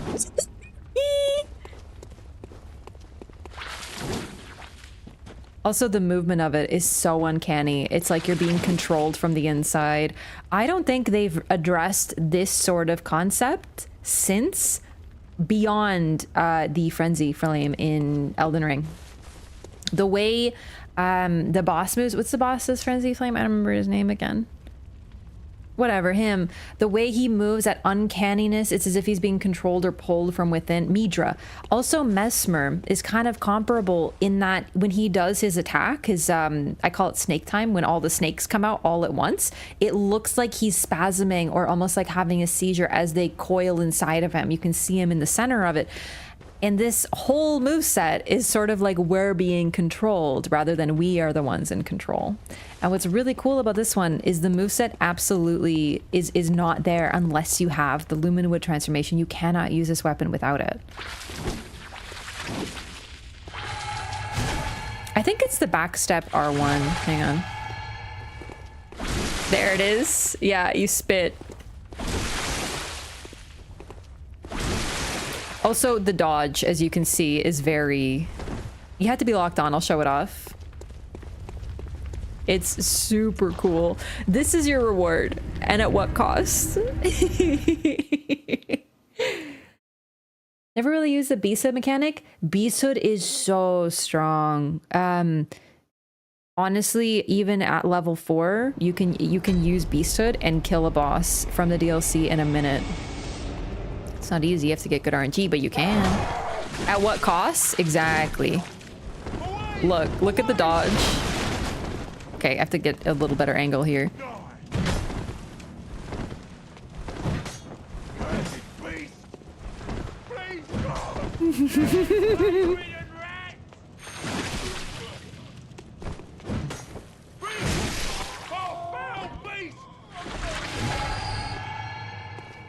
One minute is crazy. I have a clip of me beating Ludwig at BL4 and it was literally a minute.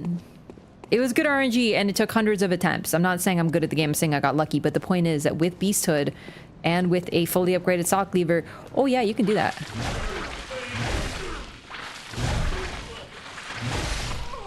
I love this weapon. I did a sort of a playthrough with it. It's a little hard to get, obviously. But I use this on my arcane builds. This guy gotta be shitting himself. Like, what is this thing? The real question is, do other people see it? Like, this is sort of my personal lore question. Do people see this? Or do they just see a human moving inhumanly? Because we have to be a Lumenwood to use the Kos parasites. And you know this is like an insight mechanic. How much of this do people see? You know? Beat the game with every weapon? No, believe it or not. I just love using the same weapons over and over. So I like to do an every weapon run at some point. I think that'd be really fun, like going to New Game Plus and using a different weapon each time. Oh, they see you all right? Yeah, I think they would because we can see the lumen wood either way, but I really wonder, like, how much of this is an insight thing. Also, Coyote Stardust, thanks for converting from a Prime. I really appreciate that. Thank you. No concept of arcane builds. Are they any good? They are. They're really fun. It's basically like doing a magic build in a Dark Souls game. Not quite, but similar concept. Sorry, doing a Dark Souls magic run in a Dark Souls game. But I don't know, I really liked it. It was really fun. Even with 0 insight, I can see other players in this form. Oh, right. I meant more the people in the town. Like, from a gameplay perspective, they probably want you to be able to see what you're fighting, like, understandably. But I wonder if, like, taking away the gameplay, does that random citizen see us as a lumen wood or not, you know? But no, absolutely. That actually helps if other folks can see it. But for gameplay, imagine getting attacked by a, you know, invisible weapon. It would be kind of broken. Then again, there is a spell that does that in Souls. I think it's almost worse if they see a regular dude, but the movements are totally inhuman and random tentacle. Yeah. I think they probably see it, but it's still cool to consider. All right, so more chalices.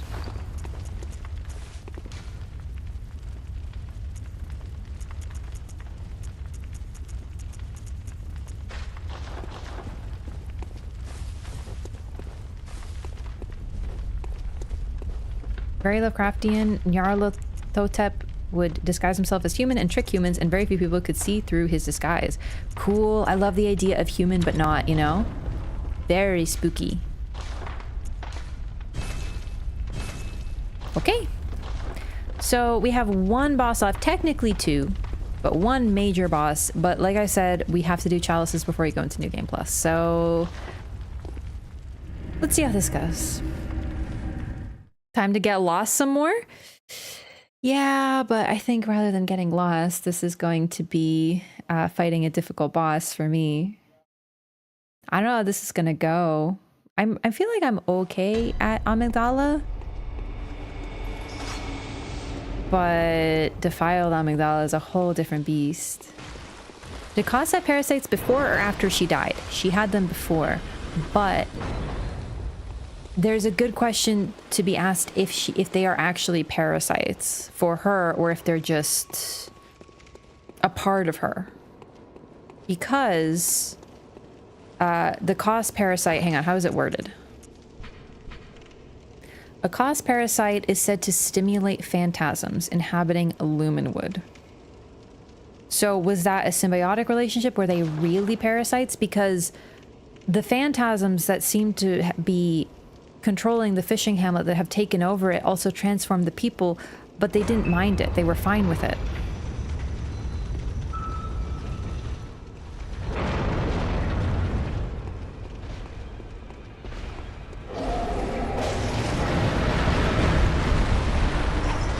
Fuck.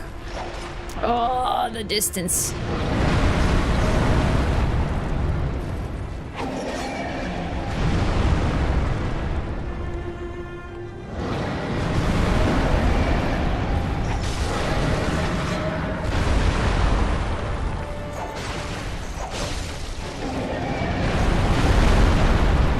I'm stuck.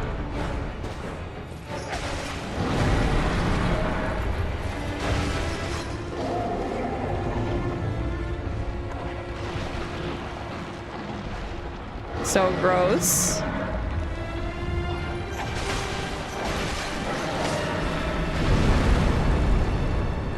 I don't know his moveset super well. Oh shit!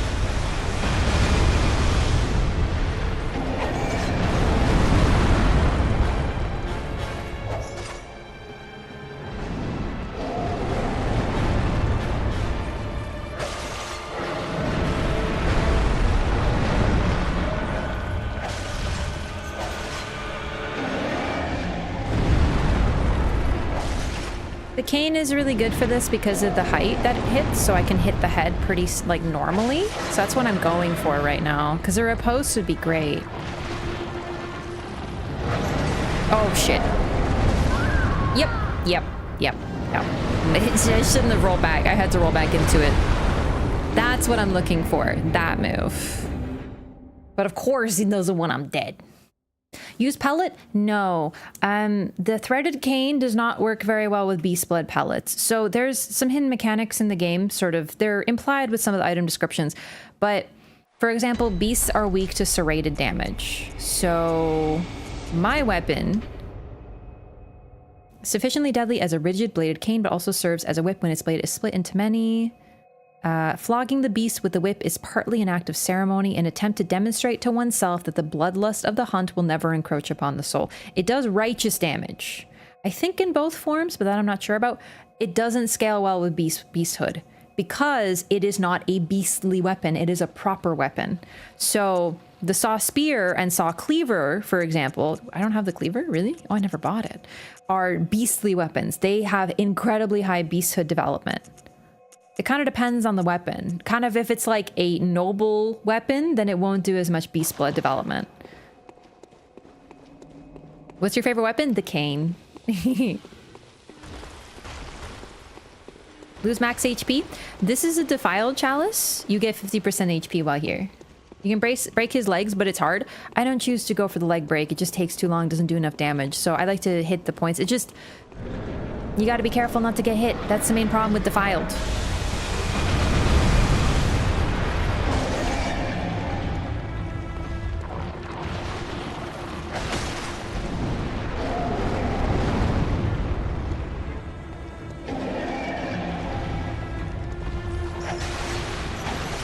Hands do decent damage, but head is the best. There we go. Nice.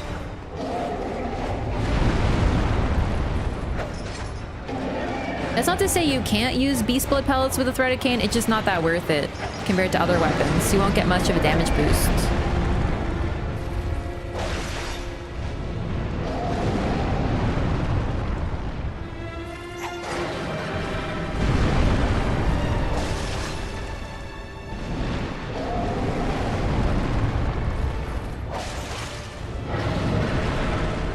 Don't get hit, basically. No, really. Phase 2 is the tough part.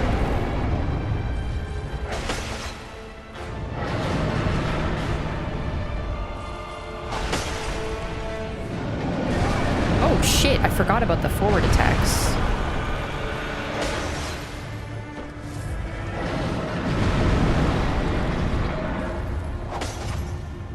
Mispositioned it.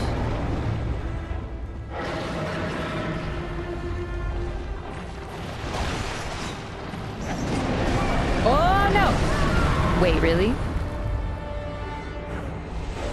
You kind of shoved me into your other hitbox. It's fair enough. It's fair enough.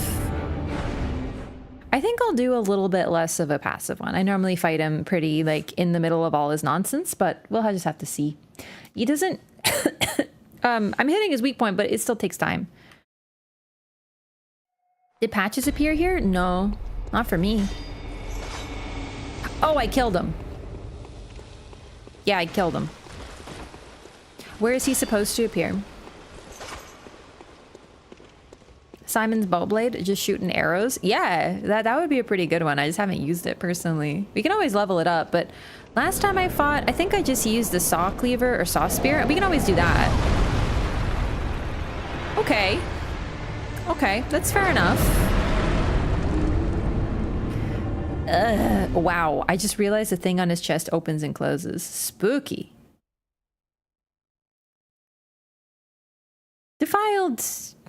Defiled. I'm not that good at Amygdala, all things considered, so we'll see. I can try a different weapon though. The perk of the threaded cane is the height, but the damage is relatively low, so we can also try the saw spear.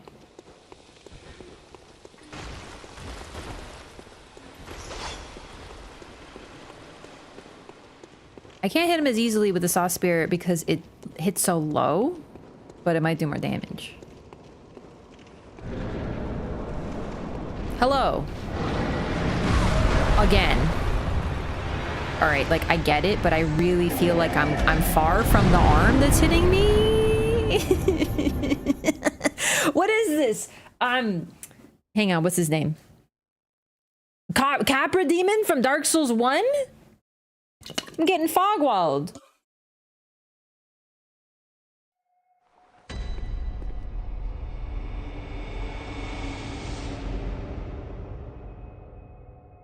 Ow.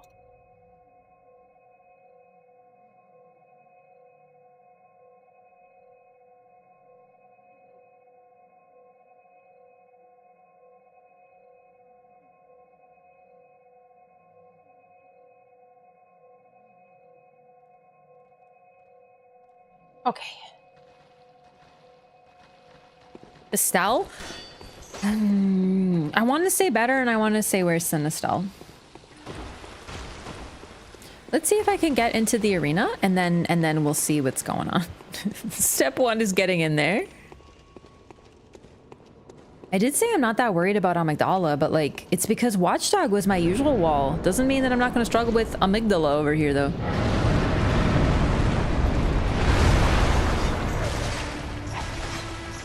That was beautiful, thank you. I'm a little scared of you now, oh my god. You know?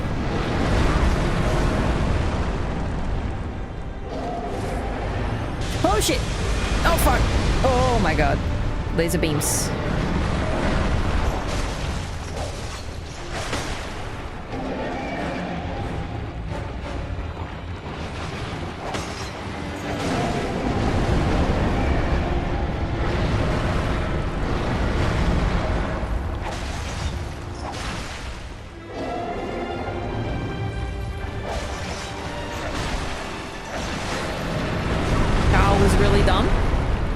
But I lived, so it's okay. Like dumb from me, like I was a dumb.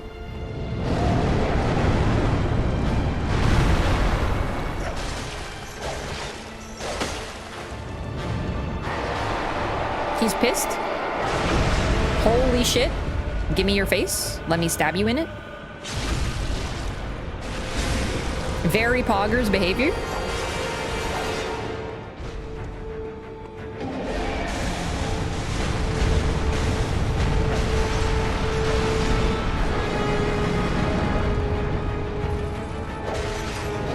The music is giving me anxiety.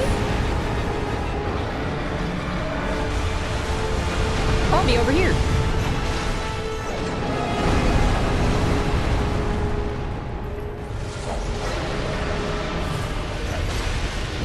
Oh shit.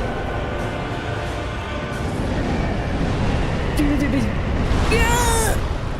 I remember that move. I remember. Why am I doing the slow get up? I clicked the button. And dodge now. Nope, I'm dead. Oh, that was really good though. I can do it. I got a little tilted, like I got alarmed by getting fogwalled twice, but it's okay. I can do it. Chalice Dungeon ROM? No one scares me but the Watchdog, and now maybe Amygdala a little bit. Amygdala. Hey. That was a really good riposte though. We can definitely get one. I might switch to the saw cleaver just to test. Because I wasn't really paying attention to how much damage, but if I could do that same combo when his head is slammed, or she, I always just say he for Amygdala, I don't know why. Then that would be really good. That would be more damage on the cleaver for sure.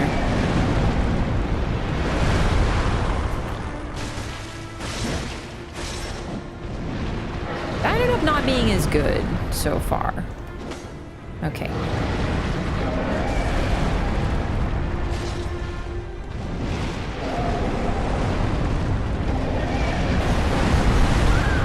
Oh. You couldn't tell what you were doing. I was hoping your head would come down, but you did the grab thingy, huh? That's fair. That's fair. I don't know how to use this weapon anymore. It's been too long. I think it's the worst weapon for me on Amygdala. I think we'll stick with the cane. Possibly the most difficult boss for you? No, it's just defiled. You make one mistake and you're done. Amygdala is hard because it's hard to see what he's doing a lot of the time. Because he's so big and a lot of the moves will just kill you. So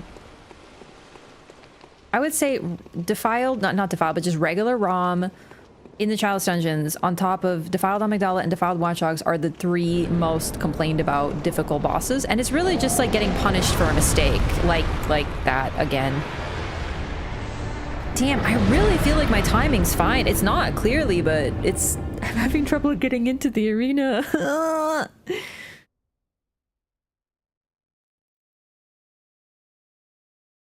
Opened running heavy? Yeah, no, it's the... That hits the head, but I don't like doing running attacks too much. I try to avoid running attacks unless I'm really sure, because running, if you dodge, you jump.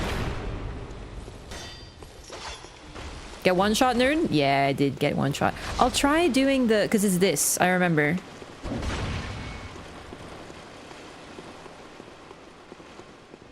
Not headless? Headless Bloodletting Beast, I don't hear as much complaints about as Defiled Amygdala and Defiled Watchdog. Personally, I still hear some, but this is the big wall, I think. Oh, fuck, are you serious? Fuck. Oh, okay. We're good. Okay.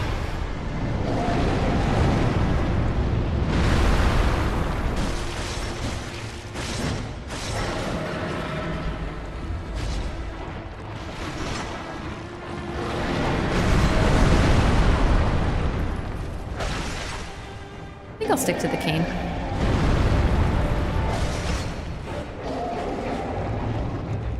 The gems on it are also better. I can switch the Saw Spear's gems as well.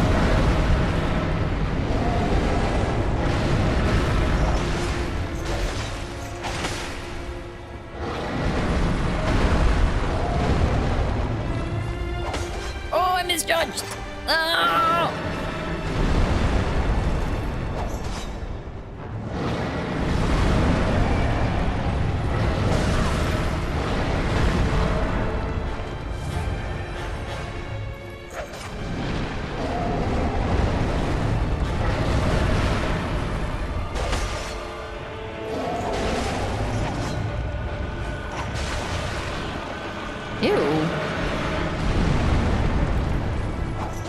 Oh, it's so close.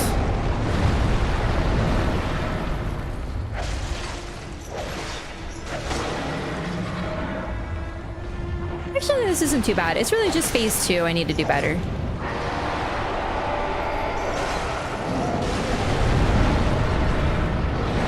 I should also heal. I need to be absolutely full health and defiled.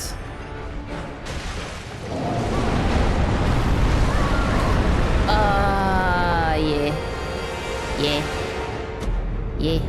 I love, you know what? You know why I think Amygdala's male is the scream when the phase transition, it's like very like low. Doesn't really mean anything, but that's always why I always thought boy.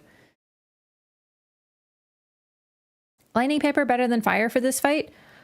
I think Amygdala is a fire paper, actually. Am I right about that? Why do I think fire paper for Ami?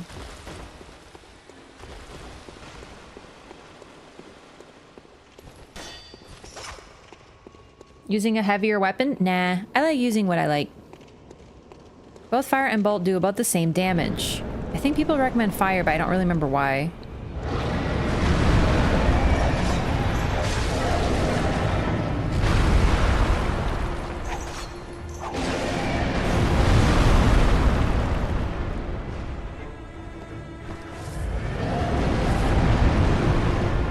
Part of what makes Amygdala so interesting. Because gray ones tend to be bolt. It's really kin, but you know.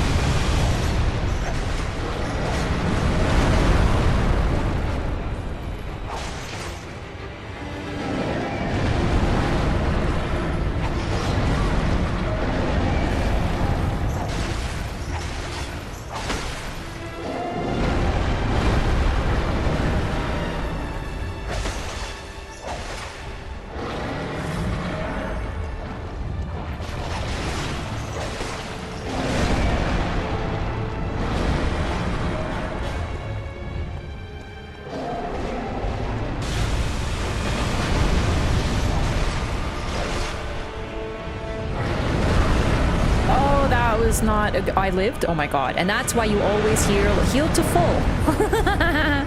Whoop, I extra healed. No! I kind of like this. It's slow, it really is, but it lets me at least see the boss more consistently, so that's better for me, I think. When I'm close, I can't see shit.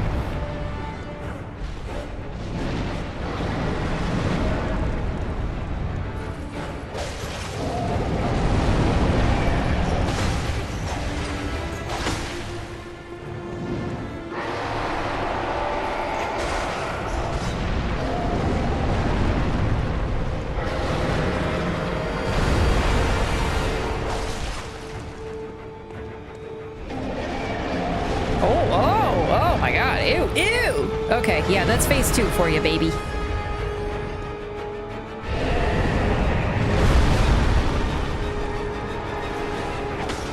Damn, can't be that far. Okay. It sucks to make it such a passive fight, but I need to learn it more and be more careful, I think. Oh, nice, that arm break. Very nice.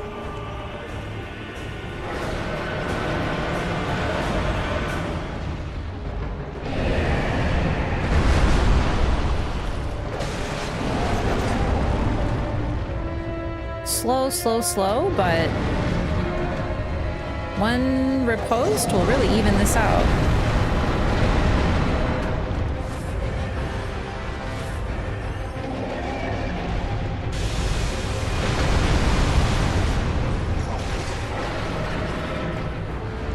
What you doing?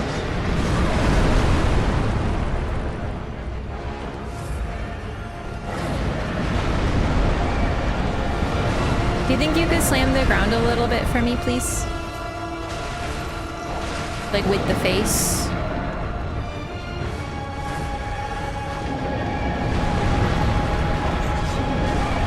Really?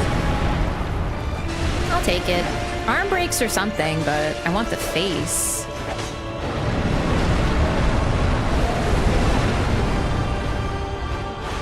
Come on. Oh, I didn't get hit there.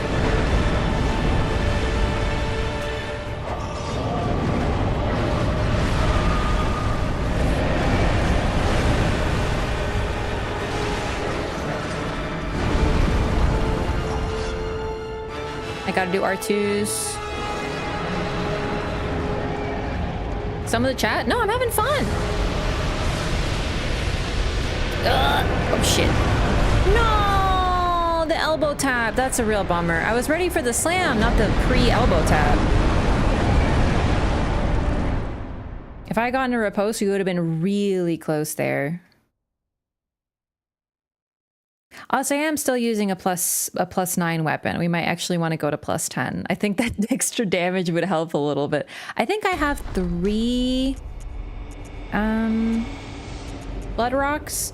Yeah, we'll go to plus 10. Even that little damage increase would be really good. And I might need to fix my weapon too, because each time it's taking more damage, I think. I don't think it repairs when you die. So...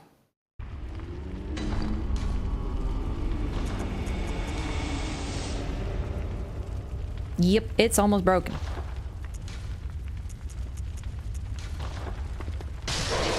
What boss took you the longest to beat in All of Souls?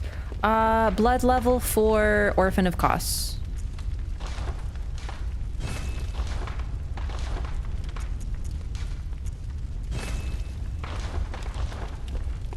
I'm committing. But I'm really close. I can probably get another blood rock, so then we'll have enough to level up quite a few weapons, so I don't need to commit too much. Oop. I think I said to be a little bit more aggressive. Like, this is an aggressive game. I'm just waiting for windows. I'm treating this like it's BL4 because the Defiled Chalices, because one mistake, like literally, these chalices are like a picture of what it's like to do a BL4 run. You have to be a little bit more passive, not passive, but like more careful. You're waiting for a couple of attacks. Using your damage input? Yeah, but it's which one? Attack versus the kin down. So... Beast Hunter or Kin Hunter? I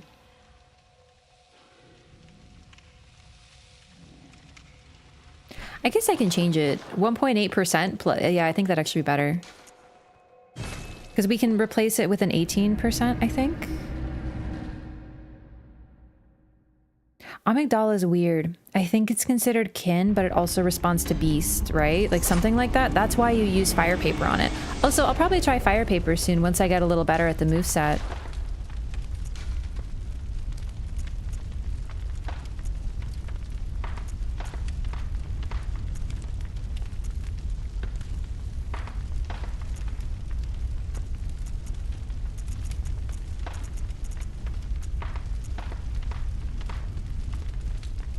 I can do this one. Does it count as kin?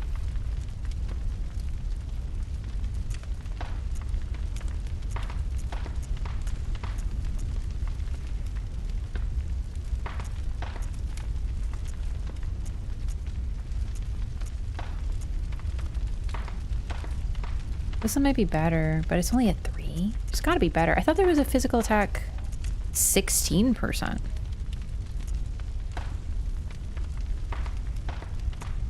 Oh, you know what? I put something on the saw spear.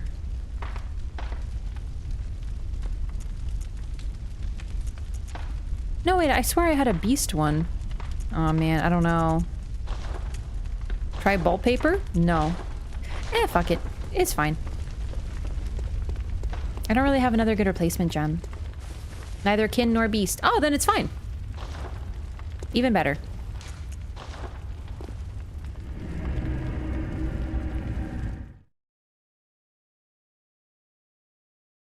Yeah, because then there's bolt paper, or not bolt paper. There's kin of the cosmos, and then there's great ones. Like Orphan of Kos, you use fire paper. He's not a kin. Nor is he a great one for that matter. Because usually I think for great ones, bolt paper is better. There are exceptions though. What is BL4? It's a minimum level run, so like minimum blood level, yeah. Bolt paper denied? Yeah. I'm gonna put on fire paper though. So if I'm having a really good run, I can just like equip it.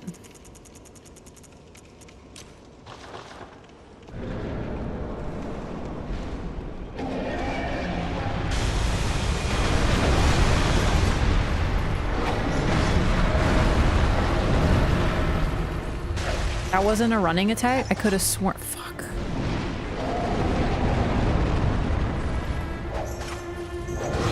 How did that miss everything?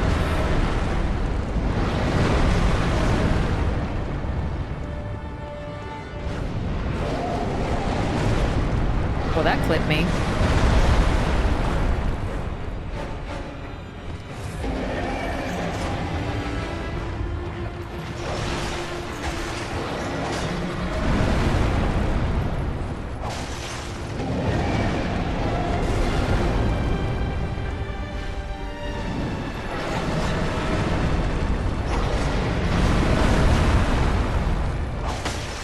Oh, that was a good hit.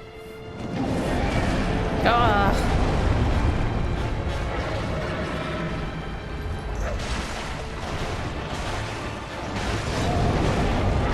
No, really?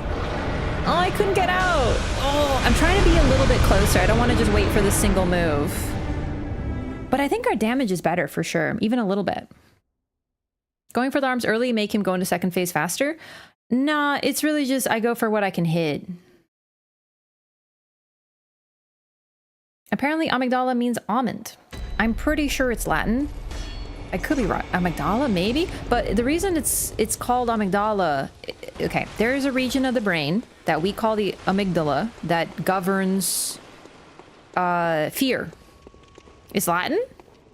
It's Greek. I don't know, but I do know that we named the region of the brain the amygdala because it's shaped like an almond. And it governs our fear response and disgust and all that stuff. All that fun stuff. That wasn't a running attack again. Getting cucked by not running.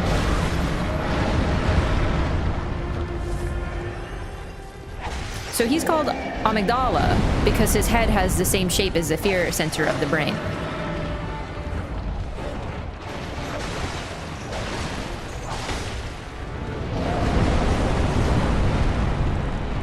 Get my stand back.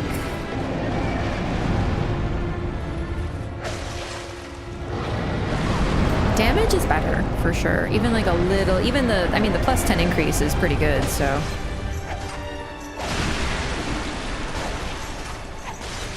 Those were solid face hits.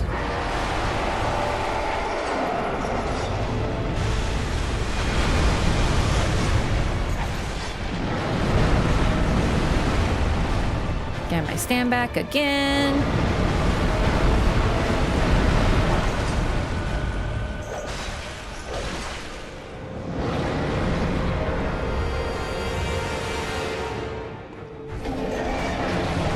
Oh shit.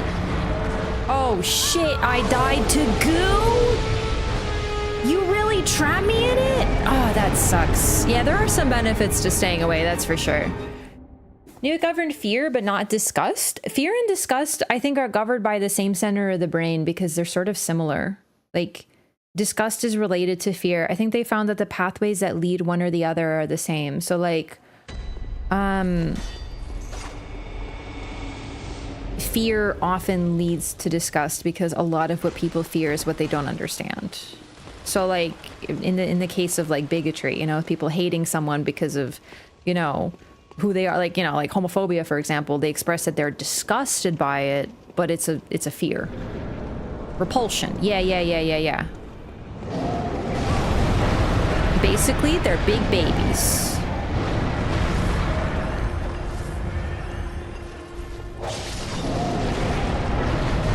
I'm getting bullied!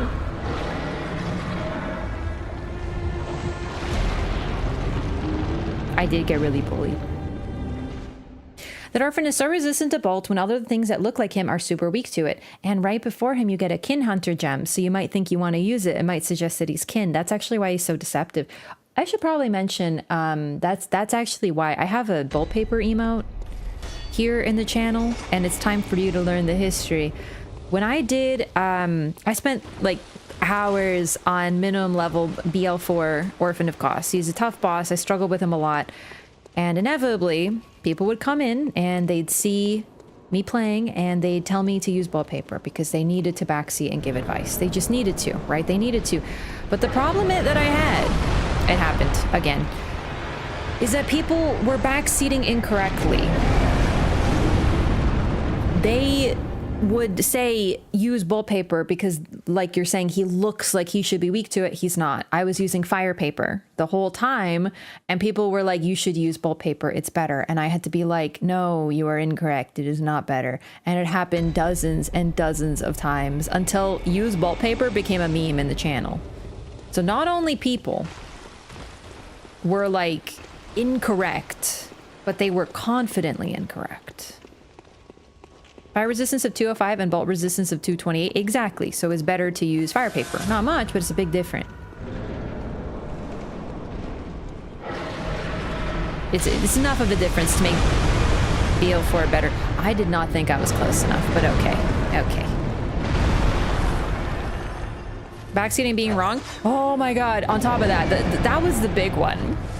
But you know, my health bar looked a little like this. Because at BL4, you have very little HP.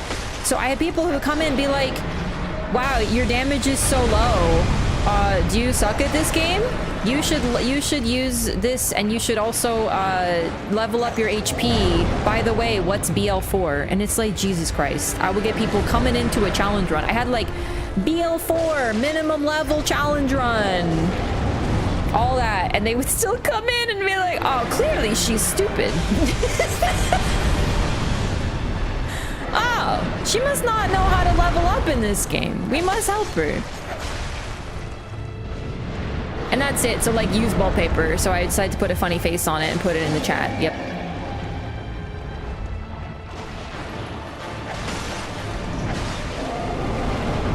Wow, your damage is so low. Why are you so bad at this game? What level is your weapon? It's maxed.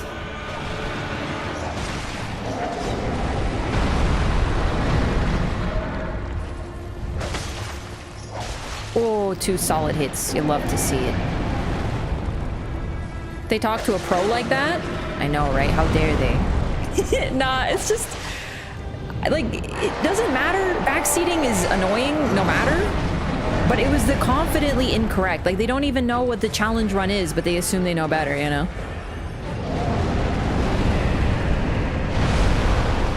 Get to the head. Fuck, he body blocked me. Okay, still, that's good. Oh my god. Oh my god. Oh my god. Get it. Get it. Okay, okay, okay. Don't panic. We're not panicking. We are calm. We are calm.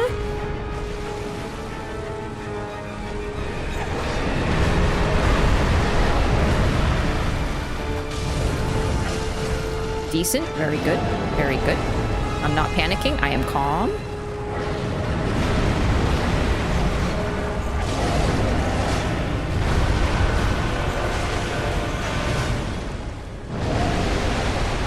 Oh shit, he's going sicko mode.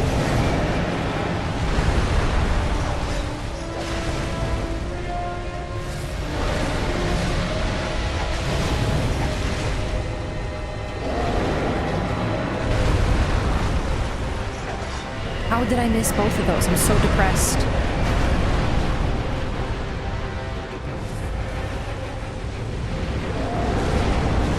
I'm not happy, but I did what I could.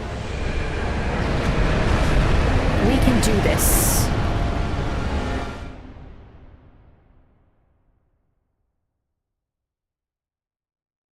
Leave Orphan as a lightning attack, which would suggest that he's strong to it. What's interesting is he does, but he doesn't. The attack comes from Kos. But no, I know what you're saying.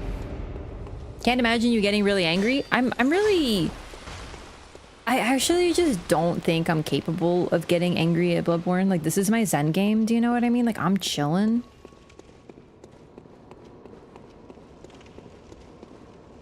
But no, same idea. You know what? Let's open with fire paper. I can always buy more.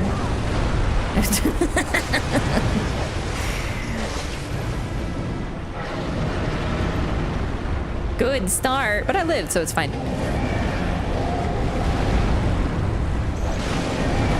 Take that, you stinker. That's right, you smell. You probably statistically do. You don't look like you don't smell, if you know what I'm saying.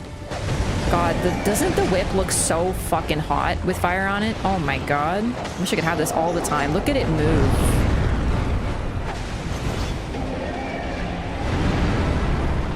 Oh my god.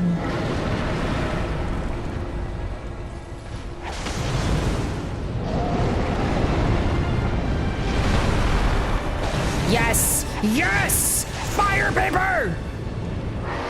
Anything on fire looks hot. Okay, you know what? I set you up for that one. You're correct.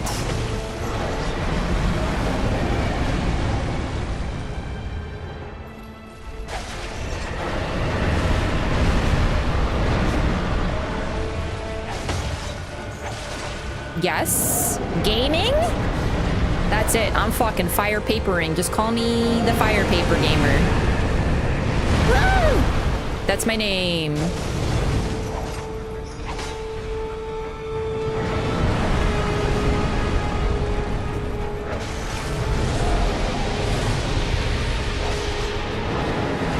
No! Be aggressive. Be aggressive.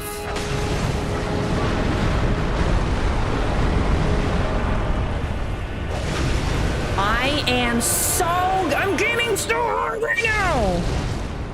Yes! Heal to full? Whee! I don't care about your fucking arms. I don't. I'm a gamer now. I don't care. I'm not scared. So if you kill me, I am genuinely... Oh, scared. I don't care if you kill me. I will survive. Like, emotionally and otherwise. And I'll just fucking come back. Oh, shit. Oh, balls.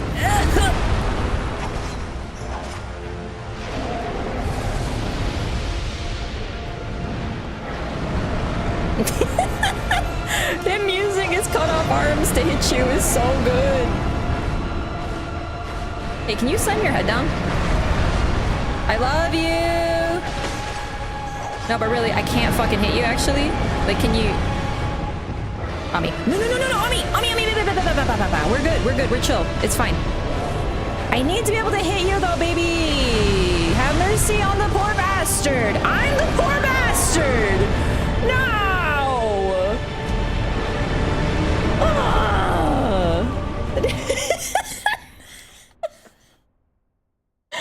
No! much fun though. I'm so stressed.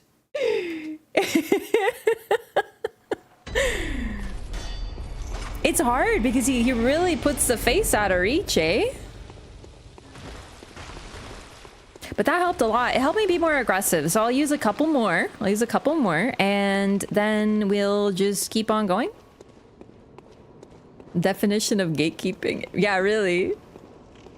He's the 5'11" versus 6 foot gamer. Do you know what I mean? He's like, oh, you can't reach? That's a skill issue. Just be 6 foot, dumbass, you know? Like, oh, too bad, short. He must suck to be short. You know what I mean? Like, he's actually so rude about it.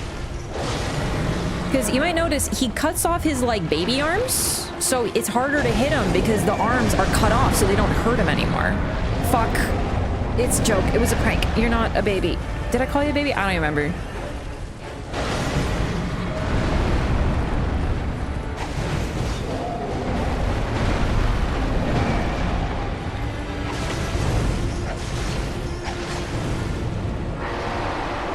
Rawr, XD.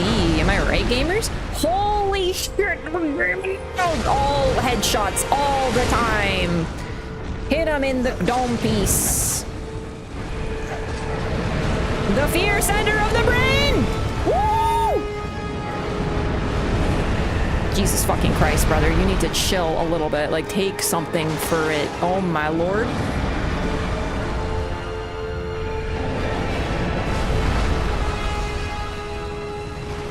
Yippee!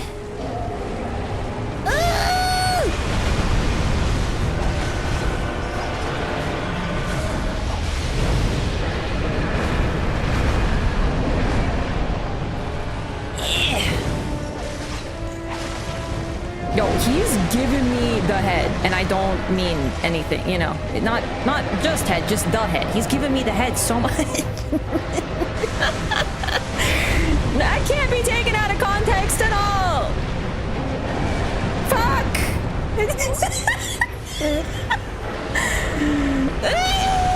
Listen, I'm under stress right now. I can't be legally roasted for the things I say. No!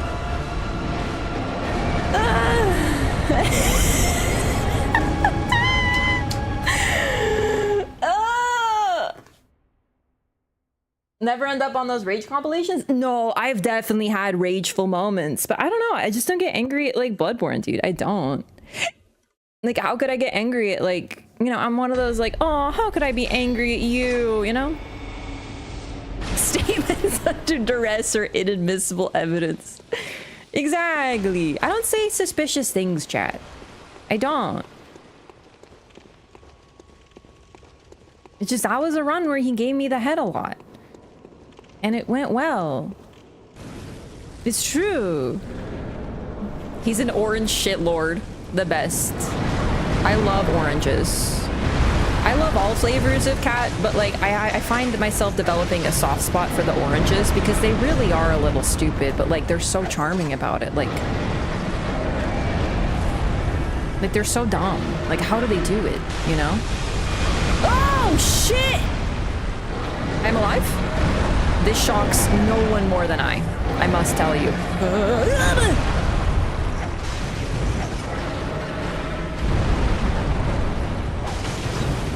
I continue to draw breath.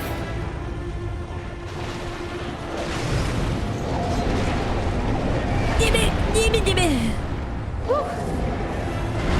Yes, queen!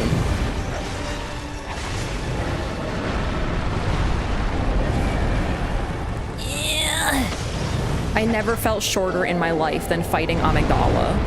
You know what I mean? Like, seriously. Oh, you're mad. You're mad. I'm the one who should be mad. You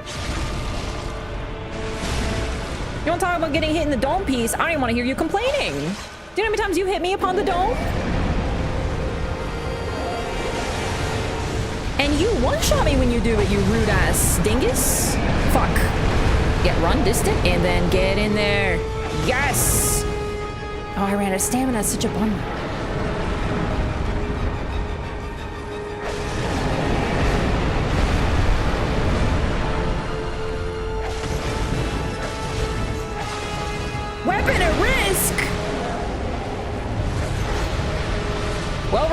distance, gamers. Pray for me. You didn't pray hard enough. Where were my thoughts and prayers? That was chat's fault. There was instantly not enough thoughts and prayers.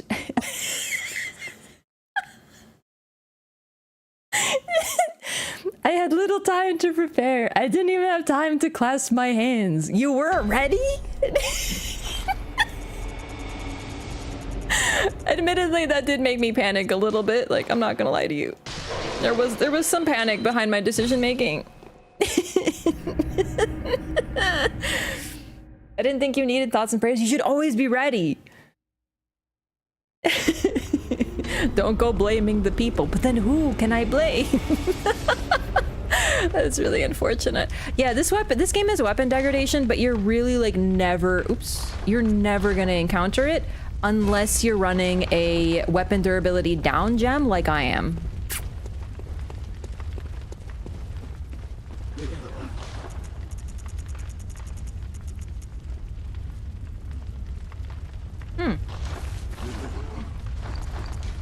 I think it's time.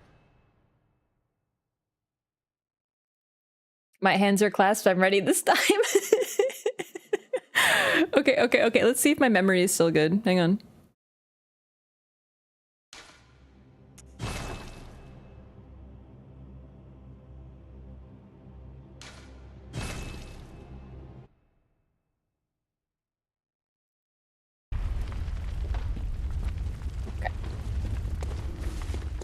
This one is Lower Lorne. We'll leave that. Which is... this one? This is Lower Tumaru. I actually like Lower Tumaru because I think it's someone with Rom in it. If Hintertomb is important, then it's too late.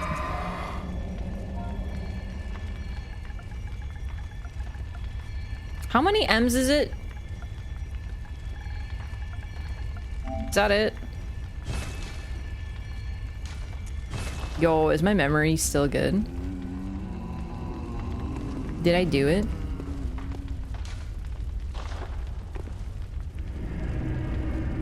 I remembered! The Cum Dungeon. Oh, I forgot to put on the moon rune.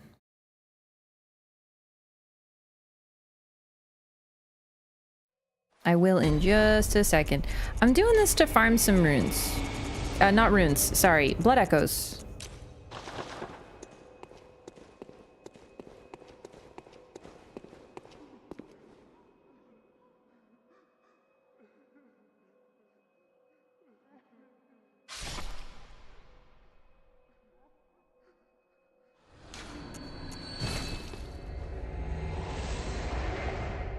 $83,000 souls ain't bad.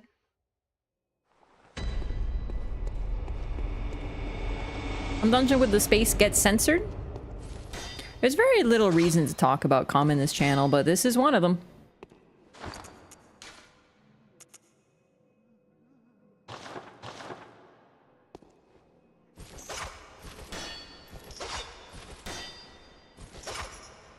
I'm a little jelly I didn't know about it. I really only use this for if I'm doing like a challenge or anything. Oh, what happened? It lived. Yeah, give me a second. I'm gonna get back. So I can put on the moon runes. You were the one with all the Amygdala head business. Okay, you're right, actually. I don't use this too often. I just like it to get, like, a lot of materials. Moon. Moon. Moon. Moon.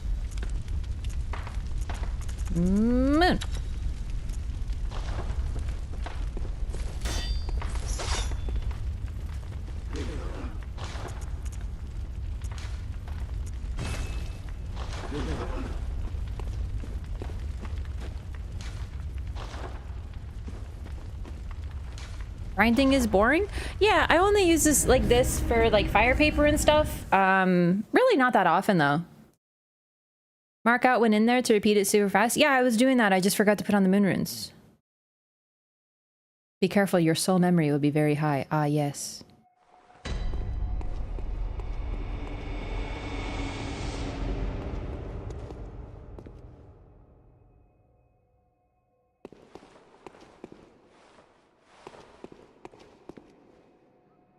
Is it broken?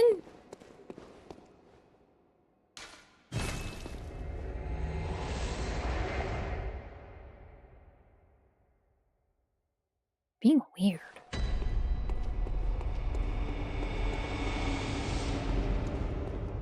There we go. That happens sometimes. Too far in? Nah, you're like all the way to the end sometimes. I think you don't have to wait, but I like to wait for the runes to hit. So with 3 moon runes, we go from 83,000 to 143,000 per reset. I normally run. I don't think that affects it. Exploit for 660 mil from the Living Failures? No, I haven't tried it, but I've seen it. It's really cool. So this is an online save edited dungeon. If you put in this code while online, you can find it and do the same thing that I'm doing. I like it to get easy runes to purchase items, just because farming isn't that great. But fortunately, the only time I ever really need to do this is in like defiled chalices or whatever. You can do it to get levels, but like I feel like the game gives you a good amount. This is just, you know, who needs to farm? What just happened? So there's an enemy over there somewhere that is killed by the environment. I actually don't even know what it is, but something dies and it gives you a bunch of runes. Blood echoes. I'm so warped. And if you put on 3 moon runes, you get a shit ton of blood echoes. So it's an easy free farm.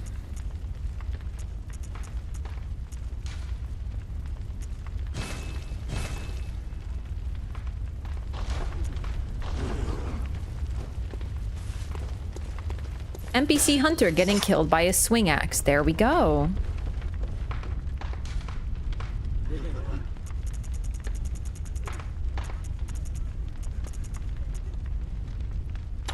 Let's use claw mark instead of blood rapture. That would be actually smart. This is good because it's making me rethink my build a little, you know?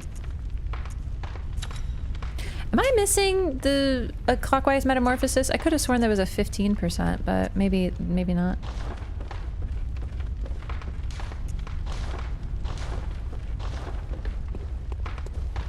This helps if you're doing a difficult chalice or something like that. Now I don't have to worry about running out of fire paper. Like I have like tons and tons and tons, so I won't be so worried about using it. Higher tier ones in root dungeons. Yeah, but in the base game, I think max is 10, right? Okay, so now I'll just use, and I switched to claw mark, so when I get that visceral and amygdala, it'll do 20% more damage, which should be really high with my skill level. Literally skill level. So visceral attacks in this game scale off of skill. So in challenge runs, if you're doing like minimum level, you don't really do viscerals, you do charged heavies for that reason.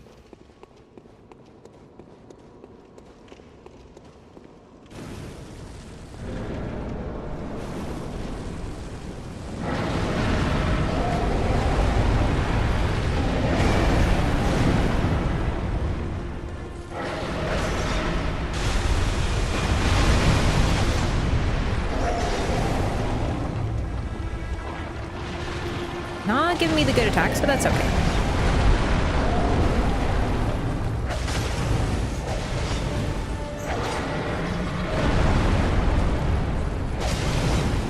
Nice.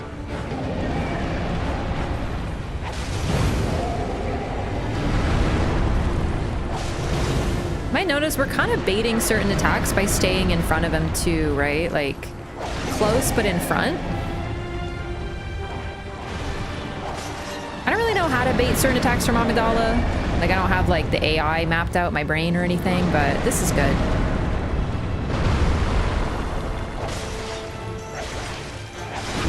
There we go. Oh fuck. Okay. Let's see. 3,300 damage is really good.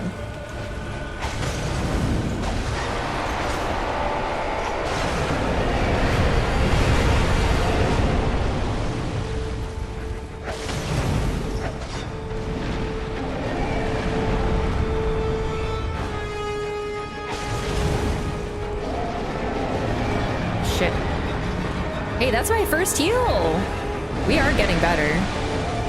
I have to watch out for that goo, though. Alright, the head is fixed, so we can get another... We can get another visceral if we hit it enough, but I mean, that's kind of... Ooh! Risky. Holy shit. Okay, no, I'm good to live. That living is fine there. I was really unpositioned for that one.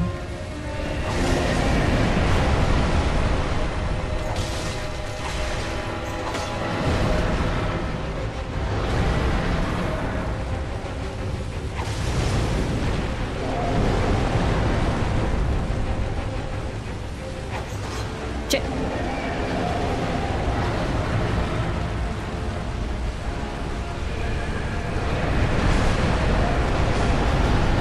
Fuck!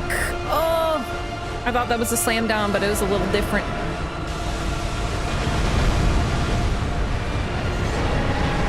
I mean, bro, if I could even hit your arms, that would be cash money. Do you know what I mean? Like, Jesus.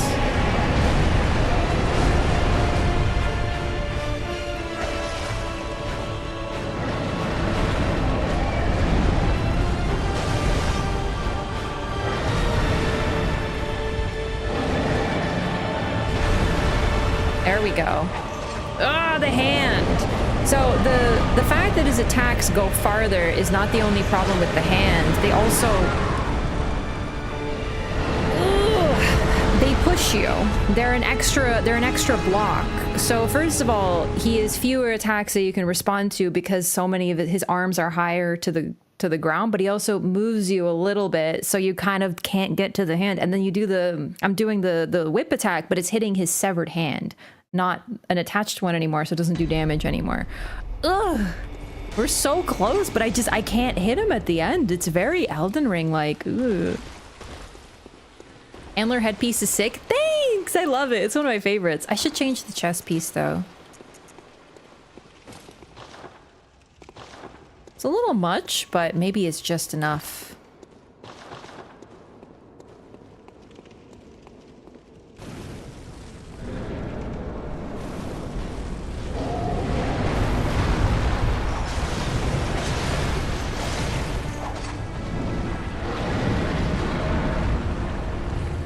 I feel like I'm learning the moveset better though. Okay, well, I had to say it, huh? Yep, I had to say it. I don't know the tell for the forward hand yet, and I don't know the tell for whatever the fuck that was at the second one. Hands clasp, prayer sit, Amygdala going down. I don't think I've ever struggled this much on Amygdala. Hitting his feet not hurt him. They're the squishiest, the opposite of squishy. They're like the tankiest part. It does very little damage, so I'm trying to go for like actual major hits. But the main problem with hitting the feet is he does a stomp and it also baits out the jump. And I have the timing pretty well for the jump, but the problem is if I miss, I'm dead. It's a massive hitbox all over the place. If he steps on you, you're dead. So I'm trying to avoid being by the feet because then you also can't see what he's doing.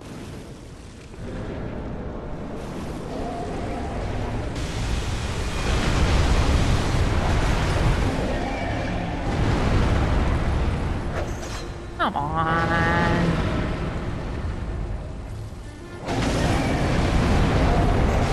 Yeah, it does like... Oh. But it does let you hit the head if you position it right with the slam. With the jump, I mean, so...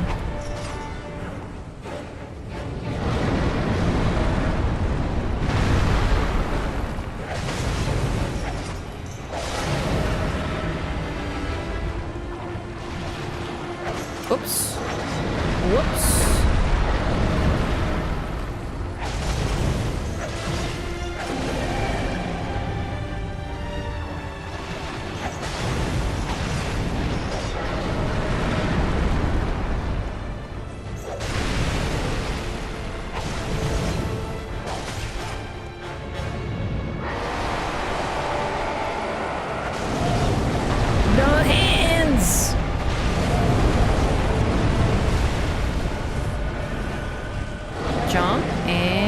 left this way and then right into the head. You know what? We might want to bait the jump, actually. Like...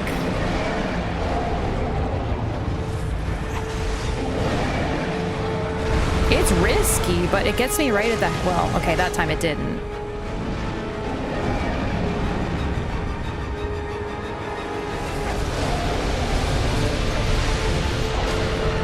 What the fuck was that? Wait, what? Did I fall slightly and do like a fall animation on him? And I think I did. That was weird. All right, so now he gets real pissed about it, but I think maybe we bait the jump. Yeah, 76 damage.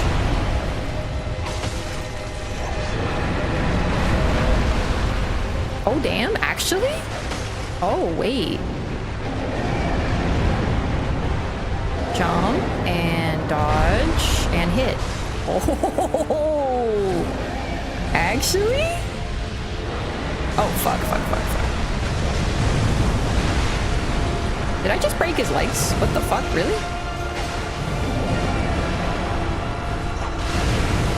Wait, that was not that bad. Okay. What? No! Are you joking? Oh. Oh, I'm actually a little bummed about that one. It was going so good. It's always the end. Base game version, you first try with your eyes closed with one hand tying you behind your back. It's a great deal easier. Yeah, he's way squishier and you don't die to everything he does.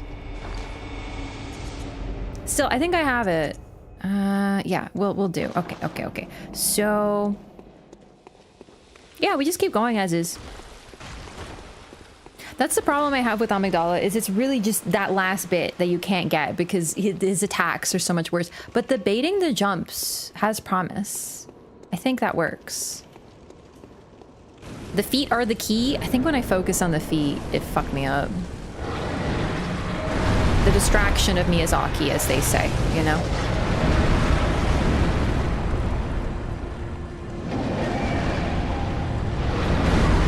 Oh shit, okay.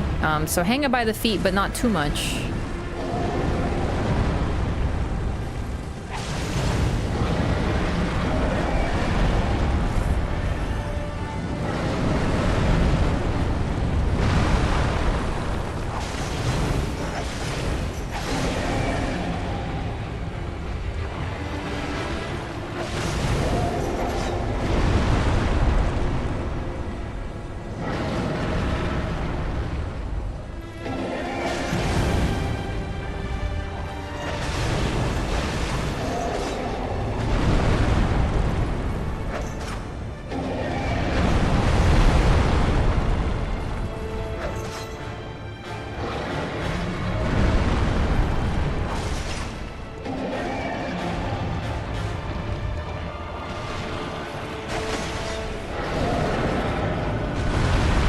Wait, where's the head? Oh, dang it!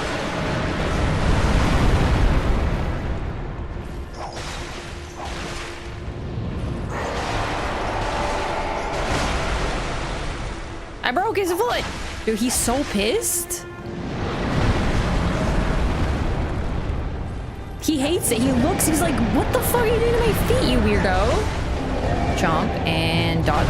And where are you going? Okay. I thought I had the key.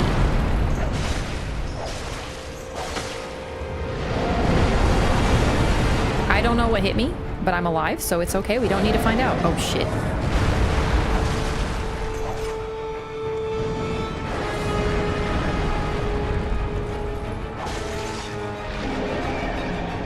What's that?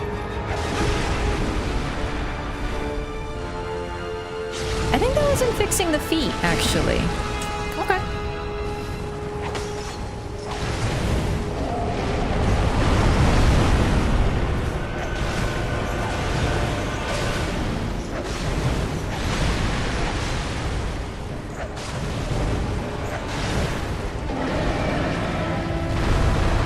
Oh, I rolled the wrong way. Bummer.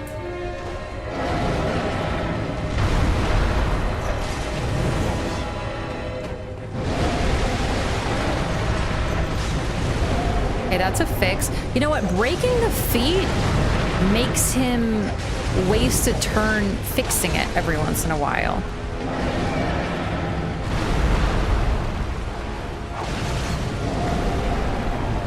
Which has potential. What's he doing? Ugh. No head? Fuck. That was so stupid. Oh my god, I'd be so upset if I died there. I would, like, cry. There would be tears.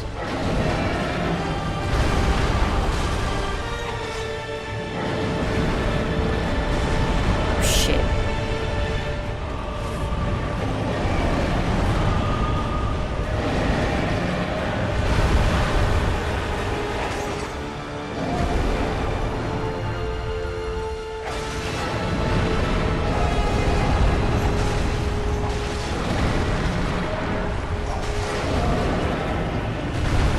I'm misjudging where the head's gonna end up.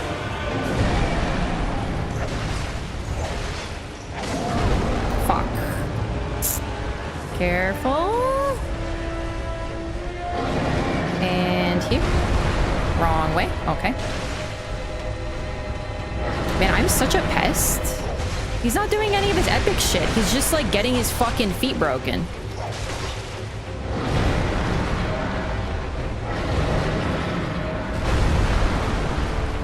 How was that not an attack?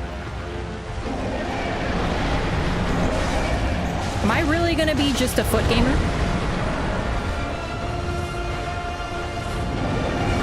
Oh shit. No, please. I don't care. I'll be a foot gamer. I'll be a foot gamer until the day I die. Miyazaki, please have mercy. I can't believe it. It was so anticlimactic, but it worked. He does nothing. This is a guy with 6 fucking arms and a head that shoots laser beams. And when you tickle his toes, he is weak. Same, brother. Relatable content. What did we get? I skipped it. It was like a damp... It was... I didn't read it. Just like me, for real.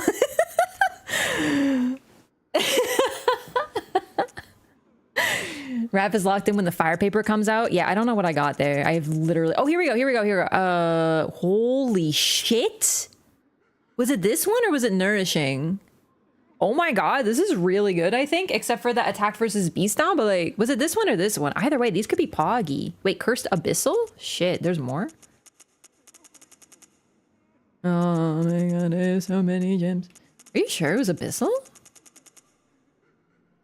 Nourishing Radial. Oh. I don't know where. It's okay. I probably would. Oh wait. Is it this one, right? This one seems pretty good, actually. Who cares? We did it.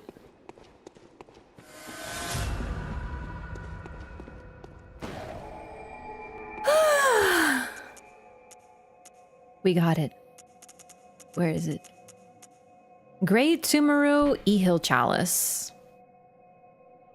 A chalice that breaks a labyrinth seal. Great chalices unlock deeper reaches of the labyrinth. Tumaru Ehil was the title of both the Tumerian monarch and its capital.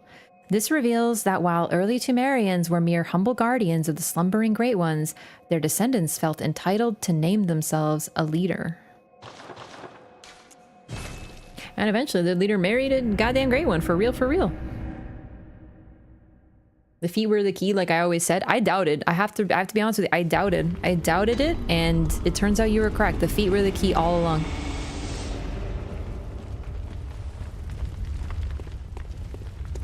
Gamino, go. Very well. I don't know what to level. Probably Tinge, because I still want to level up a bit more to show off a few more weapons. We still haven't been able to show off the Chicago. Oh my god. Alright, so next is Ehil. Ihil, probably, really.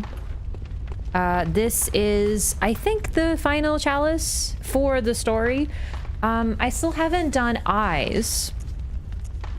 And there is cool stuff in eyes, don't get me wrong, but I almost kind of just want to, like, unless I need to, I might kind of just skip it, like, most of it, because I want to get more into the deeper chalices. Lower Hintertomb. Goodbye. So we need to make Eye Hill. Oh, I need 25 Arcane Haze. So for this, you need Ritual Blood 5, Red Jelly, Arcane Haze, and the Living String, which we got from the moon. The moon. The brain, which also gave us the moon. On to fight the Holy Medium. Yeah, so it might have been the Queen, but the thing is, I don't know if it was the Queen. It might have been Erden's blood found where the Queen was. Like, that I would buy, but I'm not sure. I think that definitely Ebritus was one of the holy mediums that they used. It could have been Amygdala. It could have been the Queen, but I feel like that's too vile blood coded. I don't think it would have been the Queen directly. I think they found actual, true, undiluted Great One blood. What am I doing here? Arcane Haze, right, okay.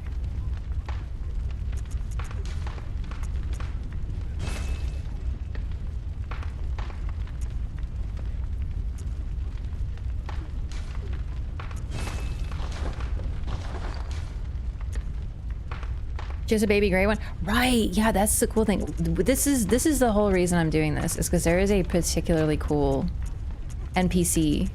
Well, it's a fight, more like 10 more. 2. Oh wait. What is Arcane Haze?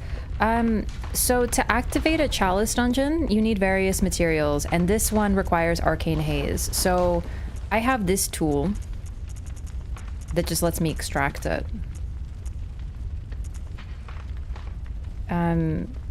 You put ritual materials and it turns them into Arcane Haze. What it is, it's just the tiny smatterings of haze that are found in certain ritual materials, sometimes required for special rites. It's more a game mechanic than any lore. Like, these items do have lore, where they got them from and things like that. How do you get that? This is found, I believe, in Hintertomb? One of the chalices?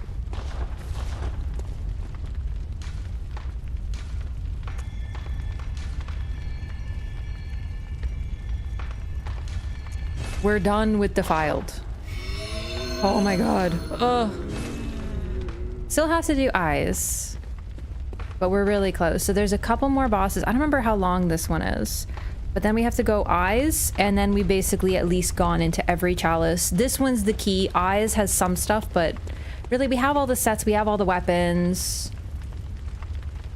Arcane Haze is like essence of the cosmos. Yeah, that's a good way of putting it. You can use blood, you can use mold, any of these materials will get you one. Yo, Warrior Jar, welcome in. Thank you so much for the raid.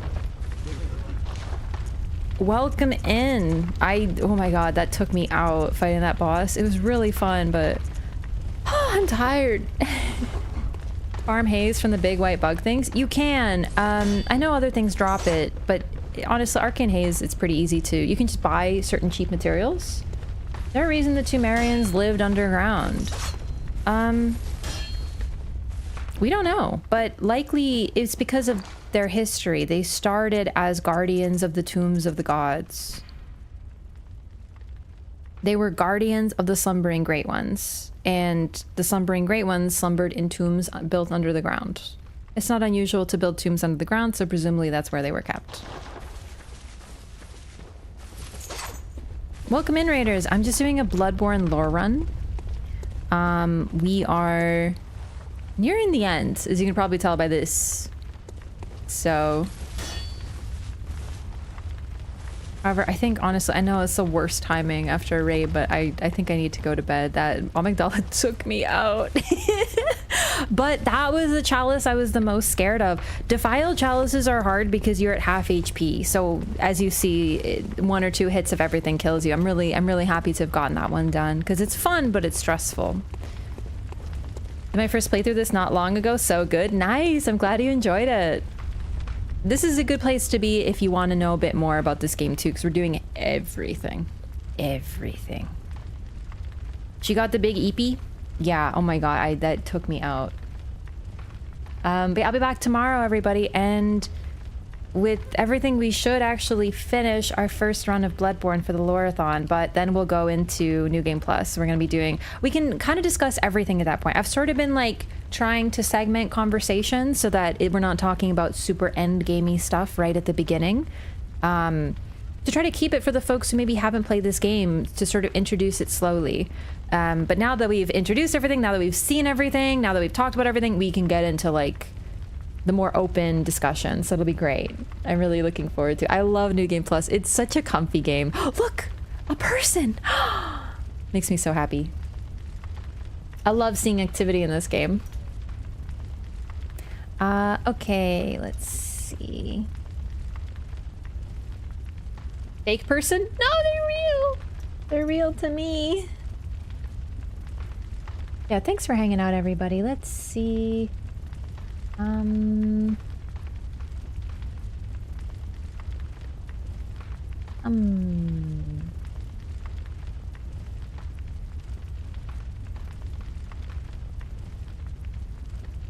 I so want to play Skyrim again.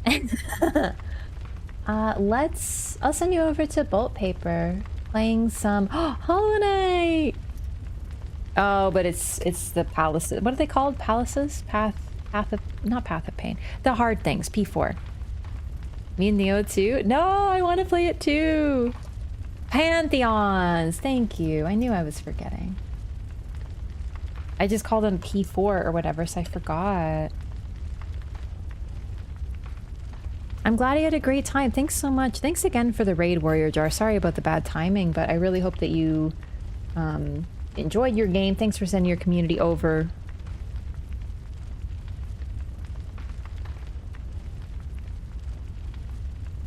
And I'll be back tomorrow with more lore.